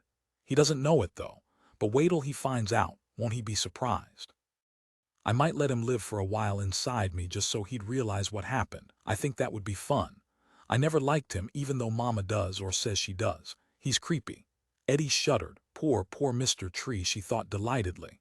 You aren't going to ruin any more meetings at the Foresters' Hall, because where you'll be you won't be able to preach to anybody except maybe to me, and I won't listen. Where can I do it? She asked herself. Today, I'll ask Mama to take us out there after school. And if she won't do it, I'll hike out there by myself. I can hardly wait, Eddie said to herself, shivering with anticipation. The bell for class rang, and together with the other children she started into the building. Mr. Barnes was waiting at the door of the single classroom which served all the children from 1st grade to 6th. As she passed him, deep in thought, he said to her, "Why so absorbed, Eddie? What's on your weighty mind today?" "Well," she said, halting, "you were for a while. Now it's Mr. Tree instead." "Oh yes," Mr. Barnes said, nodding. "So you heard about that." The other children had passed on in, leaving them alone. So Eddie said, "Mr. Barnes, don't you think you ought to stop doing what you're doing with my mama? It's wrong. Bill says so, and he knows." The school teacher's face changed color, but he did not speak. Instead, he walked away from her into the room and up to his desk, still darkly flushed. Did I say it wrong? Eddie wondered. Is he mad at me now? Maybe he'll make me stay after for punishment, and maybe he'll tell Mama and she'll spank me. Feeling discouraged, she seated herself and opened the precious, ragged, fragile, coverless book to the story of Snow White. It was their reading assignment for the day. Lying in the damp, rotting leaves beneath the old live oak trees, in the shadows, Bonnie Keller clasped Mr. Barnes to her and thought to herself that this was probably the last time. She was tired of it, and Hal was scared, and that she had learned from long experience was a fatal combination. "All right," she murmured, "so she knows. But she knows on a small child's level. She has no real understanding." "She knows it's wrong," Barnes answered. Bonnie sighed. "Where is she now?" Barnes asked. "Behind that by tree over there, watching." Hal Barnes sprang to his feet as if stabbed. He whirled around, wide-eyed, then sagged as he comprehended the truth. "You and your malicious wit," he muttered. But he did not return to her. He stayed on his feet a short distance off, looking glum and uneasy. "Where is she really?" "She hiked out to Jack Tree's sheep ranch." But he gestured. "The man's insane. Won't he be well? Isn't it dangerous?" "She just went out to play with Terry, the verbose canine." Bonnie sat up and began picking bits of humus from her hair. "I don't think he's even there. The last time anybody saw Bruno, Bruno," Barnes echoed. He regarded her queerly. "I mean Jack." Her heart labored. "He said the other night something about having been responsible for the high-altitude devices in 1972. Barnes continued to scrutinize her. She waited, her pulse throbbing in her throat. "Well, it was bound to come out sooner or later." "He's insane," she pointed out. "Right, he believes, Hal Barnes said, "that he's Bruno Bluthgeld. Isn't that right?" Bonnie shrugged. "That among other things." "And he is, isn't he? And Stockstill knows it, you know it, that Negro knows it." "No," she said, "that Negro doesn't know it, and stop saying that Negro. His name is Stuart McConchie. I talked to Andrew about him, and he says he's a very fine, intelligent, enthusiastic, and alive person." Barnes said, "So Dr. Bluthgeld didn't die in the emergency. He came here, he's been here living among us, the man most responsible for what happened." "Go murder him," Bonnie said. Barnes grunted. "I mean it," Bonnie said. "I don't care anymore. Frankly, I wish you would. It would be a good manly act," she said to herself. "It would be a distinct change. Why have you tried to shield a person like that?" "I don't know." She did not care to discuss it. "Let's go back to town," she said. His company wearied her, and she had begun to think once again about Stuart McConchie. "I'm out of cigarettes," she said, "so you can drop me off at the cigarette factory." She walked toward Barnes' horse, which, tied to a tree, complacently cropped the long grass. "A darky," Barnes said with bitterness. "Now you're going to shack up with him. That certainly makes me feel swell." "Snob," she said. "Anyhow, you're afraid to go on. You want to quit. So the next time you see Eddie you can truthfully say, 'I'm not doing anything shameful and evil with your mama, Scout's honor.' Right?" She mounted the horse, picked up the reins, and waited. "Come on, Hal." An explosion lit up the sky. The horse bolted, and Bonnie leaped from it, throwing herself from its side to roll, sliding into the shrubbery of the oak forest. Bruno, she thought, can it be him really? She lay clasping her head, sobbing with pain. A branch had laid her scalp open, and blood dripped through her fingers and ran down her wrist. Now Barnes bent over her. He tugged her up, turned her over. "Brun," she said. "God damn him. Somebody will have to kill him. They should have done it long ago. They should have done it in 1970 because he was insane then." She got her handkerchief out and mopped at her scalp. "Oh dear," she said. "I really am hurt. That was a real fall." "The horse is gone too," Barnes said. "It's an evil god," she said, "who gave him that power, whatever it is. I know it's him, Hal. We've seen a lot of strange things over the years, so why not this? The ability to recreate the war, to bring it back like he said last night. Maybe he's got us snared in time. Could that be it? We're stuck fast." She broke off as a second white flash broke overhead, traveling at enormous speed. The trees around them lashed and bent, and she heard, here and there, the old oak splinter. "I wonder where the horse went," Barnes murmured, rising cautiously to his feet and peering around. "Forget the horse," she said. "We'll have to walk back, that's obvious. Listen, Hal, maybe Hoppy can do something. He has funny powers, too. I think we ought to go to him and tell him. He doesn't want to be incinerated by a lunatic. Don't you agree? I don't see anything else we can do at this point." "That's a good idea," Barnes said, but he was still looking for the horse. He did not seem really to be listening. "Our punishment," Bonnie said. "What?" he murmured. "You know, for what Eddie calls our shameful, evil doings. I thought the other night, maybe we should have been killed with the others. Maybe it's a good thing this is happening." "There's the horse," Barnes said, walking swiftly from her. The horse was caught. His reins had become tangled in a bay limb. The sky now had become sooty black. She remembered that color. It had never entirely departed anyhow. It had merely lessened. Our little fragile world, Bonnie thought, that we labored to build up after the emergency. This puny society without tattered school books, our deluxe cigarettes, our wood-burning trucks, it can't stand much punishment. It can't stand this that Bruno is doing or appears to be doing. One blow again directed at us and we will be gone. The brilliant animals will perish. All the new, odd species will disappear as suddenly as they arrived. Too bad, she thought with grief. It's unfair. Terry, the verbose dog, him too. Maybe we were too ambitious. Maybe we shouldn't have dared to try to rebuild and go on. I think we did pretty well, she thought, all in all. We've been alive. We've made love and drunk Gil's 5-star, taught our kids in a peculiar windowed school building, put out news views, cranked up a car radio, and listened daily to W. Somerset Maugham. What more could be asked of us? Christ, she thought. It isn't fair, this thing now. It isn't right at all. We have our horses to protect, our crops, our lives. Another explosion occurred, this time further off. To the south, she realized. Near the site of the old ones, San Francisco. Wearily she shut her eyes. And just when this McConchai has shown up too, she thought. What lousy, stinking luck. The dog, placing himself across the path, barring her way, groaned in his difficult voice, "Trees busy, ye, stop." He woofed in warning. She was not supposed to continue on to the wooden shack. Yes, Eddie thought, I know he's busy. She had seen the explosions in the sky. "Hey, you know what?" she said to the dog. "Woo what?" The dog asked, becoming curious. He had a simple mind, as she well knew. He was easily taken in. "I learned how to throw a stick so far nobody can find it," she said. She bent, picked up a nearby stick. "Want me to prove it?" Within her, Bill said. "Who are you talking to?" He was agitated now that the time was drawing near. "Is it Mr. Tree?" "No," she said, "just the dog." She waved the stick. "Bet you a paper $10 bill if I throw it you can't find it." "Sorry, I can," the dog said, and whined in eagerness. This was his favorite sort of sport. "Boot, I can't bet," he added. "I have no money." From the wooden shack walked Mr. Tree all at once. Taken by surprise, both she and the dog stopped what they were doing. Mr. Tree paid no attention to them. He continued on up a small hill and then disappeared down the far side out of sight. "Mr. Tree," Eddie called. "Maybe he isn't busy now," she said to the dog. "Go ask him, okay? Tell him I want to talk to him a minute." Within her, Bill said restlessly. "He's not far off now, is he? I know he's there. I'm ready. I'm going to try real hard this time. He can do almost anything, can't he? See and walk and hear and smell isn't that right? It's not like that worm.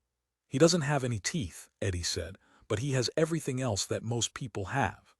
As the dog obediently loped off in pursuit of Mr. Tree, she began walking along the path once more. It won't be long, she said. I'll tell him she had it all worked out. I'll say, Mr. Tree, you know what? Well, I swallowed one of those duck collars hunters use, and if you lean close you can hear it. How's that? I don't know, Bill said desperately. What's a duck collar? What's a duck, Eddie? Is it alive? He sounded more and more confused, as if the situation were too much for him. You sissy, she hissed. Be quiet. The dog had reached Tree, and now the man had turned. He was starting back toward her, frowning. I am very busy, Eddie, Mr. Tree called. Later, I'll talk to you later. I can't be interrupted now. He raised his arms and made a bizarre motion toward her as if he were keeping time to some music. He scowled and swayed, and she felt like laughing. He looked so foolish. I just want to show you something, she called back. Later. He started away, then spoke to the dog. Yes, sir, the dog growled and loped back toward the girl. No, the dog told her. Stop. Darn it, Eddie thought. We can't do it today. We'll have to come back maybe tomorrow. Go away ye, the dog was saying to her, and it bared its fangs. It had been given the strongest possible instructions. Eddie said, Listen, Mr. Tree, and then she stopped because there was no longer any Mr. Tree there. The dog turned, whined, and within her Bill moaned. Eddie, Bill cried, he's gone. I can feel it. Now where'll I go to get out? What'll I do?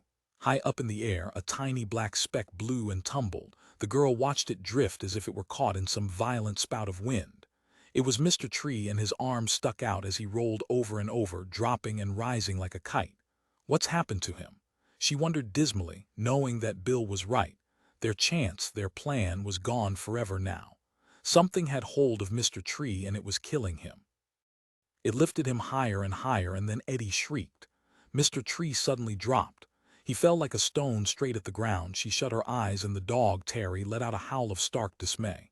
What is it? Bill was clamoring in despair. Who did it to him? They took him away, didn't they? Yes, she said, and opened her eyes. Mr. Tree lay on the ground, broken and crooked, with his legs and ands sticking up at all angles. He was dead. She knew that, and so did the dog. The dog trotted over to him, halted, turned to her with a stricken, numbed look. She said nothing. She stopped, too, a distance away. It was awful what whoever it was had done to Mr. Tree. It was like the glasses man from Bellina's, she thought. It was a killing. Hoppy did it, Bill moaned. Hoppy killed Mr. Tree from a distance because he was afraid of him. Mr. Tree's down with the dead now. I can hear him talking. He's saying that. He says Hoppy reached out all the way from his house where he is and grabbed Mr. Tree and picked him up and flung him everywhere. Gee, Eddie said. I wonder how come Hoppy did that, she wondered. Because of the explosions Mr. Tree was making in the sky, was that it? Did they bother Hoppy, make him sore? She felt fright. That Hoppy, she thought, he can kill from so far off. Nobody else can do that. We better be careful, very careful. Because he could kill all of us. He could fling us all around or squeeze us. I guess News Views will put this on the first page, she said, half to herself, half to Bill. What's News Views? Bill protested in anguish. I don't understand what's going on. Can't you explain it to me, please? Eddie said, we better go back to town now. She started slowly away, leaving the dog sitting there beside the squashed remains of Mr. Tree. I guess, she thought, it's a good thing you didn't switch, because if you had been inside Mr. Tree you would have been killed. And she thought he would be alive inside me. At least until I got the oleander leaves chewed and swallowed. And maybe he would have found a way to stop that. He had funny powers. He could make those explosions, and he might somehow have done that inside me. We can try somebody else, Bill said hopefully. Can't we? Do you want to try that, what do you call it again? That dog. I think I'd like to be that dog. It can run fast and catch things and see a long way, can't it? Not now, she said, still frightened, wanting to get away. Some other time. You'd better wait. And she began to run back along the path in the direction of town.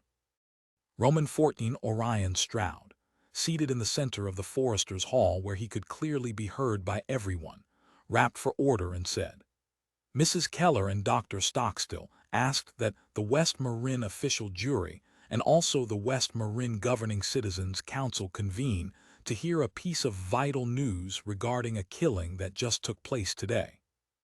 Around him, Mrs. Tallman and Cass Stone and Fred Quinn and Mrs. Lully and Andrew Gill and Earl Colvig and Miss Costigan. He glanced from one to the next, satisfied that everyone was present. They all watched with fixed attention, knowing that this was really important. Nothing like this had ever happened in their community before. This was not a killing like that of the Glasses Man or of Mr. Osturias. "I understand," Stroud said, "that it was discovered that Mr. Jack Tree, who's been living among us," from the audience a voice said. "He was Bluthgeld." "Right," Stroud said, nodding. "But he's dead now, so there's nothing to worry about. You have to get that through your heads. And it was Hoppy that done it, did it, I mean?" He glanced at Paul Dietz apologetically. "Have to use proper grammar," he said, "because this is all going to be in News Views, right, Paul?" "A special edition," Paul said, nodding in agreement. "Now you understand. We're not here to decide if Hoppy ought to be punished for what he did. There's no problem there because Bluthgeld was a noted war criminal, and what's more, he was beginning to use his magical powers to restart some of the old war. I guess everybody in this room knows that, because you all saw the explosions." Now, he glanced toward Gill. "There's a newcomer here, a Negro named Stuart McConchie, and ordinarily I have to admit we don't welcome darkies to West Marin, but I understand that McConchie was tracking down Bluthgeld, so he's going to be allowed to settle in West Marin if he so desires."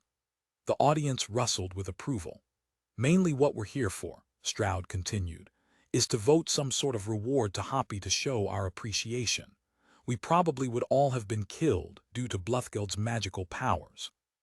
So we owe him a real debt of gratitude. I see he isn't here because he's busy at work in his house fixing things. After all, he's our handy, and that's a pretty big responsibility right there.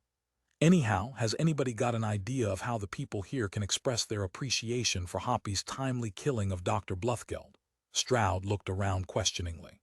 Rising to his feet, Andrew Gill cleared his throat and said, "I think it's appropriate for me to say a few words. First, I want to thank Mr. Stroud and this community for welcoming my new business associate, Mr. McConchie. And then I want to offer one reward that might be appropriate regarding Hoppy's great service to this community and to the world at large. I'd like to contribute 100 special deluxe gold label cigarettes." He paused, starting to reseat himself, and then added, "and a case of Gill's 5-star. The audience applauded, whistled, stamped in approval. "Well," Stroud said, smiling, "that's really something, I guess, Mr. Gill is aware of what Hoppy's action spared us all.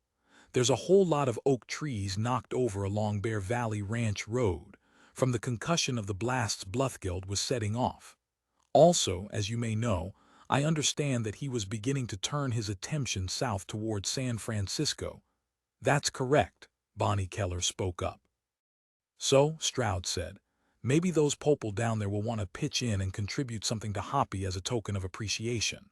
I guess the best we can do, and it's good but I wish there was more, is turn over Mr. Gill's gift of the 100 special deluxe gold label cigarettes and the case of brandy.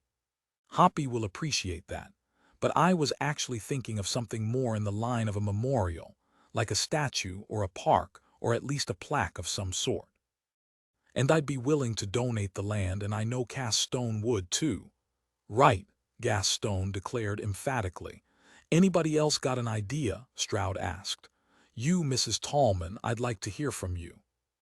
Mrs. Tallman said, "It would be fitting to elect Mr. Harrington to an honorary public office, such as President of the West Marin Governing Citizens Council, for instance, or as Clerk of the School Trustees Board, that, of course, in addition to the park or memorial and the brandy and cigarettes." "Good idea," Stroud said. "Well, anybody else? Because let's be realistic, folks. Hoppy saved our lives. That Bluthgeld had gone out of his mind, as everybody who was at the reading last night knows. He would have put us right back where we were 7 years ago, and all our hard work in rebuilding would have gone for nothing. Nothing at all." The audience murmured its agreement. "When you have magic like he had," Stroud said, "a physicist like Bluthgeld with all that knowledge, the world never was in such danger before. Am I right? It's just lucky Hoppy can move objects at a distance. It's lucky for us that Hoppy's been practicing that all these years now, because nothing else would have reached out like that over all that distance and mashed that Bluthgeld like it did." Fred Quinn spoke up. I talked to Eddie Keller who witnessed it, and she tells me that Bluthgeld got flung right up into the air before Hoppy mashed him, tossed all around. I know, Stroud said. I interviewed Eddie about it. He looked around the room at all the people. If anybody wants details, I'm sure Eddie would give them. Right, Mrs. Keller? Bonnie, seated stiffly, her face pale, nodded. You still scared, Bonnie? Stroud asked. It was terrible, Bonnie said quietly. Sure it was, Stroud said, but Hoppy got him. And then he thought to himself, that makes Hoppy pretty formidable, doesn't it? Maybe that's what Bonnie's thinking. Maybe that's why she's so quiet. I think the best thing to do, Castone said, is to go right to Hoppy and say, Hoppy, what do you want that Psy can do for you in token of our appreciation? We'll put it right to him. Maybe there's something he wants very badly that we don't know about. Yes, Stroud thought to himself. You have quite a point there, Cass. Maybe he wants many things we don't know about, and maybe one day not too far off he'll want to get them. Whether we form a delegation and go inquire after that or not. Bonnie, he said to Mrs. Keller, I wish you'd speak up. You're sitting there so quiet. Bonnie Keller murmured, I'm just tired. Did you know Jack Tree was Bluthgeld? Silently she nodded. Was it you then, Stroud asked, who told Hoppy? No, she said. I intended to, I was on my way, but it had already happened. He knew. I wonder how he knew, Stroud asked himself. That Hoppy, Mrs. Lully said in a quavering voice, he seems to be able to do almost anything. Why, he's even more powerful than that Mr. Bluthgeld, evidently. Right, Stroud agreed. The audience murmured nervously. But he's put all his abilities to use for the welfare of our community, Andrew Gill said. Remember that. Remember he's our handy and he helps bring in Dangerfield when the signal's weak. And he does tricks for us and imitations when we can't get Dangerfield at all. He does a whole lot of things, including saving our lives from another nuclear holocaust. So I say God bless Hoppy and his abilities. I think we should thank God that we have a funny here like him. Right, Castone said. I agree, Stroud said with caution. But I think we ought to sort of put it to Hoppy that maybe from now on he hesitated. Our killings should be like with Austria's, done legally by our jury. I mean, Hoppy did right and he had to act quickly and all, but the jury is the legal body that's supposed to decide. And Earl here should do the actual act. In the future, I mean. That doesn't include Bluthgeld because having all that magic he was different. You can't kill a man with powers like that through the ordinary methods, he realized. Like Hoppy, for instance. Suppose someone tried to kill him, it would be next to impossible. He shivered. What's the matter, Orion? Castone asked acutely. Nothing, Orion Stroud said. Just thinking what we can do to reward Hoppy to show our appreciation. It's a weighty problem because we owe him so much. The audience murmured as the individual members discussed with one another how to reward Hoppy. George Keller, noticing his wife's pale, drawn features, said, Are you okay? He put his hand on her shoulder, but she leaned away. Just tired, she said.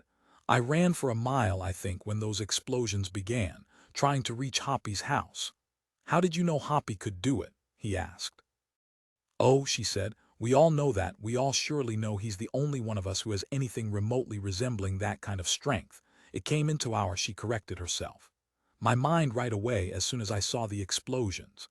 She glanced at her husband. Who were you with? He said. Barnes. We were hunting chanterelle mushrooms under the oaks along Bear Valley Ranch Road.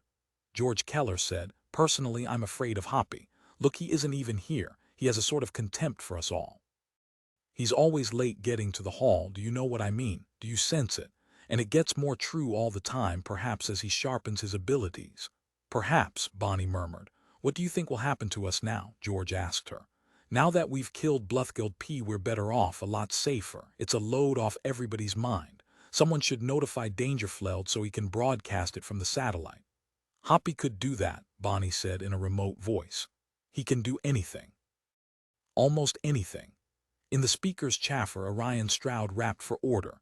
Who wants to be in the delegation that goes down to Hoppy's house and confers the reward and notification of honor on him? He looked all around the room. Somebody start to volunteer. I'll go, Andrew Gill spoke up. Me too, Fred Quinn said. Bonnie said, I'll go. To her, George said, Do you feel well and ought to? Sure, she nodded listlessly. I'm fine now, except for the gash on my head. Automatically, she touched the bandage. How about you, Mrs. Tallman? Stroud was saying.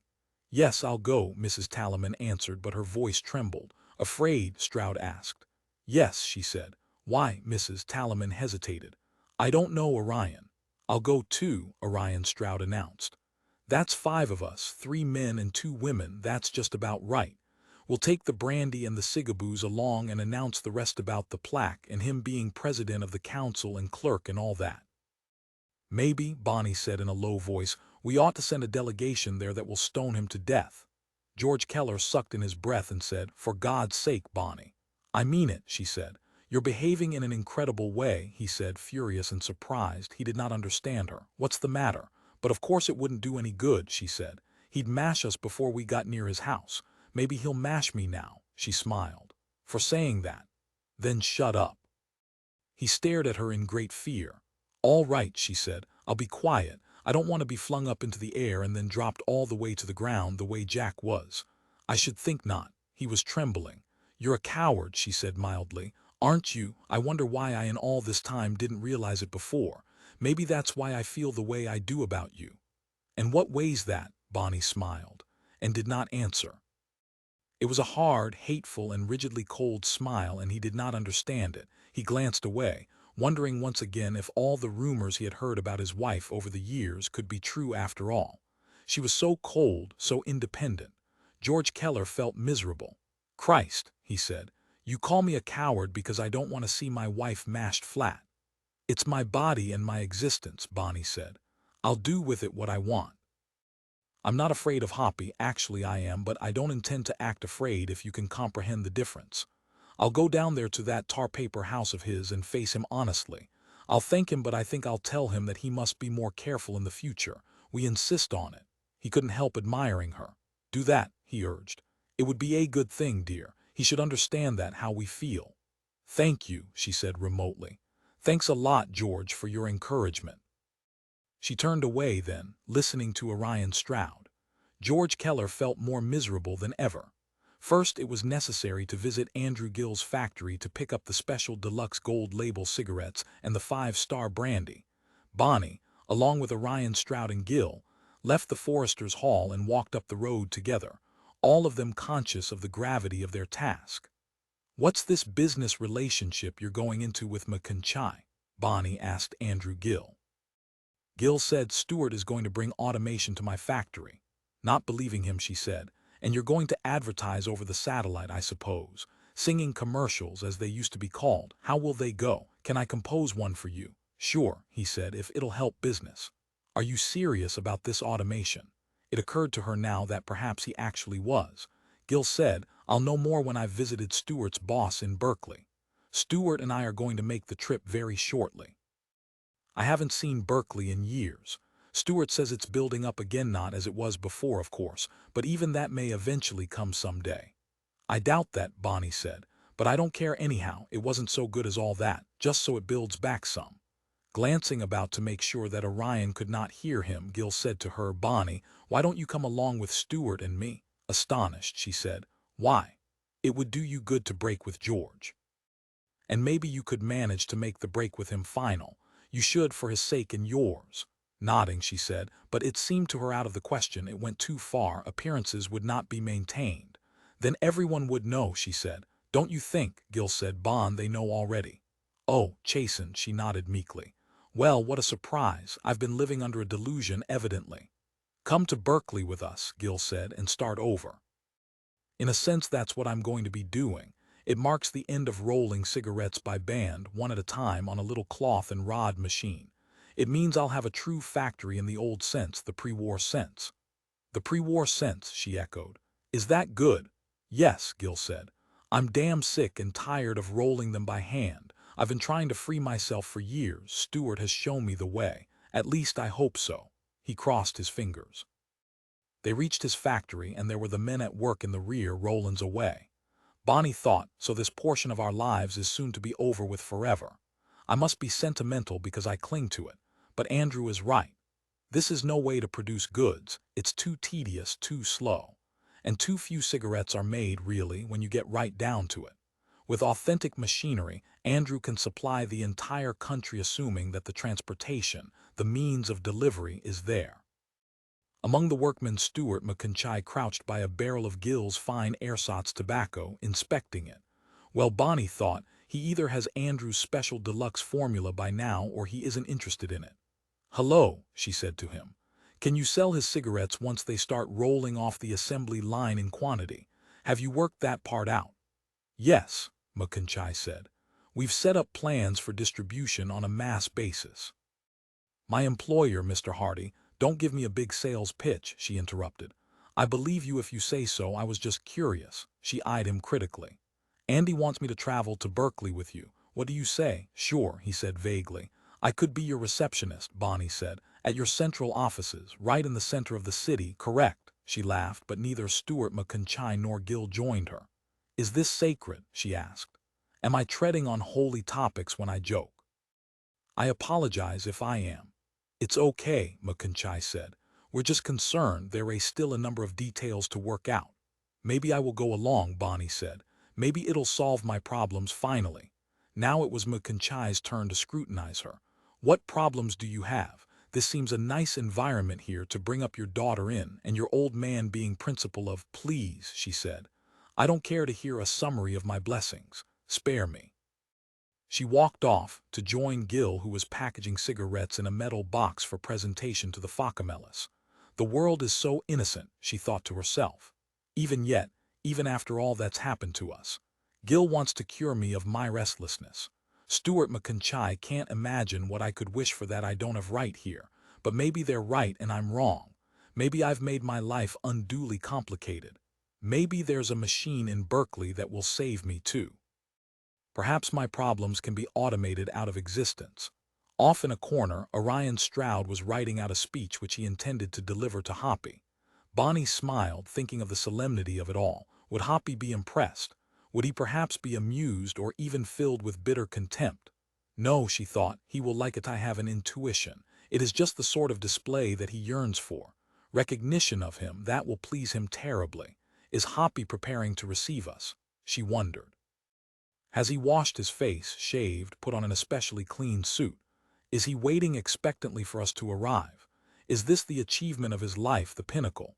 She tried to imagine the Focamellis at this moment. Hoppy had, a few hours ago, killed a man, and she knew from what Eddie said the people all believed he had killed the glasses man.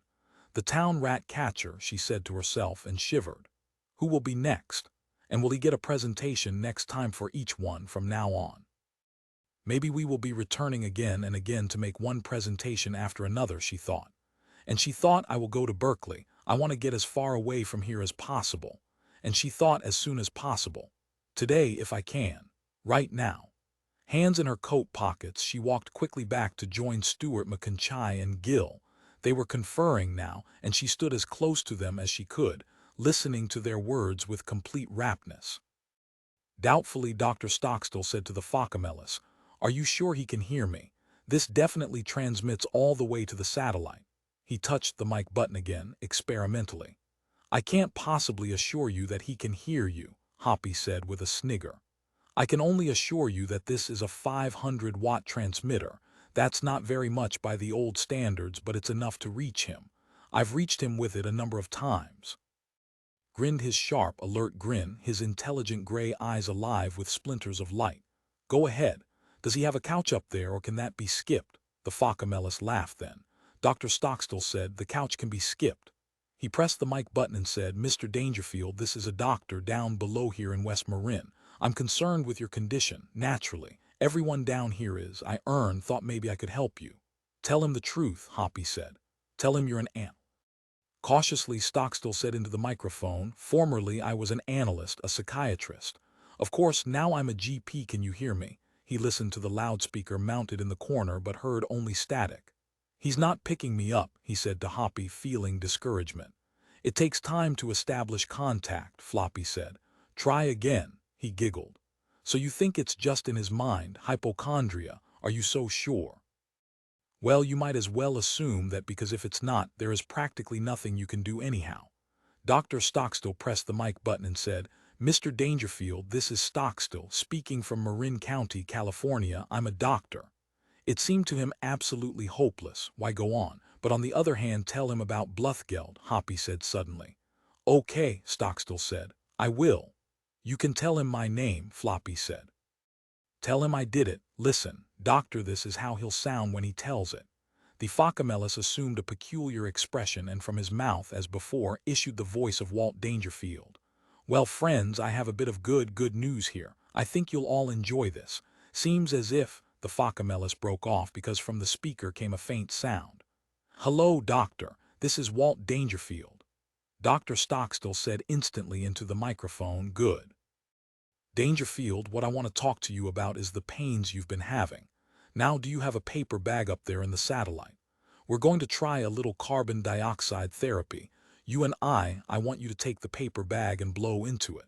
You keep blowing into it and inhaling from it so that you're finally inhaling pure carbon dioxide. Do you understand? It's just a little idea, but it has a sound basis behind it. You see, too much oxygen triggers off certain diencephalic responses which set up a vicious cycle in the autonomic nervous system. One of the systems of a too-active autonomic nervous system is hyperperistalsis, and you may be suffering from that. Fundamentally, it's an anxiety symptom. The Phocomelus shook his head, turned, and rolled away. I'm sorry, the voice from the speaker came faintly. I don't understand, doctor. You say breathe into a paper bag. What about a polyethylene container? Couldn't asphyxiation result? The voice, querulous and unreasonable, stumbled uncertainly on. Is there any way I can synthesize phenobarbital out of the constituents available to me up here? I'll give you an inventory list and possibly static interrupted Dangerfield. When he next was audible, he was talking about something else. Perhaps, Dr. Stockstill thought, the man's faculties were wandering. Isolation in space, Stockstill broke in, breeds its own disruptive phenomena, similar to what once was termed cabin fever. Specific to this is the feedback of free-floating anxiety so that it assumes a somatic consequence. He felt, as he talked, that he was doing it all wrong, that he had failed already. The Phocomelus had retired, too disgusted to listen. He was off somewhere else entirely, puttering. Mr. Dangerfield, Stockstill said, what I want to do is interrupt this feedback, and the carbon dioxide trick might do just that. Then when tension symptoms have eased, we can begin a form of psychotherapy, including recall of forgotten traumatic material. The disc jockey said dryly, my traumatic material isn't forgotten, doctor. I'm experiencing it right now. It's all around me. It's a form of claustrophobia, and I have it very, very bad. Claustrophobia, Dr. Stockstill said, is a phobia linearly traceable to the diencephalon in that it's a disturbance of the sense of spatiality. It's connected with the panic reaction to the presence or the imagined presence of danger. It's a repressed desire to flee. Dangerfield said, well, where can I flee to, doctor? Let's be realistic. What in Christ's name can psychoanalysis do for me? I'm a sick man. I need an operation, not the crap you're giving me. Are you sure? Stockstill asked, feeling ineffective and foolish. Now, this will admittedly take time, but you and I have at least established basic contact. You know I'm down here trying to help you, and I know that you're listening. You are listening, aren't you? He asked silently. So I think we've accomplished something already. He waited. There was only silence. Hello, Dangerfield, he said into the microphone. Silence. From behind him, the Phocomelus said, he's either cut himself off or the satellite's too far now. Do you think you're helping him? I don't know, Stockstill said, but I know it's worth trying. If you had started a year ago, but nobody knew. We took Dangerfield for granted like the sun, Stockstill realized. And now, as Hoppy says, it's a little late. Better luck tomorrow afternoon, Hoppy said with a faint, almost sneering smile. And yet Stockstill felt in it a deep sadness.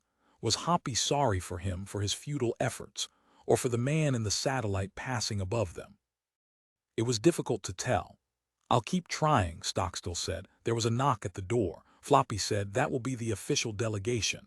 A broad, pleased smile appeared on his pinched features. His face seemed to swell, to fill with warmth. Excuse me. He wheeled his mobile to the door, extended a manual extensor, and flung the door open. There stood Orion Stroud, Andrew Gill, Cass Stone, Bonnie Keller, and Mrs. Talaman, all looking nervous and ill at ease. Harrington, Stroud said, we have something for you, a little gift. Fine, Hoppy said, grinning back at Stockstill. See, he said to the doctor, didn't I tell you it's their appreciation? To the delegation he said, "Come on in, I've been waiting." He held the door wide and they passed on inside his house.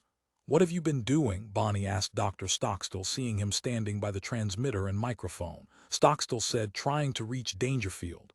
"Therapy," she said. "Yes," he nodded. "No luck, though." "We'll try again tomorrow," Stockstill said. Orion Stroud, his presentation momentarily forgotten, said to Dr. Stockstill, "That's right, you used to be a psychiatrist." Impatiently, Hoppy said, "Well, what did you bring me?" He peered past Stroud at Gil. He made out the sight of the container of cigarettes and the case of brandy. "Are those mine?" "Yes," Gil said, in appreciation. The container and the case were lifted from his hands. He blinked as they sailed toward the fosse and came to rest on the floor directly in front of the mobile. Avidly, Hoppy plucked them open with his extensors. Stroud said, disconcerted, "we have a statement to make. Is it okay to do so now, Hoppy?" He eyed the Phocomelus with apprehension. "Anything else?" Hoppy demanded, the boxes open now. "What else did you bring me to pay me back?" To herself as she watched the scene, Bonnie thought, "I had no idea he was so childish. Just a little child. We should have brought much more, and it should have been wrapped gaily with ribbons and cards with as much color as possible. He must not be disappointed," she realized. "Our lives depend on it, on his being placated." "Isn't there more?" Hoppy was saying peevishly. "Not yet," Stroud said. "But there will be." He shot a swift, flickering glance at the others in the delegation. "Your real presence, Hoppy, have to be prepared with care. This is just a beginning." "I see," the Phocomelus said, but he did not sound convinced. "Honest," Stroud said, "it's the truth, Floppy." "I don't smoke," Hoppy said, surveying the cigarettes. He picked up a handful and crushed them, letting the bits drop. "It causes cancer." "Well," Gil began, "there are two sides to that." Now the Phocomelus sniggered. "I think that's all you're going to give me," he said. "No, there will certainly be more," Stroud said. The room was silent except for the static coming from the speaker. Off in the corner, an object, a transmitter tube, rose and sailed through the air, burst loudly against the wall, sprinkling them all with fragments of broken glass. "More," Hoppy mimicked in Stroud's deep, portentous voice. "There will certainly be more." Roman 15 For 36 hours Walt Dangerfield had lain on his bunk in a state of semi-consciousness, knowing now that it was not an ulcer. It was cardiac arrest which he was experiencing, and it was probably going to kill him in a very short time, in spite of what Stockstill, the analyst, had said. The transmitter of the satellite had continued to broadcast a tape of light concert music over and over again. The sound of soothing strings filled his ears in a travesty of unavailing comfort. He did not even have the strength to get up and make his way to the controls to shut it off. That psychoanalyst, he thought bitterly, talking about breathing into a paper bag. It had been like a dream. The faint voice, so full of self-confidence, so utterly false in its premises. Messages were arriving from all over the world as the satellite passed through its orbit again and again. His recording equipment caught them and retained them, but that was all. Dangerfield could no longer answer. "I guess I have to tell them," he said to himself. "I guess the time we've been expecting. All of us has finally come at last." On his hands and knees he crept until he reached the seat by the microphone, the seat in which for 7 years he had broadcast to the world below. After he had sat there for a time resting, he turned on one of the many tape recorders, picked up the mic, and began dictating a message which, when it had been completed, would play endlessly, replacing the concert music. "My friends, this is Walt Dangerfield talking, and wanting to thank you all for the times we have had together, speaking back and forth, us all keeping in touch. I'm afraid, though, that this complaint of mine makes it impossible for me to go on any longer. So with great regret I've got to sign off for the last time." He went on painfully, picking his words with care, trying to make them, his audience below, as little unhappy as possible. But nevertheless he told them the truth. He told them that it was the end for him and that they would have to find some way to communicate without him. And then he rang off, shut down the microphone, and in a weary reflex played the tape back. The tape was blank. There was nothing on it, although he had talked for almost 15 minutes. Evidently the equipment had for some reason broken down, but he was too ill to care. He snapped the mic back on, set switches on the control panel, and this time prepared to deliver his message live to the area below. Those people there would just have to pass the word on to the others. There was no other way. "My friends," he began once more, "this is Walt Dangerfield. I have some bad news to give you, but—" And then he realized that he was talking into a dead mic. The loudspeaker above his head had gone silent. Nothing was being transmitted. Otherwise, he would have heard his own voice from the monitoring system. As he sat there trying to discover what was wrong, he noticed something else, something far stranger and more ominous. Systems on all sides of him were in motion, had been in motion for some time by the looks of them. The high-speed recording and playback decks which he had never used all at once, the drums were spinning for the first time in 7 years. Even as he watched, he saw relays click on and off. A drum halted, another one began to turn, this time at slow speed. "I don't understand," he said to himself. "What's happening?" Evidently the systems were receiving at high speed recording, and now one of them had started to play back, but what had set all this in motion? Not he. Dials showed him that the satellite's transmitter was on the air, and even as he realized that messages which had been picked up and recorded were now being played over the air, he heard the speaker above his head return to life. "Hood hood hoo," his voice chuckled. "This is your old pal Walt Dangerfield once more, and forgive that concert music. Won't be any more of that." When did I say that? He asked himself as he sat dully listening. He felt shocked and puzzled. His voice sounded so vital, so full of good spirits. How could I sound like that now, he wondered. That's the way I used to sound years ago when I had my health and when she was still alive. "Well," his voice murmured on, "that bit of indisposition I've been suffering from. Evidently mice got into the supply cupboards, and you'll laugh to think of Walt Dangerfield fending off mice up here in the sky, but 'tis true. Anyhow, part of my stores deteriorated and I didn't happen to notice. But it sure played havoc with my insides. However," and he heard himself give his familiar chuckle, "I'm okay now. I know you'll be glad to hear that, all you people down there who were so good as to transmit your get-well messages, and for that I give you thanks." Getting from the seat before the microphone, Walt Dangerfield made his way unsteadily to his bunk. He lay down, closing his eyes, and then he thought once more of the pain in his chest and what it meant. Angina pectoris, he thought, is supposed to be more like a great fist pressing down. This is more a burning pain. If I could look at the medical data on the microfilm again. Maybe there's some fact I failed to read.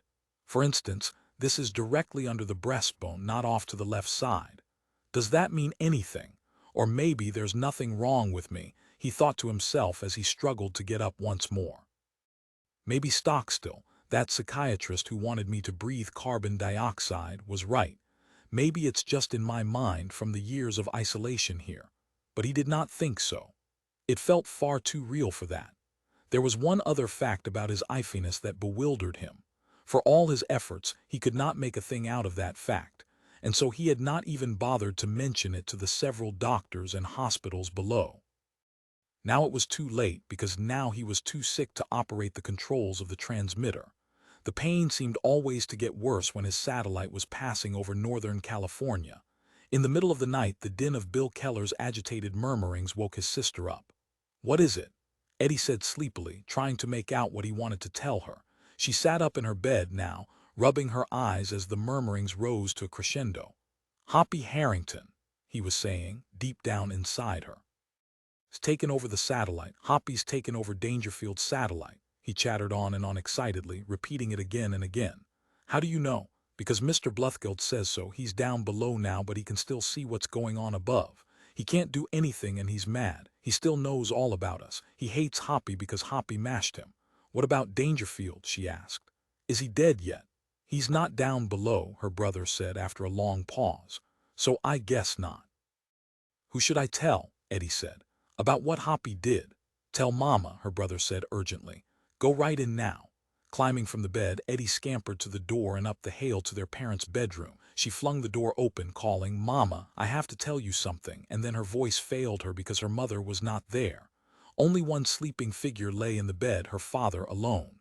Her mother she knew instantly and completely had gone, and she would not be coming back. "Where is she?" Bill clamored from within her. "I know she's not here. I can't feel her." Slowly, Eddie shut the door of the bedroom. What'll I do? She asked herself. She walked aimlessly, shivering from the night cold. Be quiet, she said to Bill, and his murmuring sank down a little. You have to find her, Bill was saying. I can't, she said. She knew it was hopeless. Let me think what to do instead, she said, going back into her bedroom for her robe and slippers. To Ella Hardy, Bonnie said, You have a very nice home here. It's strange to be back in Berkeley after so long, though. She felt overwhelmingly tired. I'm going to have to turn in, she said. It was 2 in the morning. Glancing at Andrew, Gill, and Stuart, she said, We made awfully good time getting here, didn't we? Even a year ago it would have taken another 3 days. Yes, Gill said and yawned. He looked tired, too. He had done most of the driving because it was his horse car they had taken. Mr. Hardy said, Along about this time, Mrs. Keller, we generally tune in a very late pass by the satellite. Oh, she said, not actually caring but knowing it was inevitable. They would have to listen at least for a few moments to be polite. So you get 2 transmissions a day down here. Yes, Mrs. Hardy said, and frankly we find it worth staying up for this late one, although in the last few weeks. She gestured. I suppose you know as well as we do, Dangerfield is such a sick man. They were all silent for a moment. Hardy said, To face the brutal fact, we haven't been able to pick him up at all the last day or so, except for a program of light opera that he has played over and over again automatically. So, he glanced around at the 4 of them. That's why we were pinning so many hopes on this late transmission tonight. To herself, Bonnie thought, There's so much business to conduct tomorrow, but he's right. We must stay up for this. We must know what is going on in the satellite. It's too important to us all. She felt sad. Walt Dangerfield, she thought, are you dying up there alone? Are you already dead and we don't know yet? Will the light opera music go on forever? She wondered. At least until the satellite at last falls back to the Earth or drifts off into space and finally is attracted by the sun. I'll turn it on, Hardy said, inspecting his watch. He crossed the room to the radio, turned it on carefully. It takes it a long time to warm up, he apologized. I think there's a weak tube. We asked the West Berkeley Handyman's Association to inspect it, but they're so busy they're too tied up, they said. I'd look at it myself, but he shrugged ruefully. Last time I tried to fix it, I broke it worse. Stuart said, You're going to frighten Mr. Gill away. No, Gill said. I understand. Radios are in the province of the Handies. It's the same up in West Marin. To Bonnie, Mrs. Hardy said, Stuart says you used to live here. I worked at the radiation lab for a while, Bonnie said. And then I worked out at Livermore, also for the university. Of course, she hesitated. It's so changed. I wouldn't know Berkeley now. As we came through, I saw nothing I recognized except perhaps San Pablo Avenue itself. All the little shops, they look new. They are, Dean Hardy said. Now static issued from the radio, and he bent attentively, his ear close to it. Generally, we pick up this late transmission at about 640 kc. Excuse me. He turned his back to them, intent on the radio. Turn up the fat lamp, Gill said, so he can see better to tune it. Bonnie did so, marveling that even here in the city they were still dependent on the primitive fat lamp. She had supposed that their electricity had long since been restored, at least on a partial basis. In some ways, she realized, they were actually behind West Marin. And in Bellina's. Ah, Mr. Hardy said, breaking into her thoughts. I think I've got him, and it's not light opera. His face glistened, beamed. Oh dear, Ella Hardy said, I pray to heaven he's better. She clasped her hands together with anxiety. From the speaker a friendly, informal, familiar voice boomed out loudly. Hi there, all you night people down below. Who do you suppose this is, saying hello, hello, and hello? Dangerfield laughed. Yes, folks, I'm up and around on my 2 feet once more. And just twirling all these little old knobs and controls like crazy. Yes, sir. His voice was warm, and around Bonnie the faces in the room relaxed too and smiled in company with the pleasure contained in the voice. The faces nodded, agreed. You hear him, Ella Hardy said. Why, he's better, he is, you can tell. He's not just saying it, you can tell the difference. Hood, who, Dangerfield said. Well, now let us see, what news is there? You heard about that public enemy number 1, that one-time physicist we all remember so well. Our good buddy Dr. Bluthgeld, or should I say Dr. Bloodmoney.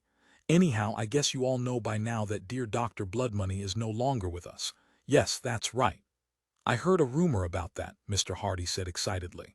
A peddler who hitched a balloon ride out of Marin County, SHHH. Ella Hardy said, listening. Yes, indeed, Dangerfield was saying. A certain party up in Northern California took care of Dr. B for good, and we owe a debt of sheer unadulterated gratitude to that certain little party because, well, just considering this, folks, that party's a bit handicapped, and yet he was able to do what no one else could have done. Now Dangerfield's voice was hard, unbending. It was a new sound which they had not heard from him ever before. They glanced at one another uneasily. I'm talking about Hoppy Harrington, my friends. You don't know that name. You should, because without Hoppy not one of you would be alive. Hardy, rubbing his chin and frowning, shot a questioning look at Ella. This Hoppy Harrington, Dangerfield continued, mashed Dr. B from a good 4 miles away, and it was easy, very easy. You think it's impossible for someone to reach out and touch a man 4 miles off. That's mighty long arms, isn't it, folks? And mighty strong hands. Well, I'll tell you something even more remarkable. The voice became confidential. It dropped to an intimate near whisper. Hoppy has no arms and no hands at all. And Dangerfield then was silent. Bonnie said quietly, Andrew, it's him, isn't it? Twisting around in his chair to face her, Gil said, Yes, Dean, I think so. Who? Stuart McIntyre said. Now the voice from the radio resumed, more calmly this time, but also more bleakly. The voice had become chilly and stark. There was an attempt made, it stated, to reward Mr. Harrington. It wasn't much. A few cigarettes and some bad whiskey, if you can call that a reward, and some empty phrases delivered by a cheap local politico. That was all. That was it for the man who saved us all. I guess they figured, Ella Hardy said. That is not Dangerfield. To Gil and Bonnie, Mr. Hardy said. Who is it? Say, Bonnie said. It's Hoppy. Gil nodded. Is he up there? Stuart said. In the satellite. I don't know, Bonnie said, but what did it matter? He's got control of it, that's what's important. And we thought by coming to Berkeley we would get away, she said to herself, that we would have left Hoppy. I'm not surprised, she said. He's been preparing a long time, everything else has been practice for this. But enough of that, the voice from the radio declared in a lighter tone now. You'll hear more about the man who saved us all. I'll keep you posted from time to time. Old Walt isn't going to forget. Meanwhile, let's have a little music. What about a little authentic 5-string banjo music, friends? Genuine, authentic U.S. American old-time folk music. Out on Penny's Farm, played by Pete Seeger, the greatest of the folk music men. There was a pause, and then from the speaker came the sound of a full symphony orchestra. Thoughtfully, Bonnie said, Hoppy doesn't have it down quite right. There are a few circuits left he hasn't got control of. The symphony orchestra abruptly ceased. Silence obtained again, and then something spilled out at the incorrect speed. It squeaked frantically and was chopped off. In spite of herself, Bonnie smiled. At last, belatedly, there came the sound of the 5-string banjo. Hard times in the country, out on Penny's Farm. It was a folksy tenor voice twanging away, along with the banjo. The people in the room sat listening, obeying out of long habit. The music emanated from the radio, and for 7 years they had depended on this. They had learned this, and it had become a part of their physical bodies, this response. And yet Bonnie felt the shame and despair around Hen. No one in the room fully understood what had happened. She herself felt only a numbed confusion. They had Dangerfield back, and yet they did not. They had the outer form, the appearance, but what was it really in essence? It was some labored apparition, like a ghost. It was not alive, not viable. It went through the motions, but it was empty and dead. It had a peculiar preserved quality, as if somehow the cold, the loneliness had combined to form around the man in the satellite a new shell. A case which fitted over the living substance and snuffed it out. The killing, the slow destruction of Dangerfield, Bonnie thought, was deliberate, and it came not from space, not from beyond but from below, from the familiar landscape. Dangerfield had not died from the years of isolation. He had been stricken by careful instruments issuing up from the very world which he struggled to contact. If he could have cut himself off from us, she thought, he would be alive now. At the very moment he listened to us, received us, he was being killed and did not guess. He does not guess even now, she decided. It probably baffles him if he is capable of perception at this point, capable of any form of awareness. This is terrible, Gil was saying in a monotone. Terrible, Bonnie agreed, but inevitable. He was too vulnerable up there. If Hoppy hadn't done it, someone else would have one day. What'll we do? Mr. Hardy said. If you folks are so sure of this, we better— Oh, Bonnie said, we're sure, there's no doubt. You think we ought to form a delegation and call on Hoppy again, ask him to stop? I wonder what he'd say. I wonder, she thought, how near we would get to that familiar little house before we were demolished. Perhaps we are too close even now, right here in this room. Not for the world, she thought, would I go any nearer. I think in fact I will move farther on. I will get Andrew Gill to go with me, and if not him then Stuart, if not Stuart then someone. I will keep going. I will not stay in one place, and maybe I will be safe from Hoppy. I don't care about the others at this point because I am too scared. I only care about myself. Andy, she said to Gill, listen, I want to go. Out of Berkeley, you mean? Yes, she nodded. Down the coast to Los Angeles. I know we could make it. We'd get there and we'd be okay there, I know it. Gill said, I can't go, dear. I have to return to West Marin. I have my business. I can't give it up. Appalled, she said, you'd go back to West Marin? Yes, why not? Can't give up just because Hoppy has done this. That's not reasonable to ask of us. Even Hoppy isn't asking that. But he will, she said. He'll ask everything in time. I know it. I can foresee it. Then we'll wait, Gill said. Until then, meanwhile, let's do our jobs. To Hardy and Stuart McIntyre he said, I'm going to turn in because Christ we have plenty to discuss tomorrow. He rose to his feet. Things may work themselves out. We mustn't despair. He whacked Stuart on the back. Right, Stuart said. I hid once in the sidewalk. Do I have to do that again? He looked around at the rest of them, seeking an answer. Yes, Bonnie said. Then I will, he said. But I came up out of the sidewalk. I didn't stay there, and I'll come up again. He too rose. Gill, you can stay with me in my place. Bonnie, you can stay with the Hardys. Yes, Ella Hardy said, stirring. We have plenty of room for you, Mrs. Keller, until we can find a more permanent arrangement. Good, Bonnie said automatically. That's swell. She rubbed her eyes. A good night's sleep, she thought, it would help. And then what? We will just have to see. If she thought we are alive tomorrow.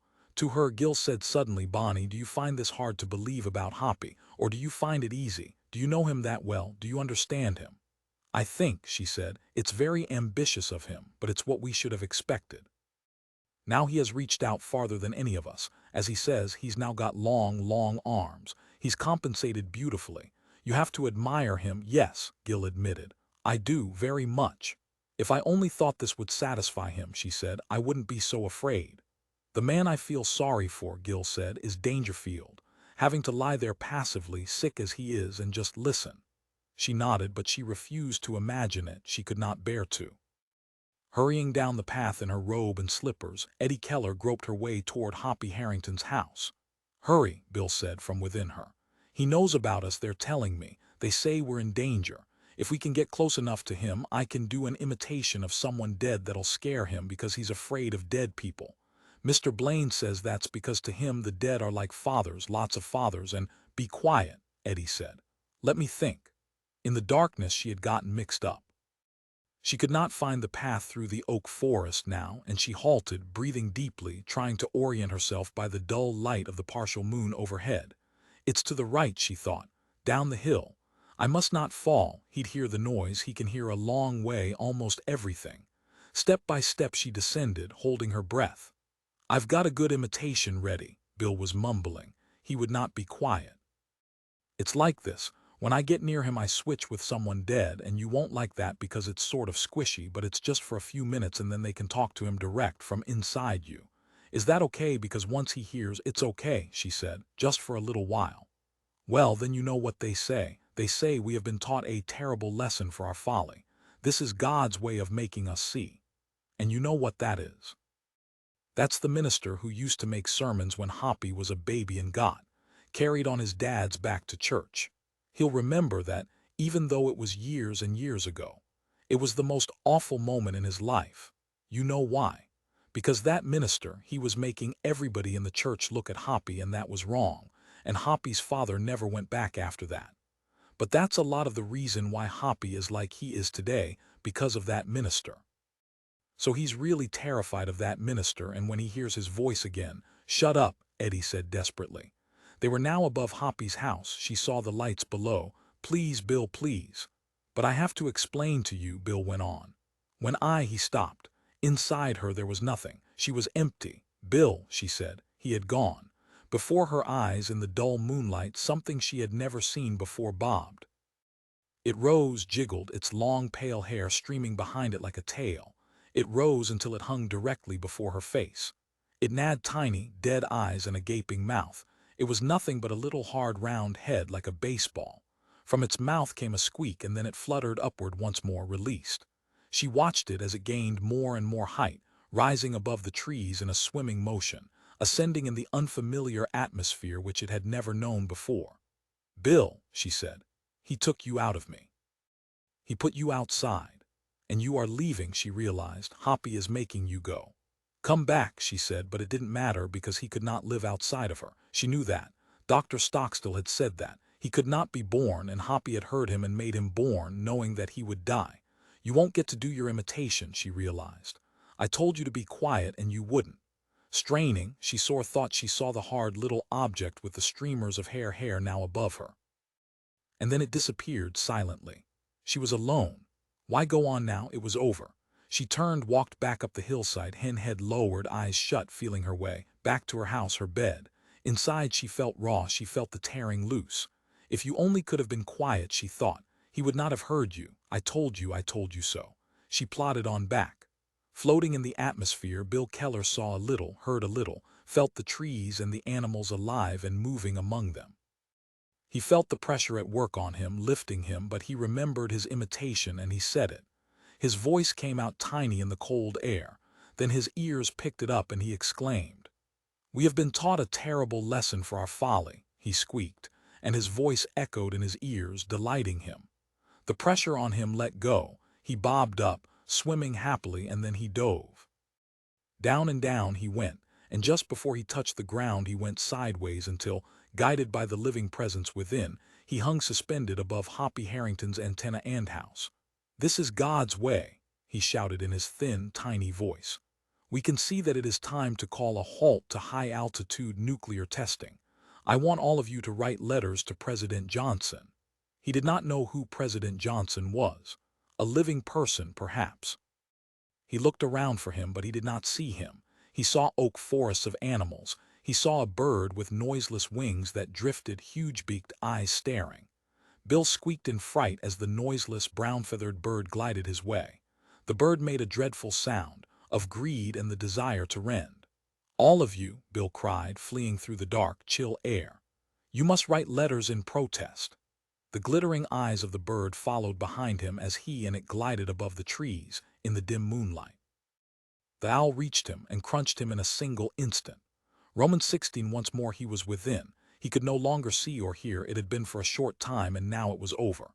The owl, hooting, flew on. Bill Keller said to the owl, "Can you hear me?" Maybe it could, maybe not. It was only an owl. It did not have any sense, as Eddie had had. It was not the same. "Can I live inside you?" he asked it, "hidden away in here where no one knows. You have your flights that you make, your passes." With him in the owl were the bodies of mice and a thing that stirred and scratched, big enough to keep on trying to live. Lower, he told the owl. He saw by means of the owl the oaks. He saw clearly, as if everything were full of light. Millions of individual objects lay immobile, and then he spied one that crept. It was alive, and the owl turned that way. The creeping thing, suspecting nothing, hearing no sound, wandered on, out into the open. An instant later it had been swallowed. The owl flew on. Good, he thought. And is there more? This goes on all night, again and again, and then there is bathing when it rains and the long, deep sleeps.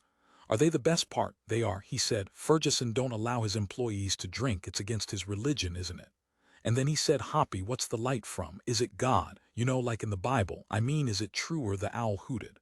"Hoppy," he said from within the owl, "you said last time it was all dark. Is that right? No light at all?" 1,000 dead things within him yammering for attention. He listened, repeated, picked among them. "You dirty little freak," he said. "Now listen, stay down here, we're below street level. You moronic jackass, stay where you are. I'll go upstairs and get those people. Down here you clear space for them." Frightened, the owl flapped. It rose higher, trying to evade him. But he continued, sorting and picking and listening on. "Stay down here," he repeated. Again the lights of Hoppy's house came into view. The owl had circled, returned to it, unable to get away. He made it stay where he wanted it. He brought it closer and closer in its passes to Hoppy. "You moronic jackass," he said. "Stay where you are." The owl flew lower, hooting in its desire to leave. It was caught and it knew it. The owl hated him. "The president must listen to our pleas," he said, "before it is too late." With a furious effort, the owl performed its regular technique. It coughed him up and he sank in the direction of the ground, trying to catch the currents of air. He crashed among humus and plant growth. He rolled, giving little squeaks until finally he came to rest in a hollow.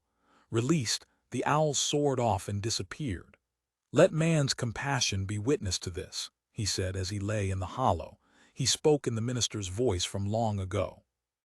"It is ourselves who have done this. We see here the results of mankind's own folly." Lacking the owl eyes, he saw only vaguely. The illumination seemed to be gone, and all that remained were several nearby shapes. They were trees. He saw, too, the form of Hoppy's house outlined against the dim night sky. It was not far off. "Let me in," Bill said, moving his mouth. He rolled about in the hollow. He thrashed until the leaves stirred. "I want to come in." An animal, hearing him, moved further off, warily. In, Bill said. "I can't stay out here long, I'll die." "Eddie, where are you?" He did not feel her nearby. He felt only the presence of the Phocomelus within the house. As best he could, he rolled that way. Early in the morning, Dr. Stockstill arrived at Hoppy Harrington's tar paper house to make his fourth attempt at treating Walt Dangerfield. The transmitter, he noticed, was on, and so were lights here and there. Puzzled, he knocked on the door. The door opened, and there sat Hoppy Harrington in the center of his mobile. Hoppy regarded him in an odd, cautious, defensive fashion. "I want to make another try," Stockstill said, knowing how useless it was but wanting to go ahead anyhow. "Is it okay?" "Yes, sir," Hoppy said. "It's okay." "Is Dangerfield still alive?" "Yes, sir. I'd know if he was dead." Hoppy wheeled aside to admit him. "He must still be up there." "What's happened?" Stockstill said. "Have you been up all night?" "Yes," Hoppy said. "Learning to work things." He wheeled the mobile about, frowning. "It's hard," he said, apparently preoccupied. "I think that idea of carbon dioxide therapy was a mistake, now that I look back on it," Stockstill said as he seated himself at the microphone. "This time I'm going to try some free association with him if I can get him to." The Phocomelus continued to wheel about. Now the mobile bumped into the end of a table. "I hit that by mistake," Hoppy said. "I'm sorry, I didn't mean to," Stockstill said. "You seem different." "I'm the same. I'm Bill Keller," the Phocomelus said. "Not Hoppy Harrington." With his right manual extensor he pointed. "There's Hoppy, that's him from now on." In the corner lay a shriveled dough-like object several inches long. Its mouth gaped in congealed emptiness. It had a human-like quality to it, and Stockstill went over to pick it up. "That was me," the Phocomelus said. "But I got close enough last night to switch. He fought a lot, but he was afraid, so I won. I kept doing one imitation after another. The minister one got him." Stockstill, holding the wizened little homunculus, said nothing. "Do you know how to work the transmitter?" the Phocomelus asked presently. "Because I don't. I tried, but I can't. I got the lights to work, they turn on and off.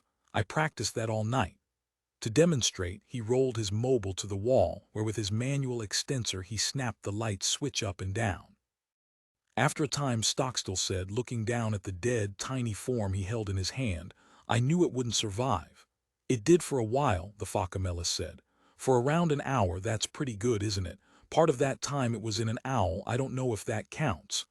"I better get to work trying to contact Dangerfield," Stockstill said finally. "He may die any time." "Yes," the Phocomelus said, nodding. "Want me to take that?" He held out an extensor, and Stockstill handed him the homunculus. "That owl ate me," the foe said. "I didn't like that, but it sure had good eyes. I liked that part, using its eyes." "Yes," Stockstill said reflexively. "Owls have tremendously good eyesight. That must have been quite an experience." This, that he had held in his hand, it did not seem at all possible to him. And yet it was not so strange. The foes had moved Bill only a matter of a few inches. That had been enough. And what was that in comparison to what he had done to Dr. Bluthgeld? Evidently after that the foes had lost track, because Bill, free from his sister's body, had mingled with first one substance and then another. And at last he had found the foes and mingled with him, too, had, at the end, supplanted him in his own body. It had been an unbalanced trade. Hoppy Harrington had gotten the losing end of it by far. The body which he had received in exchange for his own had lasted only a few minutes at the most. "Did you know," Bill Keller said, speaking haltingly as if it was still difficult for him to control the Focamelis body, "that Hoppy got up in the satellite for a while? Everybody was excited about that. They woke me up in the night to tell me, and I woke Eddie. That's how I got here," he added, with a strained, earnest expression on his face. "And what are you going to do now?" Stockstill asked. The Fos said, "I have to get used to this body. It's heavy. I feel gravity. I'm used to just floating about. You know what? I think these extensors are swell. I can do a lot with them already." The extensors whipped about, touched a picture on the wall, flicked in the direction of the transmitter. "I have to go find Eddie," the Fos said. "I want to tell her I'm okay. I bet she probably thinks I died." Turning on the microphone, Stockstill said, "Walter Dangerfield, this is Dr. Stockstill in West Marin. Can you hear me? If you can, give me an answer. I'd like to resume the therapy we were attempting the other day." He paused, then repeated what he had said. "You'll have to try a lot of times," the Fos said, watching him. "It's going to be hard because he's so weak. He probably can't get up to his feet, and he didn't understand what was happening when Hoppy T-Pock over." Nodding, Stockstill pressed the microphone button and tried again. "Can I go?" Bill Keller asked. "Can I look for Eddie now?" "Yes," Stockstill said, rubbing his forehead. He drew his faculties together and said, "You'll be careful what you do. You may not be able to switch again." "I don't want to switch again," Bill said. "This is fine because for the first time there's no one in here but me." In explanation, he added, "I mean, I'm alone. I'm not just part of someone else. Of course, I switched before, but it was to that blind thing. Eddie tricked me into it, and it didn't do at all. This is different." The thin Fosef ace broke into a smile. "Just be careful," Stockstill repeated. "Yes, sir," the Fos said dutifully. "I'll try. I had bad luck with the owl, but it wasn't my fault because I didn't want to get swallowed. That was the owl's idea," Stockstill thought, "but this was yours. There is a difference, I can see that, and it is very important." Into the microphone he repeated, "Walt, this is Dr. Stockstill down below. I'm still trying to reach you. I think we can do a lot to help you pull through this if you'll do as I tell you. I think we'll try some free association today in an effort to get at the root causes of your tension. In any case, it won't do any harm. I think you can appreciate that." From the loudspeaker came only static. "Is it hopeless?" Stockstill wondered. "Is it worth keeping on?" He pressed the mic button once more, saying, "Walter, the Who usurped your authority in the satellite. He's dead now, so you don't have to worry regarding him. When you feel strong enough, I'll give you more details. Okay? Do you agree?" He listened. Still only static. The Fos, rolling about the room on his mobile like a great trapped beetle, said, "Can I go to school now that I'm out?" "Yes," Stockstill murmured. "But I know a lot of things already," Bill said. "From listening with Eddie when she was in school, I won't have to go back and repeat. I can go ahead like her. Don't you think so?" Stockstill nodded. "I wonder what my mother will say," the Fos said. Jarred, Stockstill said, "What?" And then he realized who was meant. "She's gone," he said. "Bonnie left with Giyu and McConchai." "I know she left," Bill said plaintively. "But won't she be coming back sometime?" "Possibly not," Stockstill said. "Bonnie's an odd woman, very restless. You can't count on it." "It might be better if she didn't know," he said to himself. "It would be extremely difficult for her. After all, he realized, she never knew about you at all. Only Eddie and I knew, and Hoppy." And he thought, THC Sedilla Owl. "I'm going to give up," he said suddenly, "on trying to reach Dangerfield. Maybe some other time." "I guess I bother you," Bill said. Stockstill nodded. "I'm sorry," Bill said. "I was trying to practice, and I didn't know you were coming by. I didn't mean to upset you. It happened suddenly in the night. I rolled here and got in under the door before Hoppy understood, and then it was too late because I was close." Seeing the expression on the doctor's face, he ceased. "It's just not like anything I ever ran into before," Stockstill said. "I knew you existed, but that was about all," Bill said with pride. "You didn't know I was learning to switch." "No," Stockstill agreed. "Try talking to Dangerfield again," Bill said. "Don't give up because I know he's up there. I won't tell you how I know because if I do you'll get more upset." "Thank you," Stockstill said, "for not telling me." Once more he pressed the mic button. The Fos opened the door and rolled outside onto the path. The mobile stopped a little way off and the Fos looked back indecisively. "Better go find your sister," Stockstill said. "It'll mean a great deal to her, I'm sure." When next he looked up, the Fos had gone. The mobile was nowhere in sight. "Walt Dangerfield," Stockstill said into the mic. I'm going to sit here trying to reach you until either you answer or I know you're dead. I'm not saying you don't have a genuine physical ailment, but I am saying that part of the cause lies in your psychological situation, which in many respects is admittedly bad. Don't you agree? And after what you've gone through, seeing your controls taken away from you from the speaker, a far-off, laconic voice said, "Okay, Stockstill, I'll make a stab at your free association, if for no other reason than to prove to you by default that I actually am desperately physically ill." Dr. Stockstill sighed and relaxed. "It's about time. Have you been picking me up all this time?" "Yes, good friend," Dangerfield said. "I wondered how long you'd ramble on, evidently forever. You guys are persistent if nothing else." Leaning back, Stockstill shakily lit up a special deluxe gold label cigarette and said, "Can you lie down and make yourself comfortable?" "I am lying down," Dangerfield said tartly. "I've been lying down for 5 days now. And you should become thoroughly passive if possible, become supine." "Like a whale," Dangerfield said. "Just lolling in the brine right. Now shall I dwell on childhood incest drives? Let's see. I think I'm watching my mother and she's combing her hair at her vanity table. She's very pretty. No, sorry, I'm wrong. It's a movie and I'm watching Norma Shearer. It's the Late Late Show on TV." He laughed faintly. "Did your mother resemble Norma Shearer?" Stockstill asked. He had pencil and paper out now and was making notes. "More like Betty Grable," Dangerfield said. "If you can remember her, but that probably was before your time. I'm old, you know, almost 1,000 years. It ages you to be up here alone." "Just keep talking," Stockstill said. "Whatever comes into your mind, don't force it, let it direct itself instead." Dangerfield said, "Instead of reading the great classics to the world, maybe I can free associate as to childhood toilet traumas, right? I wonder if that would interest mankind as much. Personally, I find it pretty fascinating." Stockstill, in spite of himself, laughed.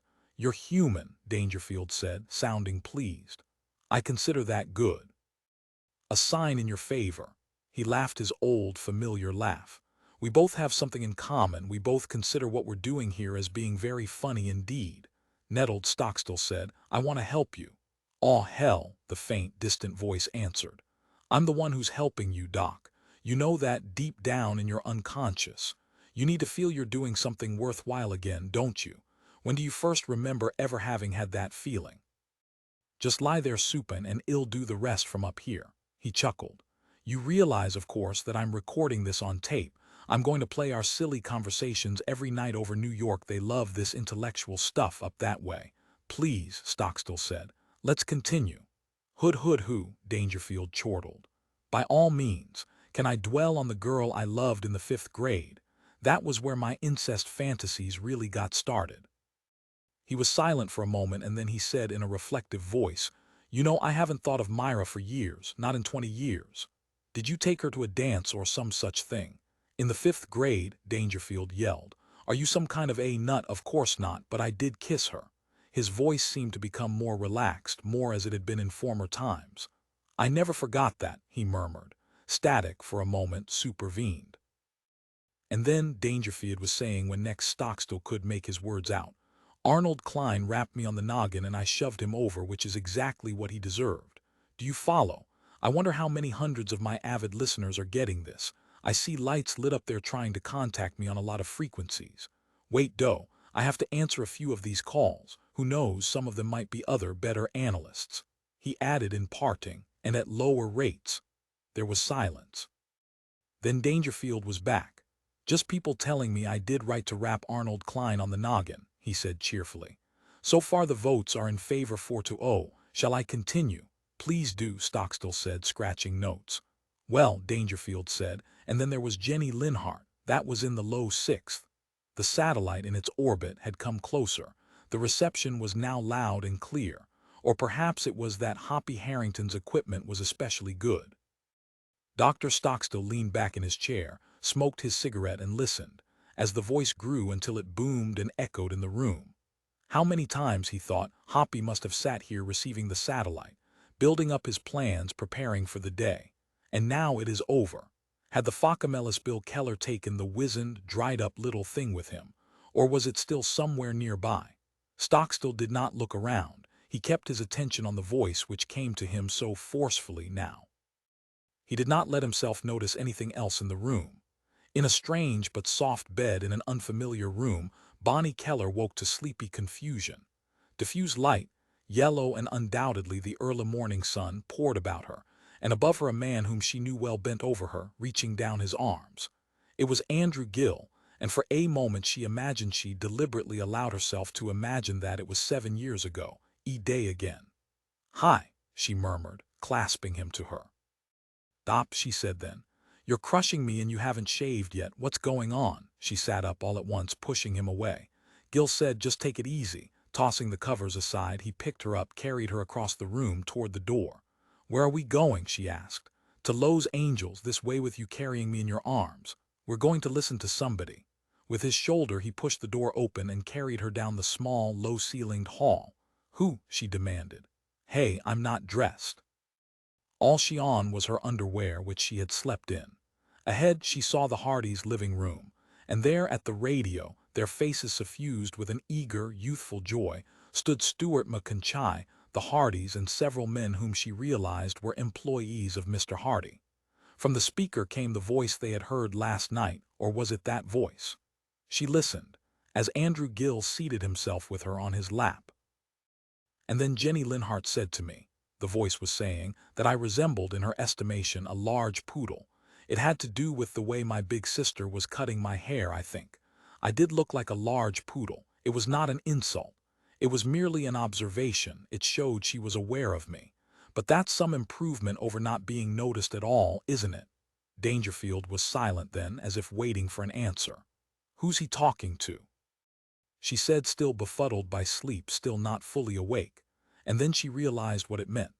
"He's alive," she said, "and Hoppy was gone." "God damn it," she said loudly. "Will somebody tell me what happened?" She squirmed off Andrew's lap and stood shivering. The morning air was cold. Ella Hardy said, "We don't know what happened. He apparently came back on the air sometime during the night. We hadn't turned the radio off, and so we heard it. This isn't his regular time to transmit to us." "He appears to be talking to a doctor," Mr. Hardy said, "possibly a psychiatrist who's treating him." "Dear God," Bonnie said, doubling up. "It isn't possible he's being psychoanalyzed." But she thought, where did Hoppy go? Did he give up? Was the strain of reaching out that far too much for him? Was that it? Did he, after all, have limitations, like every other living thing? She returned quickly to her bedroom, still listening, to get her clothes. No one noticed. They were all so intent on the radio. To think, she said to herself as she dressed, that the old witchcraft could help him. It was incredibly funny. She trembled with cold and merriment as she buttoned her shirt. Dangerfield on a couch up in his satellite, gabbling away about his childhood. "Oh God," she thought, and she hurried back to the living room to catch it all. Andrew met her, stopping her in the hall. "It faded out," he said. "It's gone now." "Why?" Her laughter ceased. She was terrified. "We were lucky to get it at all. He's all right, I think." "Oh," she said, "I'm so scared." "Suppose he isn't," Andrew said. "But he is."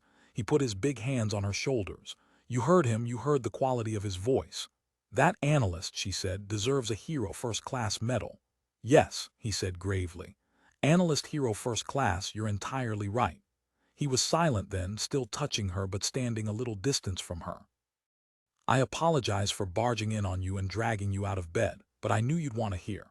"Yes," she agreed.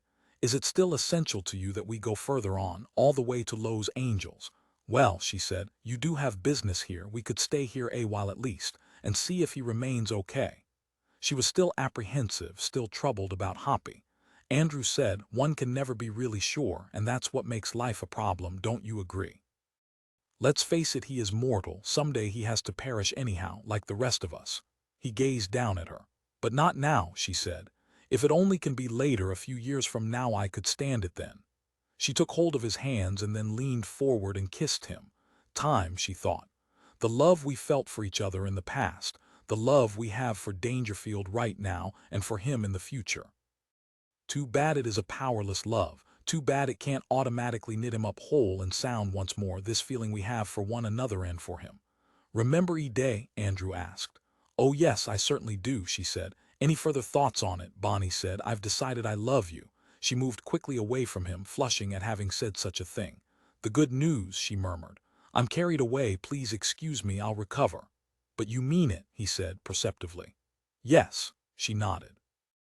Andrew said, "I'm getting a little old now. We all are, she said. I creak when I first get up. Perhaps you noticed just now. No, he said, just so long as your teeth stay in your head as they are. He looked at her uneasily. I don't know exactly what to say to you, Bonnie. I feel that we're going to achieve a great deal here. I hope so anyhow. Is it a base, onerous thing coming here to arrange for new machinery for my factory? Is that, he gestured, crass? It's lovely, she answered. Coming into the hall, Mrs. Hardy said, we picked him up again for just a minute and he was still talking about his childhood. I would say now that we won't hear again until the regular time at 4 in the afternoon.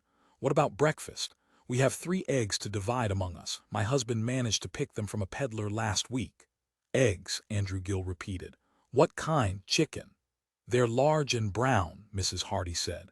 I'd guess so, but we can't be positive until we open them. Bonnie said, it sounds marvelous. She was very hungry now. I think we should pay for them, though. You've already given us so much a place to stay and dinner last night. It was virtually unheard of these days, and certainly it was not what she had expected to find in the city.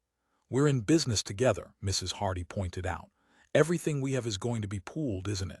But I have nothing to offer. She felt that keenly all at once, and she hung her head.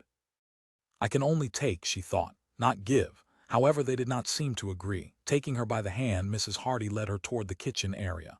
You can help fix, she explained. We have potatoes, too. You can peel them. We serve our employees breakfast. We always eat together. It's cheaper, and they don't have kitchens. They live in rooms, Stuart and the others. We have to watch out for them. You're very good people, Bonnie thought. So this is the city. This is what we've been hiding from throughout these years. We heard the awful stories that it was only ruins with predators creeping about, derelicts and opportunists and flappers, the dregs of what it had once been. And we had fled from that too before the war. We had already become too afraid to live here.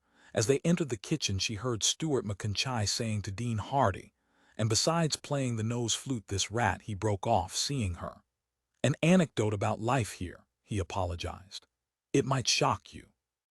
It has to do with a brilliant animal, and many people find them unpleasant. Tell me about it, Bonnie said. Tell me about the rat who plays the nose flute. I may be getting 2 brilliant animals mixed together, Stuart said as he began heating water for the imitation coffee. He fussed with the pot and Tyne, satisfied, leaned back against the wood-burning stove, his hands in his pockets. Anyhow, I think the veteran said that it also had worked out a primitive system of bookkeeping. That doesn't sound right, he frowned. It does to me, Bonnie said. We could use a rat like that working here, Mr. Hardy said. We'll be needing a good bookkeeper with our business expanding as it's going to be. Outside, along San Pablo Avenue, horse-drawn cars began to move. Bonnie heard the sharp sound of the hoofs striking. She heard the stirrings of activity, and she went to the window to peep out. Bicycles, too, and a mammoth old wood-burning truck, and people on foot, many of them. From beneath a board shack an animal emerged, and with caution crossed the open to disappear beneath the porch of a building on the far side of the street. After a moment it reappeared, this time followed by another animal, both of them short-legged and squat, perhaps mutations of bulldogs. The second animal tugged a clumsy sleigh-like platform after it. The platform, loaded with various valuable objects, most of them food, slid and bumped on its runners over the irregular pavement after the 2 animals hurrying for cover. At the window, Bonnie continued to watch attentively, but the 2 short-legged animals did not reappear. She was just about to turn away when she caught sight of something else moving into its first activity of the day. A round metal hull, splotched over with muddy colors and bits of leaves and twigs, shot into sight, halted, raised 2 slender antennae quiveringly into the early morning sun. What in the world is it? Bonnie wondered. And then she realized that she was seeing a hardy homeostatic trap in action. Good luck, she thought. The trap, after pausing and scouting in all directions, hesitated, and then at last doubtfully took off on the trail of the 2 bulldog-like animals. It disappeared around the side of a nearby house, solemn and dignified, much too slow in its pursuit, and she had to smile. The business of the day had begun. All around her the city was awakening, back once more into its regular life.